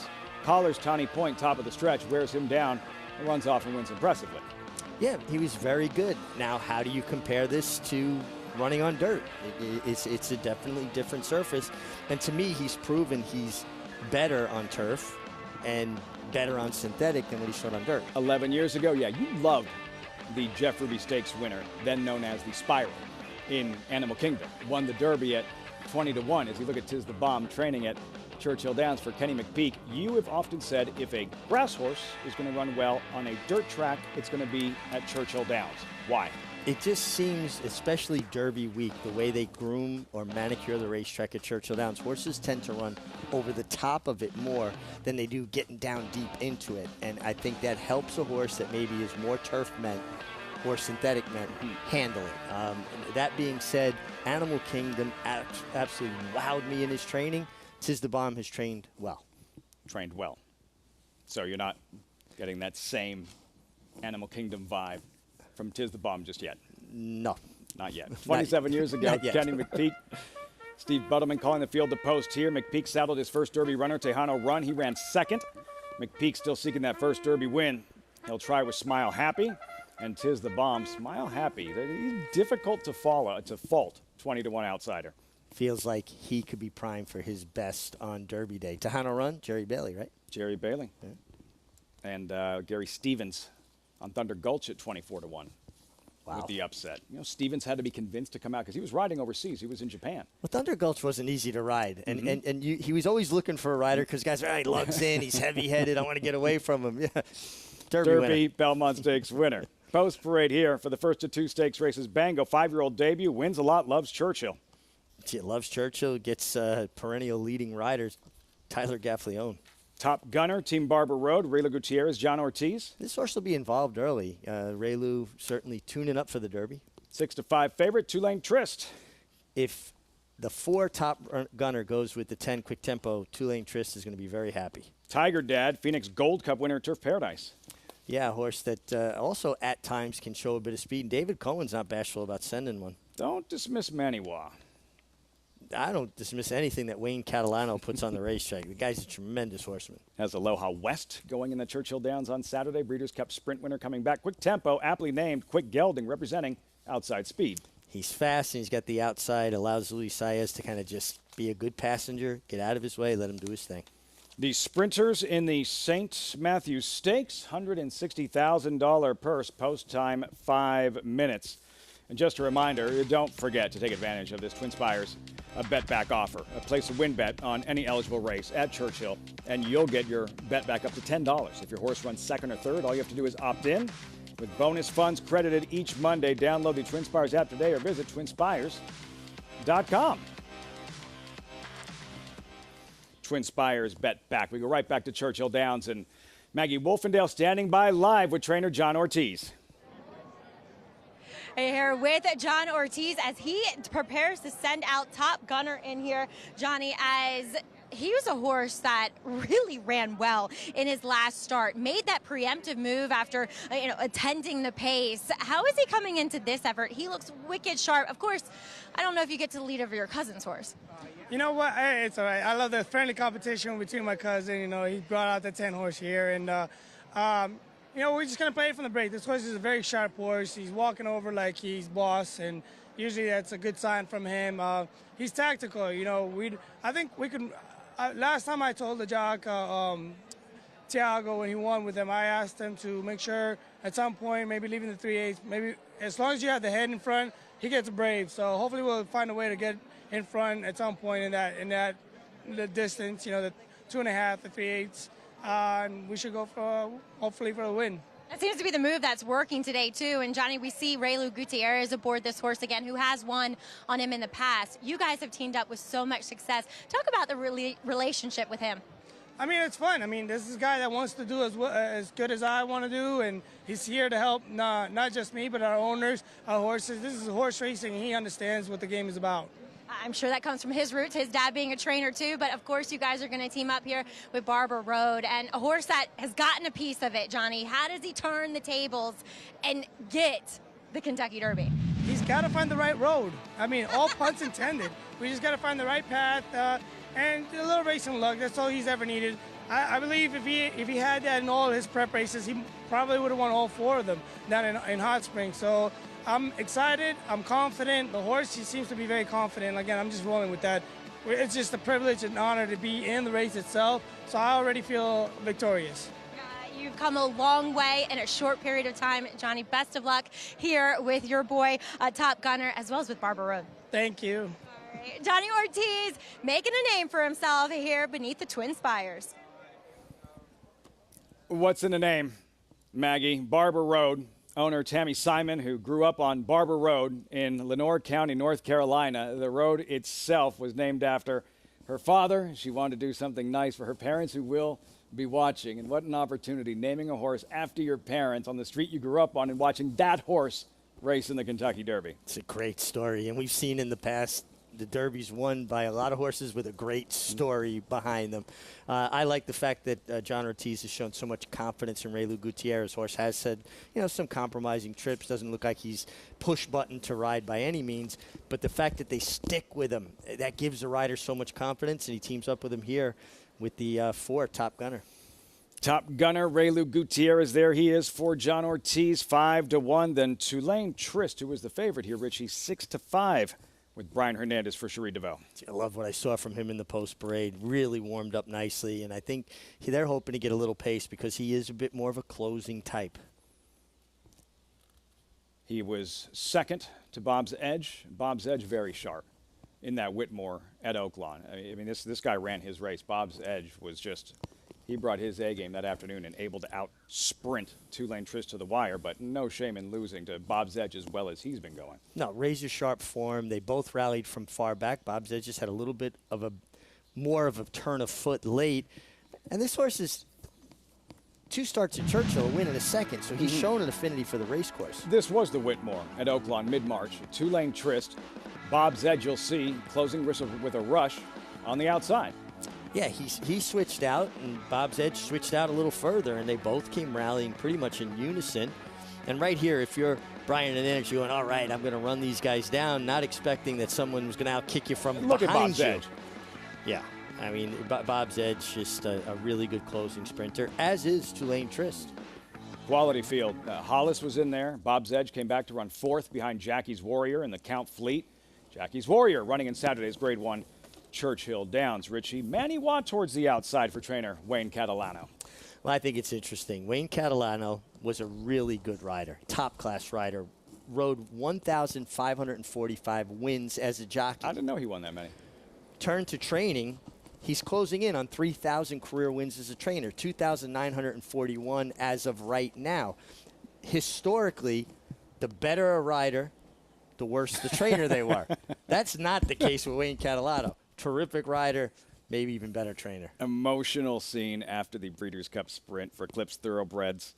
Wayne Catalano, Aloha West, and what a thrilling finish by a nose. And we get to see Aloha West on Saturday for the first time since that dramatic win in the Churchill Downs. Yeah, starting off his campaign. And the other thing, Wayne Catalano can really cook. He's a good cook as well. So ride, train, cook. He does it all. He does it all. He's the deal. I mean, back to Maggie and Frank as we have reached post time for this first of 2 stakes races. Maggie. You know how Bobby Flay has the throwdowns? I want to see a Wayne Catalano, Richard Migliore throwdown in the kitchen, Frank, because I think they go at it, posting those pictures of their food on Twitter. For sure they do. And Wayne Catalano is a very proud chef. He will talk more about his cooking than he does about his horses. Yeah. Aloha West looks spectacular in the paddock today, but they are going all in on Tulane Trist, Frank. Is he vulnerable? I think he's vulnerable. Yeah, he finished second to Bob's Edge last time, who's gotten good. Bob's Edge by Competitive Edge, trained by Larry Jones. But he's still, I don't know if he'd be quite the talent that Bango has. You know, I mean. It seems as though he's a bit pace dependent too. Does he get that pace? I think he does get the pace with Quick Tempo in here. Quick Tempo is a very, very quick horse, and I think the pace is going to be like 21 and change, 45, maybe 44 and change. So they are going to get some good pace. It is a sprint stake after all, the St. Matthews. But Bango, you were interested in him. I was remiss to mention his work spacing, Frank, is a little bit dubious. I mean, it seems as though he has 10 to 15 days before works. Yeah, but I love Greg Foley. He's such a great trainer, and he knows his horses, and he knows how special Bango is, and he's won 6 of 11 starts here at Churchill Downs, so I wouldn't worry about him. He looks spectacular. He looks ready to go quickly. Well, go ahead. I'll give you a long shot here. Okay. Maniwa from Wayne Catalano. I mean, we started with Wayne Catalano Lafitte, and we're going to end with him. Frank, interested in Manuel. Going to make that throwdown happen. I'm in. I mean, you take the challenge. Great trainer, great rider. Going to finish second in the kitchen. Let's see if you can get Maniwa to spring an upset. All set. Post time for the St. Matthews live from Churchill Downs. Here's Travis Stone. They're off, and Tiger Dad botched the break off a couple of lengths behind the rest. Quick tempo, good beginning, racing for the lead. Top Gunner was away sharply as well. Bengo comes through toward the rail to grab third, now comes off the rail. Tulane Trist is away fourth. Manny Waza in fifth, and slow starting Tiger Dad is the trailer down the backstretch. Quick tempo, fleet-footed early, speeds off to lead by 2. Top Gunner chasing from second. Bengo third. Tulane Trist in the clear fourth, half mile out. Maniwa goes over toward the rail, moves up one spot. The trailer is Tiger Dad, 21-2. Was it opening quarter mile? The pace is sharp. And it's Quick Tempo, the leader. Top Gunner getting closer. Second and just a neck behind. Bengo within striking range. Tulane Trist is only 4 lengths behind. Manny Walk cuts the corner and Tiger Dad at the back. Top of the stretch. Top Gunner comes on to take the lead. Bengo's putting in a run. Quick Tempo fights on. Tulane Trist continues to close outside. At the 8th pole, Top Gunner's in front a length and a half. Quick Tempo, Tulane Trist. Top Gunner wanders way to the outside, but it's clear by 2. Tulane Trist up into second on the wire. Top Gunner got it. Top Gunner sharp in victory over Tulane Trist, Quick Tempo, and Bengo. Sharp in victory, Travis Stone, and so is Team Barber Road.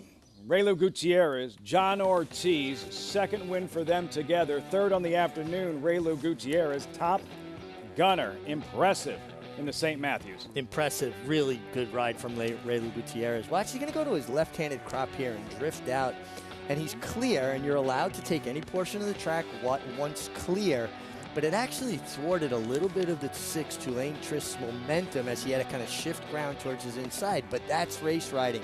Not doing anything against the rules, but making other horses and riders' lives uncomfortable as you can. And Raylu looks like he's got a lot of confidence. And talk about being relaxed. He did like a Barstool Sports pizza. The pizza, yeah, challenge thing, and he actually was pretty good. I got a big kick out of it. Got to go to Brooklyn. These guys want pizza. Let's go to Brooklyn. I'm guessing you didn't eat a lot of pizza in the days leading up to your Kentucky Derby rides. No, but that's the benefit of being a smaller stature like Raylu. I was the center on the jockey basketball team. Now it's Trevor McCarthy. Whatever he's doing, don't change a thing, because it's going well. 3 wins on the afternoon. Raylu Gutierrez guiding home Top Gunner for John Ortiz, Team Barber Road in the St. Matthews. And when we come back, star jockey Irad Ortiz recently asked how to pronounce his name, Irad or Erad. He said, whatever you want. You know what he'd love is to be called the Kentucky Derby winning jockey, Mr. Ortiz, to ride Mo Donegal from the rail in the Derby.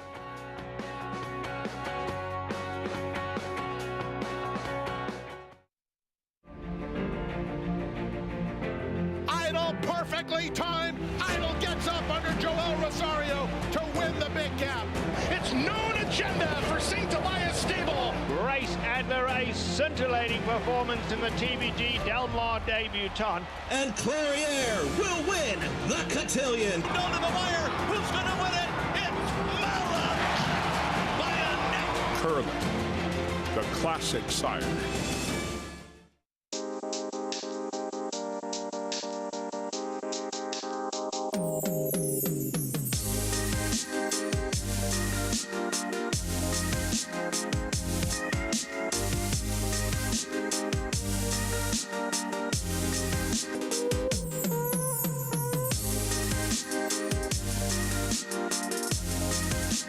Stay fabulous.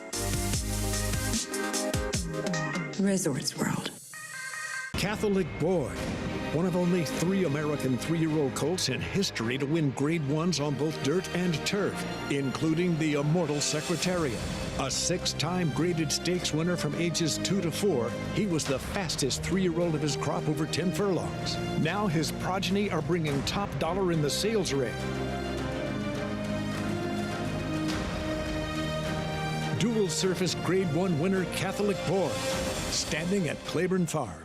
For the fastest 2 minutes in sports, speed might be the only thing that matters. And when you hear the call to post for Saturday's Kentucky Derby, one of the fastest ways to bet is right from your phone. Race to the Twin Spires app, where you can earn your money back if your horse finishes 2nd or 3rd. All week long, on every eligible race at Churchill Downs, including the Kentucky Derby. Twin Spires. Download the app now.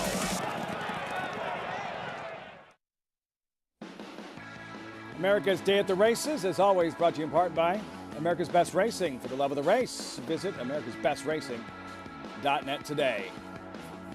You're seeing some of America's best racing at Churchill Downs, as always, the first week in May, the lead up to the Kentucky Derby, and for Raylo Gutierrez in a zone.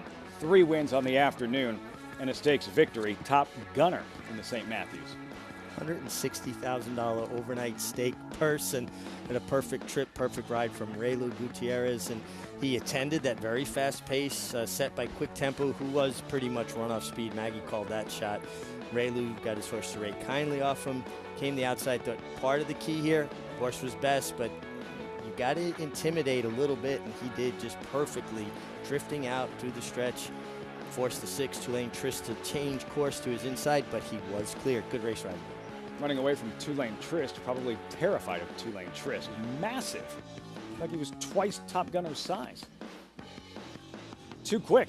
Top Gunner, victorious St. Matthews. And for Raylo Gutierrez, big day. Churchill Downs, and standing by with Maggie in the winner's circle. White hot, Raylo Gutierrez. First, I got to know, what's the call me? Just letting every trainer know. Call Jose, we're available. When you give rides like that, as you just did aboard Top Gunner, right? We saw you kind of drift in the stretch, and it played out because Two-Lane Trist was coming to you on your outside. Yeah, I mean, seen a little Angel Cordero tape, so, why not try it? It worked out in my favor. Don't always work. Don't try it at home, kids. But, no, we got lucky, and I'm really glad with the result. Oh, huge weekend for you. It's been fun for me personally, for fans of our shows, because we've watched you grow up and quickly see you at the top here, and you're riding in your first Derby. What does that mean to you? I got a little bit of mustache hair, if that helps, but I shaved it to look young. Little Johnny V look? Johnny V look. But, yeah, it means the world to me. To everybody on the NYRA circuit, you including, and Andy and Stabile, everybody who's always giving me pointers or helped me. I remember everybody, and I'm grateful to everybody. And we're here now, and I can't believe it, but there's work to be done beforehand. So, well, speaking of beforehand, Friday, the Oaks, Hidden Connection, a filly that you have quite a rapport with. She ran so well last time, just falling short to Echo Zulu, the champion. Yeah, I mean, wow, that was like a whisker. But this is her third out after the Breeders' Cup. She's doing amazing. I know Echo Zulu's probably doing amazing, doing better. But I'm really confident. I love our post. I love our draw. She gives me options. It's going to be a matter of luck getting a good trip. I mean, you have 7 fillies. This is probably the deepest Oaks in a while. So, I mean, 7 fillies can win it. Hopefully mine comes out on top. All right, Ray. Well, congratulations with this win in the St. Andrews. All right, thanks. Hi, Tom Morley. I don't think he has to babysit Lafitte right. Raylo Gutierrez, huge afternoon here, getting the win with Top Gunner. I don't know, Richie. He seems to me like he's really pressing, like climbing the walls with anxiety before the biggest mounts of his life. Think he's having some fun? He just seems like he's really enjoying himself. That's pretty cool. Tom Morley. We'll find out if he's doing his job at home. Jose Santos Jr. handling Raylu's book, doing a great job as his agent. Absolutely. Hidden Connection Oaks, Barber Road Derby. Post-parade, we shift gears. Horseshoe Indy, 20-1 shot to kick things off. And then Red Liaison, 9-1 with Victor LeBron. Yeah, Red Liaison moving up in company, coming off of a layoff. Number 3, Super Duty Justice, first after the claim, Brandy Steele. Yeah, another one that hasn't been seen since October, first off the claim, taking money. Binge, number 4, Contender. I think Binge makes the most sense, dropping in class, a little more recency. Getting 7-2 Binge. Then the favorite, Baby Vincent at 2-1 here. It has good speed, but has not been seen since November, and I think that can be tough winning off the layoff with a fast horse. We can talk more about that after the post break. These Indiana breds, non-winners to lifetime. Here's Prince Acton, Deshaun Parker. Deshaun Parker, just such a top-class rider, and he's always going to take money. I think he moves the board, particularly there. Ponyless. Love the Rodman Orange Dew. Go, Rodney. Well, the horse is very well turned out. Groom takes a lot of pride. It takes a lot to braid those awesome into the mane. I know who I'm pulling for. Venice Beach on the outside, 5-1.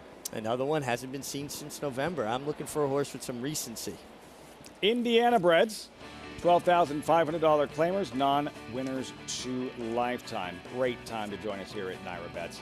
Derby week, join today, receive a $25 free bet for the Derby. New members can also earn up to $200 a deposit bonus with the promo code Derby25. Bet any track, anywhere, anytime. Join now at NyraBets.com to earn that $25 bet plus $200 deposit match. You wanted to touch on something after the post parade. A plane went overhead, and I didn't hear a word you said. Okay, well, I'm talking about the 5, Baby Vincent, who is your favorite. Hasn't been seen since November. He's logical. He certainly has form good enough. He's dropping in class, but he's a speed horse. And I think it's harder for speed horses coming off of layoffs because they're involved. They run more of the race. They're not like a closer who can sit back and you're trying to get a quarter-of-a-mile run out of them. They have to run hard almost every step of the way. More of a challenge coming off the bench, in a shorter race, which kind of goes against conventional thinking. Yeah, well, I just think that because they have to run every step of the way, it's just harder for a trainer to get those horses fit as they need to be off of works alone. Very cool shot there from Horseshoe Indy. The horses march towards the starting gate and can't get enough of Prince Act out there, who we saw in the post parade with the orange braided mane. That was awesome. Yeah, I mean, listen, so many. Go Rodney, correction, go Rodney. The 7, go Rodney. These grooms take so much pride in their horses, and they want them to go out there and look their best. Now, as a rider, you come out and you've got all that braided in their mane, and you spend the next 3 minutes pulling enough of it out so you got mane to hold on to leaving the starting gate. Thanks a lot, man. Filing into the gate. How can you not pull for Go Rodney now? At a big price, too. Maybe you can light up the tote board. Filing into the gate for this 5th race from Horseshoe Indy, John G. Dooley. And a great look inside the gate there as well. John Dooley with the call, race 5, Horseshoe Indy. Andre Saloa with Go Rodney. Super Duty Justice to join the line. 2 back. Sammy Bermudez with Binge. At 5.5 furlongs. 1 more. Apprentice Lindsay Abear with Venice Beach. They're in the gate. And they're off. Even start. Venice Beach on the far outside. Binge flashing good speed. Right there toward the inside is Super Duty Justice, and Baby Vincent is also on the lead. It's Binge. So Binge rockets to the front for Sammy Bermudez. Leads tracking Baby Vincent past the half mile. It's a break of a length and a half on the outside. Looking to vie into that 3rd spot along with Super Duty Justice as they enter the far turn is Prince Act, and they have 3 furlongs to go. Venice Beach is running a wide 5th. Then a break of 6 more to Can't Say Ellie Mae with wide Go Rodney, and Red Liaison has dropped back to last. The quarter was 22.39 seconds past the quarter pole. It's Binge from a looming on the outside. Here's Baby Vincent coming now with this sweep for Rodney Prescott, and Baby Vincent has taken charge from Binge. Coming down toward the final furlong. Then Super Duty Justice, Prince Act is now leveled off to be 4th. Venice Beach in 5th, then Go Rodney 6th toward the rail. But close to home, it's Baby Vincent. First run of 2022, Baby Vincent comes back on top and won decisively by nearly 7. Super Duty Justice was 2nd, then Binge with Venice Beach, Go Rodney, and Prince Act was after that. He handled the sprint pretty well today, Richie, off the bench here, Baby Vincent in the 5th race, Horseshoe Indy. He was very, very relaxed and comfortable, stalking in 2nd. Rodney Prescott, his rider, just did a real nice job. And this is a rider that recently went over his 4,000th career victory. This is 4,011 right here. And I always think it's tough for speed types to win off the layoff. Well, good job by Kim Hammond to have this horse ready to fire big off the bench. But I like the quiet rating tack that he was able to kind of attend the pace and not be overly involved. Good ride by Rodney Prescott. Baby Vincent there, and first win on a dry track. Had broke his maiden in the slop, and today off the bench in his 5-year-old debut. A 2nd lifetime win. We'll have those results coming up from Horseshoe Indy. Also, stakes racing continuing from Churchill Downs, and wow, the very talented, very exciting Big Invasion coming into his own. 2 straight daylight wins, training up a storm, and now the William Walker Stakes. That's next from Churchill Downs.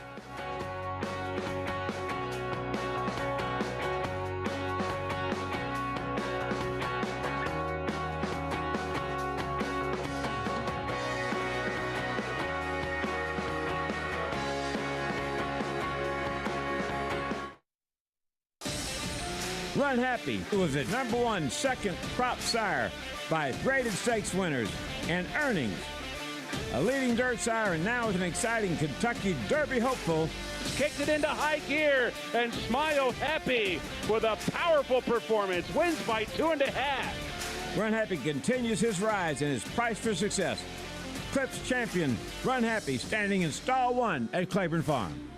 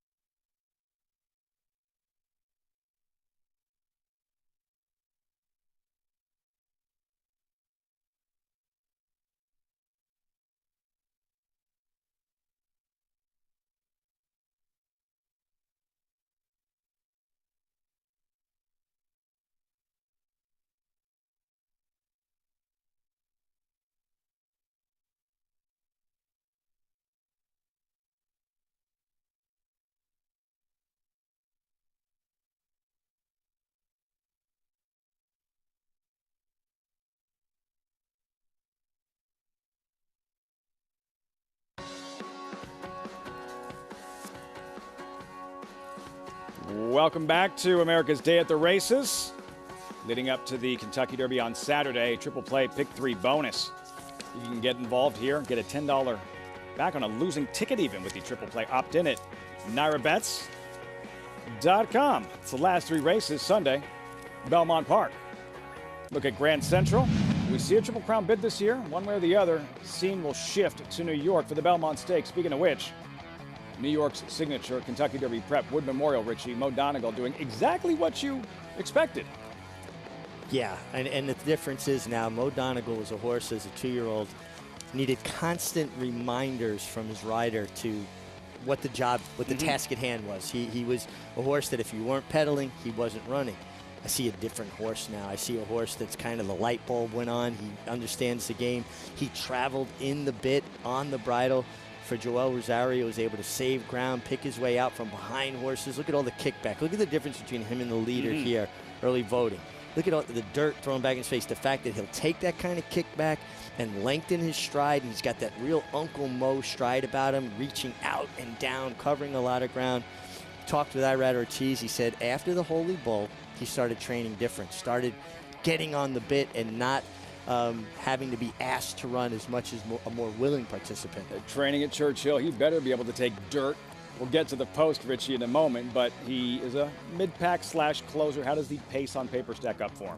I think he gets enough pace. Listen, I don't think the rail has done him any favors, but he's already shown the ability to run through traffic, take kickback. He's not afraid to run inside. That Wood Memorial became an outstanding dress rehearsal for the Kentucky Derby, particularly with the post. Jerry Crawford, Donegal Racing, they love bringing closers to the Derby. Patio Prado, Delahan, Keen Ice, and now Mo Donegal. Kentucky Derby Spotlight, another look at the field for the 148th running of the Kentucky Derby. 20 deep, 1.25 miles. Mo Donegal stuck inside. Richie, if you're Irad Ortiz, how do you win from the one post? Well, it's a little bit different now with the 20-horse starting gate instead of the 2 different gates where you kind of got stacked up against the inside rail. You're not looking at the elbow or the turn into the stretch, so you don't have to worry about as much about getting pushed into the fence. You have some space to work with. I still think you want to break clean. You don't want to get hampered the first 100 yards, and you want to try to find that bubble.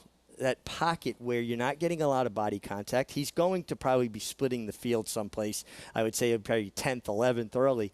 And then you just want to look for live cover. You need to know who you want to follow, know the riders that you want to follow, and certainly the horses you want to follow. And then it's about studying them as you're in the race. How a horse is carrying his tail, how his hind ends up underneath him. You know when a horse looks like they're going to tire, if a horse is leaning in or out, so you can make your intelligent decisions about whether you want to go inside of one or outside of one or to get out from behind one. Just can't be comfortable that avalanche of horses all coming your way. For a young racehorse, 160,000 people to complicate matters that much more.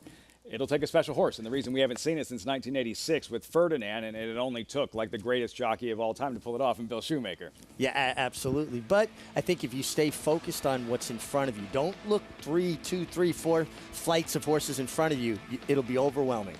Mo Donegal drawn inside. I read Ortiz trying for a first Kentucky Derby victory. Down to Maggie in the paddock with this Walker Paddock report. Maggie.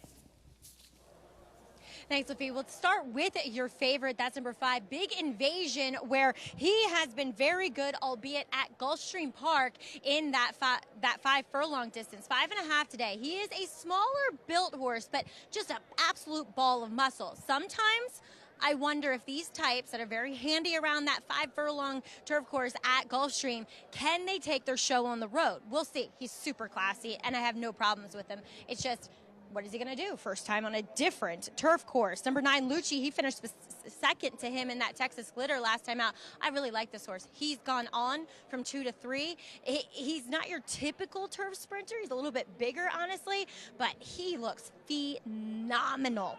Love what I'm seeing from Lucci. As Brendan Walsh, he'll send out 2 in here. Brendan's had a lot of success with his turf sprinters, actually across the board with all of his horses. But Millennial Moon, I like the fact that he keeps him sprinting. He's built more like a sprinter. We'll see if the 5.5 proves to be too short, as all of his races in England are going the 7/8. But he looks ready despite coming off of a layoff. And a quick note here, Lafitte, on Brendan's other horse, number 2, Candy Landing. He did go up and kind of fall on his side in the saddling stalls. They had to saddle him on the walk, and then thereafter, Brendan had to give him a little bit of a schooling session.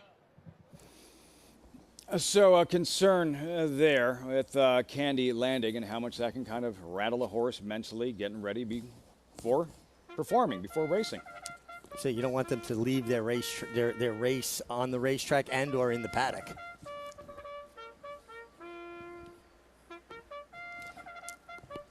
Wonder how many times I've heard that. How many? Call the post. Do you know the exact amount? I rode 30,000 races, but since I was a kid going to the races, it's got to be in the hundreds of thousands. That's true. Steve Buttleman called the post. That's when it absolutely erupts, just erupts at Churchill Downs when the Derby field comes out and the sound of the call to post, and 150, 160,000 people simply erupting before what's known as the most exciting 2 minutes in all of sports. Post spread for the William Walker, 13-1. Candy Landing we just saw there. Then B.D. Valesky at 23-1. Yeah, broke his maiden last time, but that was for maiden 50. This is considerably tougher. Odds-on favorite, number 5, Big Invasion, Budding Star. Budding Star gets Joe Rosario. Christophe, come on. This horse is so fast. He's showing that blazing speed, and Christophe likes his horses covered up. They're not covering this guy up. Just like you, Richie. New York bred here, Run Curtis Run. Yeah, Run Curtis Run. I always root for the New York breds, and was real good at the Futurity at Belmont last fall. Was a bust at the Breeders' Cup. Sully, Flavian Pratt will ride the Derby favorite Zenden, Derby winner, debut winner last March at Fairgrounds. Yeah, won on debut, goes against much tougher here. Millennial Moon, English Colt, U.S. debut, 3-year-old debut. I thought this horse was interesting coming from Europe, and he looks like he's handling the proceedings well. Johnny Velasquez, 3-time Kentucky Derby winning jockey on Lucci, and Maggie really liked what she saw from this speedster. Well, he elevates in my eyes if Maggie likes him, and I've got to like him too because my son Luciano, we call him Lucci. So you got the New York bred and you have Lucci in here. Sentimental pick. And you can also take advantage of the Twin Spires bet back offer here.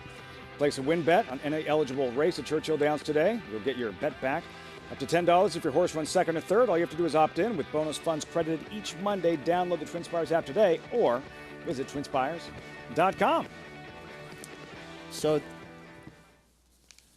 They told me when I went to ride the Derby that I would get hit with it when they played my old Kentucky home. Didn't really move me. Maybe if they played sidewalks in New York. See, I mean, the Belmont Stakes 5 weeks later, perhaps. Big Invasion, 3-5. 2 daylight wins, Richie. And in that Texas glitter, he met up with Lucci. And it's going to take a lot for Lucci to turn the tables. And Big Invasion, who handled him rather easily at Gulfstream Park when they met. Yeah, 3 lengths in a turf sprint is a lot of separation. But Lucci, maybe he needed that run coming back. He had 1 race in January. He was inside. Now they flip-flop post positions. Is he the one now putting pressure from the outside on Big Invasion? I mean, it's hard to see how they're going to flip-flop the result off of this effort, but horses do change. It's hard to, when you watch them the first time they met, and maybe Big Invasion had a really, really good day, and Lucci ran well, but watching the first time they went head-to-head, hard to envision how Lucci could turn the tables here on Big Invasion. And for that reason, 3-5, Big Invasion, Lucci, 7-2. Millennial Moon. Here, Richie, the cold tier for Brendan Walsh. Walsh looking for a second win this afternoon. Tyler Gaffalione in the saddle. Key to success for him today, making his U.S. debut. Key to success is what Big Invasion and Lucci do early on in the race to each other. If they get involved in their own personal little match race with a field of horses, somebody could get lucky to, come pick up some pieces if that's possible. And I think the most likely candidate would be Millennial Moon. There he is. With Tyler Gaffalione, 6-1. Millennial Moon, and it's, Big Invasion with the speed, and for Millennial Moon to have a nice target to run at in the stretch. Well, he's going to have a target because, usually when you get horses that come from Europe, even if they're sprinter types there, they don't break as sharp as the American horses. And obviously, Big Invasion and Lucci coming out of 5 furlong races at Gulfstream Park, they're going to be quick. And look, he had that big win on a softish turf course, despite the rain, a firm turf course, Churchill Downs. And I wonder if this 5.5 furlongs isn't a little sharp for Millennial Moon, who all 3 of his starts at 7/8 of a mile. Yeah, I would agree with that. And they seem to have such a good handle. They're very specific about the distances their horses run in Europe. John Gosden, one of the greatest horse trainers in the world, started this horse at 7 and kept him at 7 for all 3 2-year-old starts. Look there at Lucci, and you figure John Velasquez to be very aggressive right from the start. Johnny's a rider that gets his position going forward, and he doesn't give anybody a free ride. So he may not be all in, but he's not going to give Big Invasion any rope. At 7-2, Lucci there for trainer Wesley Ward in the Ward Factor, where it seems like his horses break sharper than just about anyone else's. Earlier today, Maggie was interviewing. Oh, who was it earlier today? Had a win. Now I'm going to draw a blank. In the first, and they were talking about how quick the horse broke, and immediately a reference to Wesley Ward. Yeah, well, listen, Wesley has figured out the formula, getting young horses ready. They're so well schooled. They leave the gate running. Wesley was a good rider. He was a good gate rider, too, so maybe he took some lessons from being a rider. He's exceptional. Am I completely losing my mind, Maggie? I did hear that earlier today, yes? I can't hear you, Lafitte, because Phil Collins is screaming at me right now. I'm sorry. But, Paul, at least I can hear you. Yes. So let's talk about number 9, Lucci. I love the way he looked in the paddock, out on the track, but can he turn the tables on Big Invasion here? Because he's a speed, and he couldn't hold him off going 5.5. Now he has to go 5.5. Yeah, when you look at Big Invasion, you see that there is speed there and able to maybe stay on Lucci's back. Right. The one thing you can't say, Lucci's only had really a couple starts or 2 starts since June of 2021 at Ascot. So maybe he needed that last race.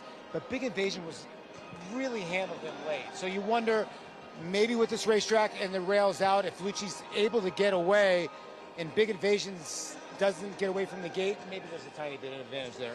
The only thing I worry about with the heavy favorite in here, Paul, is that can he take a show on the road? Because sometimes horses either love or despise the 5/8 down at Gulfstream Park, and it takes it's a special tool to be able to win races going that distance on that course. No, it is true. I mean, and what I do love on the page, though, He won from the one hole in a 12-horse field going 5 furlongs and was able to sort of rate from the inside. And then last time out, showed more speed. I think that this horse is faster than looks on paper.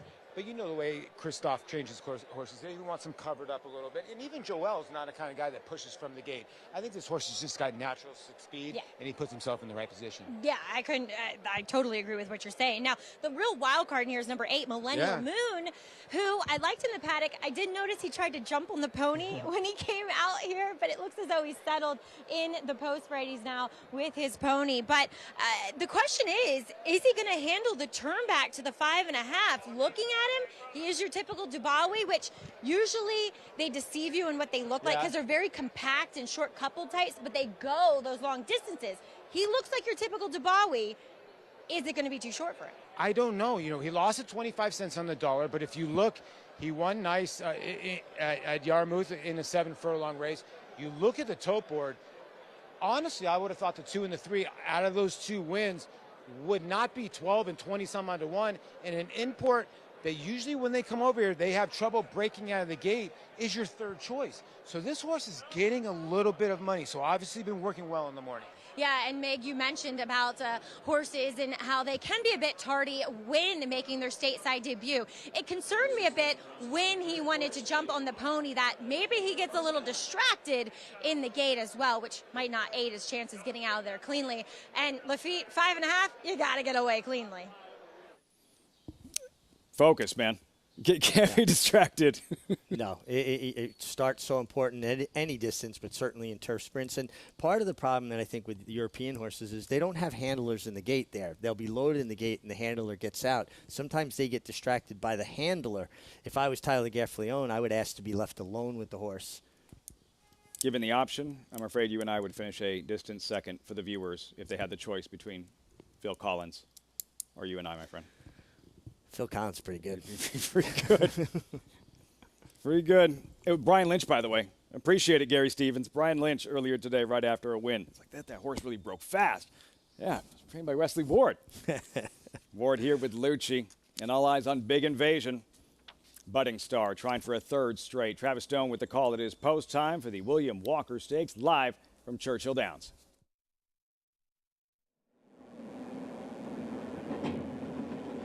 They're in the gate.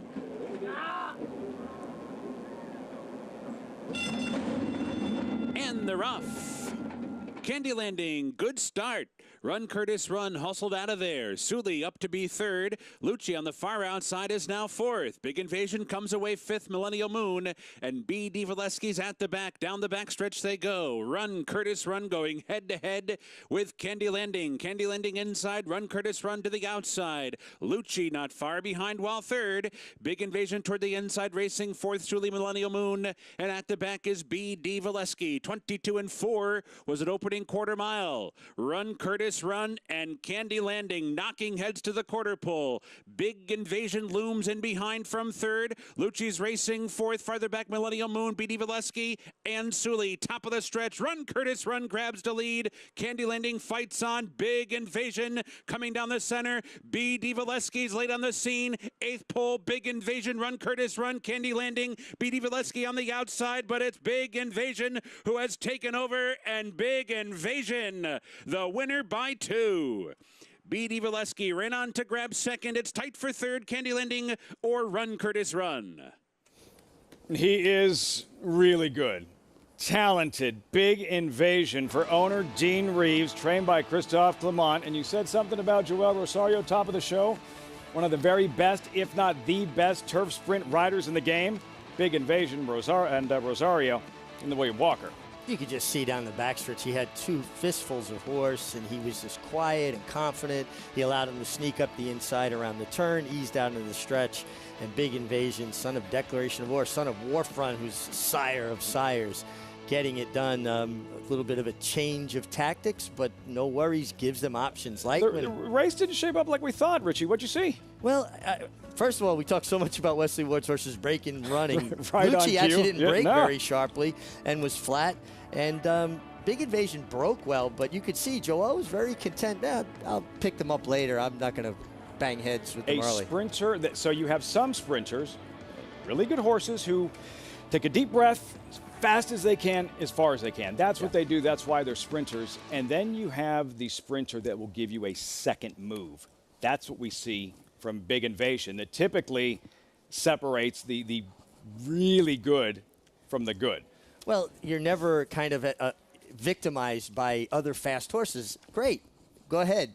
I can wait and make a run. If nobody goes, I can make the pace. When you have that kind of versatility, and obviously a horse that's a work in progress, he seems like he's just improving and learning the game as he goes. He's exciting.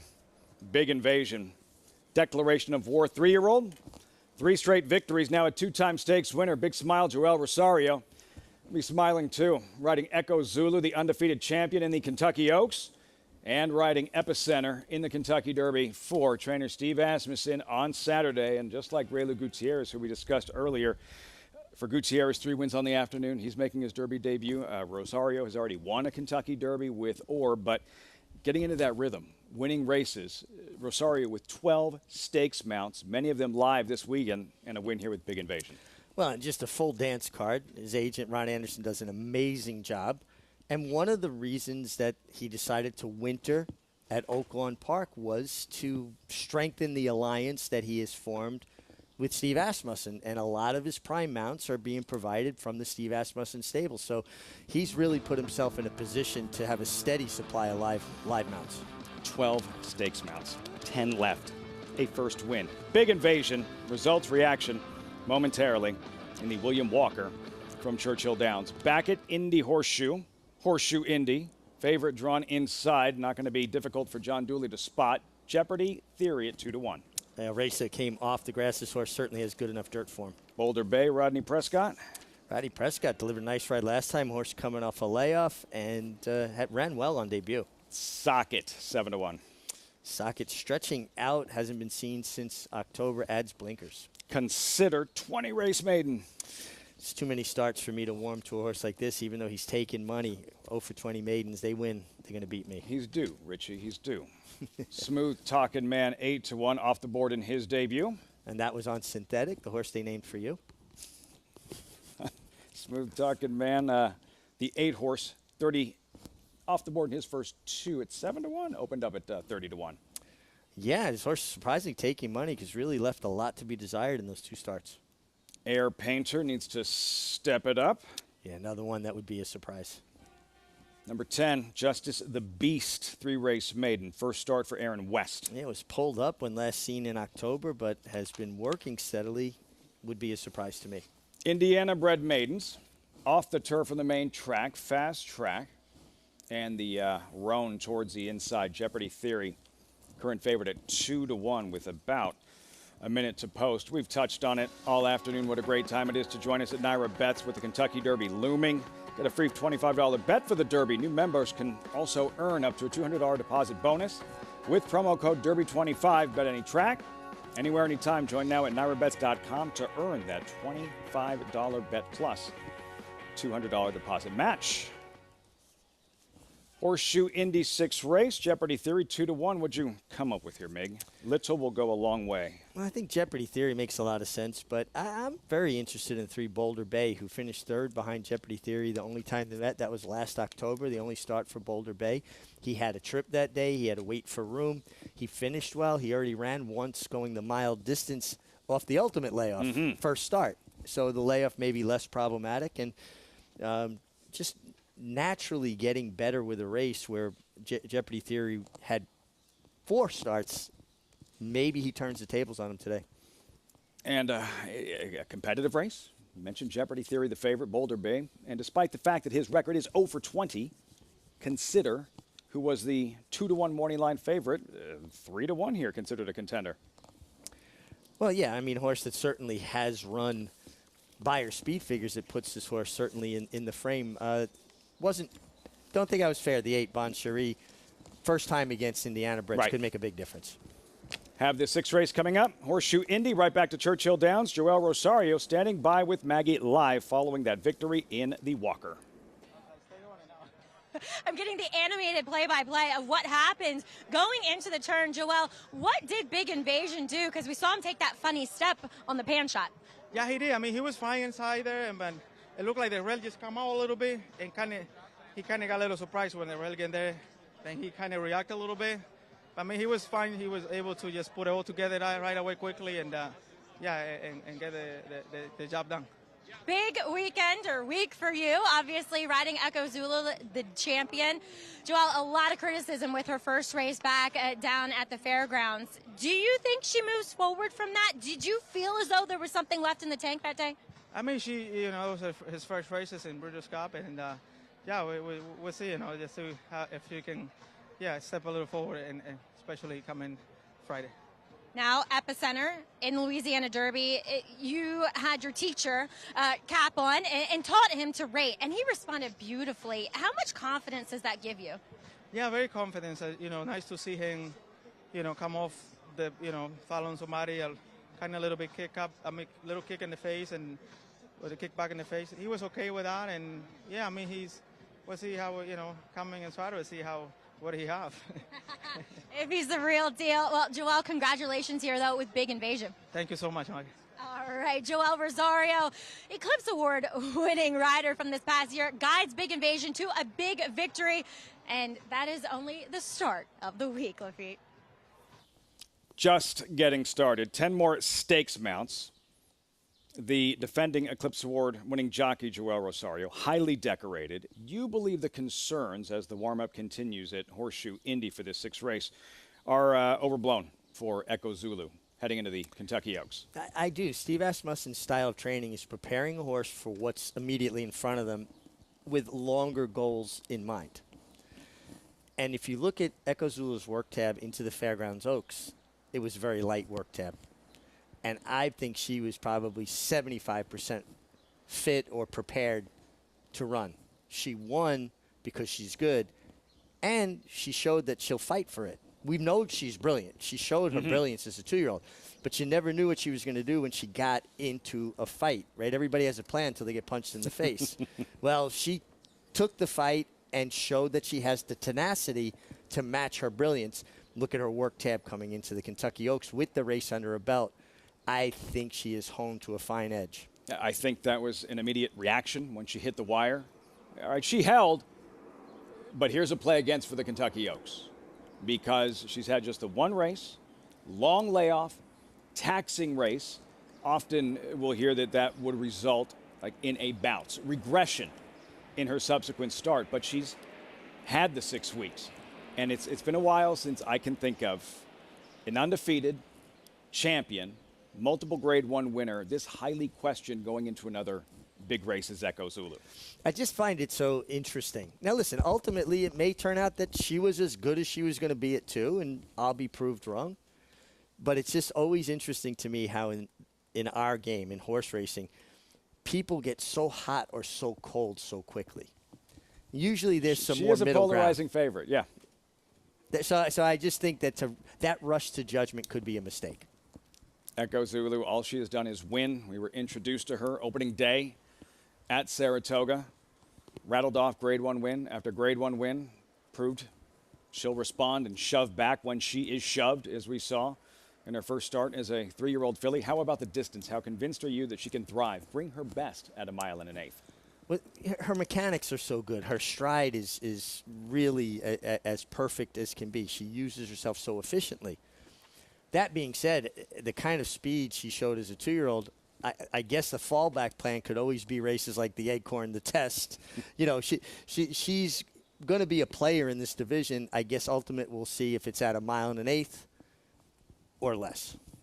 Huge weekend for Steve Asmussen, trying for a 3rd Kentucky Oaks, a 1st Kentucky Derby. Epicenter, second choice, 7-2 on the morning line from that number 3 post position. And all the lead up continued right here on America's Day at the Races from Churchill down. Still have 1 left, the nightcap coming up. And here at Horseshoe Indy, marching towards the starting gate, 3-5. Wow. Price plummeting on the Gelding You Like Boulder Bay. Yeah, I guess a lot of people were looking at the race the way I was looking at it. And just thinking, listening to you. Yeah, that he could certainly take a big step forward. But it's going to be about trips, too. Get away clean, find a good spot. Rodney Prescott, like I said, a rider who not too long ago won his 4,000th career victory. Doesn't matter where you ride. When you accumulate that many wins, it says a lot about the body of work you put together. Longevity, ability, over 4,000 wins. Again, love this angle, seeing the assistant starters and the jockeys and everything that takes place during the course of a load of any thoroughbred race. I love this as well. You know, people that don't know, riders don't go in there and just hang on to the horse's mane. You know, there's communication with the assistant starter, making sure your horse is balanced and square. 1,000-pound animal, you want them square. You can see the rider on the one here, Orlando Mojica, still adjusting his stirrups. Doesn't feel like he's got them quite right. I think sometimes it's more of a little bit of a nervous mannerism. Now, goggles in place. Orlando, you ready? Got to get a piece of mane. Stick in place. We're all set. Post time for the 6th from Horseshoe Indy. Here's John G. Dooley.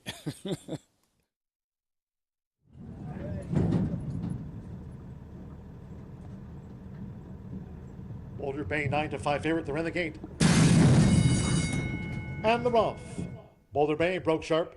Jeopardy Theory. Right there is Socket, and there's Justice the Beast, who starts an early bid, but is 3 wide as they enter the first turn. It's in between horses, Socket. Jeopardy Theory just leads up the near side for Orlando Mojica as these maidens go to the back of the track. So Jeopardy Theory takes the top from a tracking Socket, 3/4 length to Justice the Beast, who's posted wide in 3rd. Boulder Bay is now 4th upon, settling here for Rodney Prescott, just under 6 furlongs from home. Then Smooth Talking Man, Bon Cher is next, making his run up the backstretch. Saving ground is Air Painter, while racing 3 clear from Consider, who's dropped back to 8th and last, the quarter in 25.65 seconds. Jeopardy Theory slows them up to a half mile from home. Jeopardy Theory a length and a half to Socket. Justice the Beast continues a wide 3rd. Boulder Bay looking to gain toward the rail. Smooth Talking Man is 5th. Bone Share is 6th. Consider up 1 spot on the green cap. That relegates Air Painter to last at 19-1.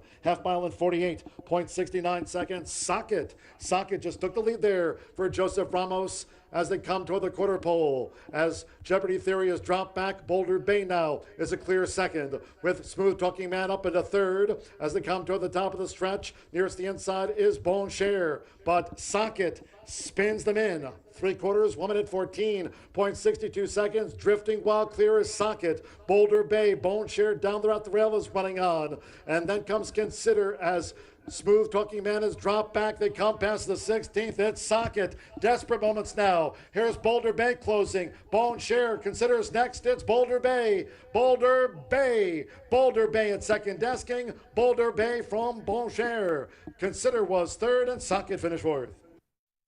Boulder Bay graduates in his 2nd career start. And interesting, Richie, what'll trigger a horse's competitive spirit in different racing situations.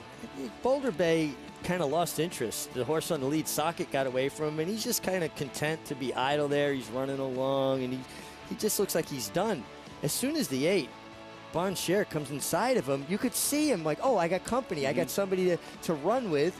Horses are herd animals. He joined in, and he took off with the 8, Bon Cher, who was making his first start against Indiana breds after spending the winter at Oaklawn. And that's a perfect example of when I talk about horses being herd animals and liking to run with other horses. He was totally disinterested until he got company on his inside. How many times have you seen a 3-horse drive to the wire and the horse in between is just running with the horse on the rail, and then the one from the outside comes up, and all of a sudden the horse in between, then he really digs in, and for one reason or another gets just that much more competitive depending on where the challenge is coming from. Yeah, it's like you're very happy to run alongside a horse. Then they get this other horse come with them, and it kind of carries them past the leader. We see it a lot.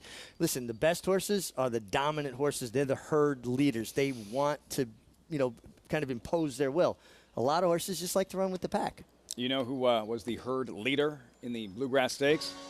Zandon, and he's trained by one of the very best in the world, Chad Brown, trying for a first Kentucky Derby on Saturday. Arguably the best horse he's ever brought to the Kentucky Derby. Chad Brown trying for a first victory in the Run for the Roses.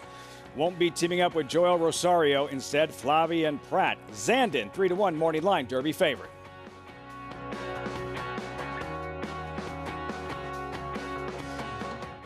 The sun shines bright on Caraconte. His first crops of racing age are showing brilliance on the racetrack with a high percentage of stakes winners. His versatility is evidenced by winners on all surfaces across the globe. And his offspring are lighting up the sales ring. With his biggest and best quality of books in the pipeline, the sun shines bright on this value sire. Caraconte, standing at Gainesway. The Fasig-Tipton Mid-Atlantic 2-year-olds in training sale, showcasing more than 600 juveniles, all on a dirt racetrack. Recent Grade 1 winners include Beyond Brilliant, Gamine, Got Stormy, and Switzerland. Graded stakes winners Informative and Morello, plus stakes winners from coast to coast. Among the nation's top juvenile sales by Grade 1 wins. Join us after the Preakness, May 23rd and 24th in Timonium, Maryland. Where will you be?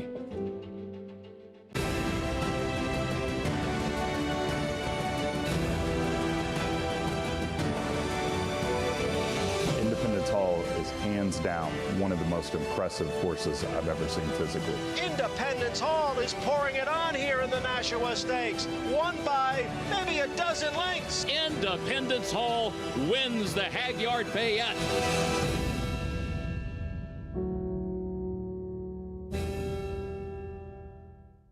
Be a part of the Racing Action Saturdays at Belmont Park with live money contests available online through Naira Bets. A $300 buy-in adds $200 to your contest account, while the other $100 funds the cash prize pool paid through 10th place. Follow along with the races on America's Day at the races while keeping track of your leaderboard standings on Naira Bets. After the contest, your bankroll and prize winnings are shifted back into your Naira Bets account to start betting or withdraw. Register to play today at nairabets.com/contests. Welcome back to America's Day at the Races. As always, brought to you in part by Claiborne Farm. 100 years, doing the usual, unusually well. Gorgeous scenics from Claiborne Farm. Always beautiful in Louisville the first week in May, leading up to the first Saturday in May in the field for the 148th Kentucky Derby. 20 of them, mile and a quarter, number 10. The favorite, Zandon, 3-1 on the morning line off the strength of his Bluegrass Stakes victory. Zandon over Smile Happy. What impressed you most, Richie, about Zandon's effort in the Bluegrass? He's doing his greatest Gale Sayers impression, just running, broken field runner and just making spots. And when a horse has acceleration, a turn of foot, and he's tractable the way Zandon is, it allows a rider to work out a trip like this. Got a sensational ride from Flavian Pratt, but he had the right dance partner. This horse really impressed me. And, he's going to run a 20-horse field now. You know how helpful it is to have a horse that's brave, not afraid to run through traffic, not perturbed by kickback, and finish the way he did. I mean, this horse has shown a lot of ability. I go back to the Remsen, making his second start from 6 furlongs to a mile and an eighth. He was still a baby. He was a work in progress. He's grown into a man, and his works at Churchill Downs have been phenomenal. Yeah, so electric in the Bluegrass. Goosebumps. But what have you noticed since then preparing for the Derby? His focus. He stays in the bit. Somebody asked me about, well, his head looked like it was up in the air. It's because he was under such stout restraint. Watch when the rider gives in a little bit. His head drops and he takes off again. His eighth past the wire was as good, if not better, than his eighth before the wire. And I really put a lot into gallop outs. I think when horses gallop out like this, they are touting how good they're doing. Enthusiastic breeze, energetic. Zandon, 3-1 morning line favorite, and what this would mean, Richie, in just his 7th start. Chad Brown trying to take down that first Kentucky Derby. Feels to me that this is absolutely the best horse he's brought to the Derby and the most tactical kind of horse, a horse that can help create his own trip, and he's doing it better than any horse I've ever seen Chad Brown bring to the Derby up to this point. He's been close. He took a Triple Crown winner to defeat Good Magic in the Derby a few years back. But Zandon, Frank and Paul, the 3-1 tepid morning line favorite. Your thoughts on him going into the 148th Kentucky Derby? Yeah, and he's been the buzz horse, Lafitte. I mean, I don't think I've ever seen the favorite, the morning line favorite for the Kentucky Derby, truly be the buzz horse here. Zandon everybody, I talked to almost 40 people, Frank. I think 37 people have told me Zandon's going to win the Kentucky Derby. Well, I mean, he was so impressive in the bluegrass, come from off the pace. When they turned for home, Flavian Pratt still had him in last place, and he came through the whole field and won pulling away, beat Smile Happy, who had been second to Epicenter. He's in the barn of Chad Brown. I couldn't say that I can't say anything bad about him. No, listen, Normandy Invasion ran a good race for him. Good Magic ran a good race. It's almost like Chad's making that step towards his first Kentucky Derby. And he hasn't been training that long, really. True. He's still a young man, and he'll still have plenty of derbies to come. But I don't think he'd trade places with anyone, and I think he's on the right horse. No, I do too, and I think he gets pinholed as a turf trainer, and I think a lot of people don't realize how good of a dirt trainer he really is. Well, good Magic champion 2-year-old, won the Breeders' Cup. I think that Chad is an excellent trainer, and I've all the respect for Zandon, except for the fact that he'll be coming from last, and you got to pass all those horses. That's going to be the key, guys. The break is going to be very, very key. If he can stay close to the pace, he's going to have a giant shot. That's a big part of the equation, guys, the race shape. Of course, Chad Brown trying to accomplish something the man that he learned so much from never did. His mentor, Bobby Frankel. He was close, second and third with Empire Maker Peace Rules in 2003, but never took one of those home. Maybe Chad Brown can. We'll find out Saturday evening around 7 Eastern.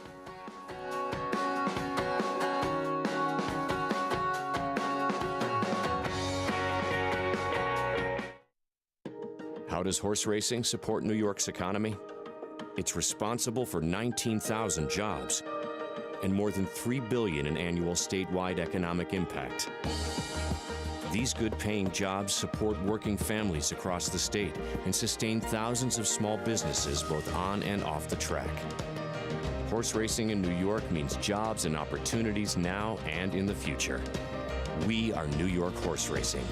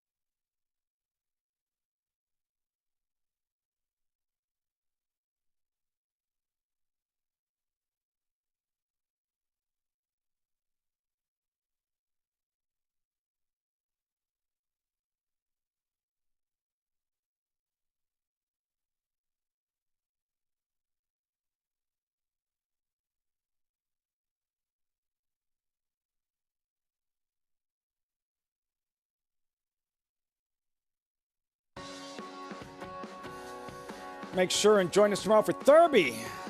Thursday before the Kentucky Derby. Enthusiastic crowd today. You're watching America's Day at the Races, brought to you in part by America's Best Racing. For the love of the race, visit americasbestracing.net today. What are you doing after the Oaks, Richie? Probably studying the Kentucky Derby. Between 6 and 6:30 specifically, what will you be doing? Oh, I'll be with you and everybody else. Previewing the Derby. Producer Eric Donovan telling you better be right where you're sitting right now. 6 to 6:30. The Kentucky Derby preview show right here on Fox Sports 2. Looking ahead to Saturday's 148th Run for the Roses, but we're not done yet. 10th and final on the Wednesday program, $75,000 maiden claimers. Mitchell Murrow on Justin Nyquist, former Derby winner, late night lady pictured. Well, Justin Nyquist getting on dirt, late night lady, coming off a bit of a layoff or freshening. Butterbean, contender and favorite, in fact, 5-2. Butterbean dropping in class. Eric Esch, the real Butterbean, 77 for 91 with 58 knockouts. Amazing. Tyler Gaffleone. Bowsy here, pictured 5-1. Yeah, 5-1. Had one start on turf. Now tries dirt. Number 6, Jinin Sims. John Court aboard. The ageless John Court ran real well last September at Churchill under John Court. Lead Me. Didn't break in her debut. Still ran third, closing late. It finished well that day against Louisiana Breds. Tries open and stretches out. Saw those colors in the winner's circle following the 18 Derby Justify. Flavien Prat feeling good in the saddle. Then opening night, Joel Rosario looking to sweep the late double. Yeah, horse ran real well at Churchill in the fall. Finished well. Didn't run so well at Oaklawn, but sometimes horses just don't take to the Oaklawn surface.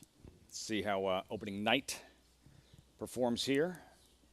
Looking to turn things around after that disappointing effort in her most recent 7-1. That's the field for the 10th and final here at Churchill Downs. And you're going to want to race to the Twin Spires app, where you can earn your money back if your horse finishes second or third all week long.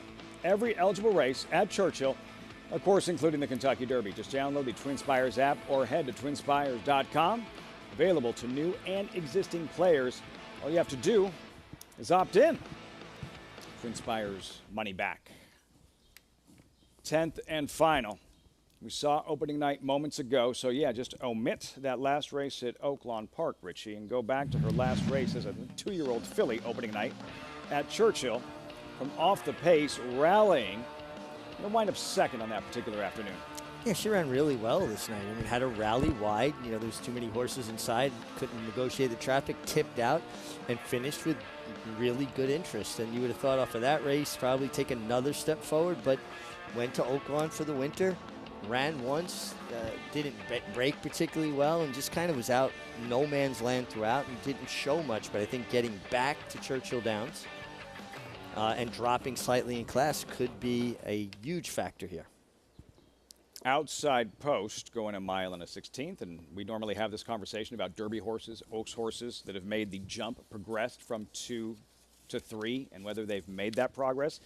They're still horses. $75,000 maiden claimer, sure, but she has to prove. Just one start this year opening night. Yeah, that was a solid race. Her last as a 2-year-old last fall. She needs to still prove that she's improved since then. Well, she's only got one really strong race on her dance card, and that was the race we showed, and that was our only race at Churchill Downs. And there she is, opening night. Gary and Mary West.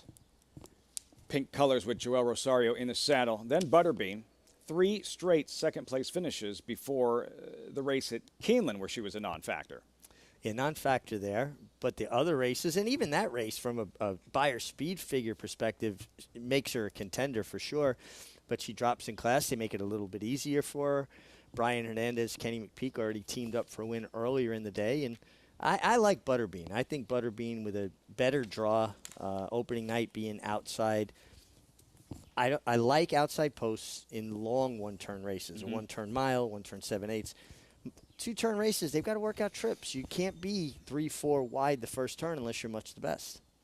Team Tis the Bomb, Brian Hernandez, Kenny McPeak, Paul and Frank, Butterbean, the favorite, trustworthy? I don't know about trustworthy, but the best horse on paper. You know, I think that Mike Tyson ended up ending Butterbean's career as a boxer, but the horse Butterbean, he was tough to beat, though. Yeah, is the horse to beat, Frank. I mean, comes out of a live race too. Yeah, it was behind that distinctly possible last time out. And Miss Yearwood is the filly of Ian Wilkes that won so impressively here on opening night, and according to Ian, is pointed towards the Alabama, believe it or not. And so Butterbean then ran 3 seconds before that, including 2 back where she was second, and Ian Wilkes trained Blame the Champagne was third. She's not a bad filly.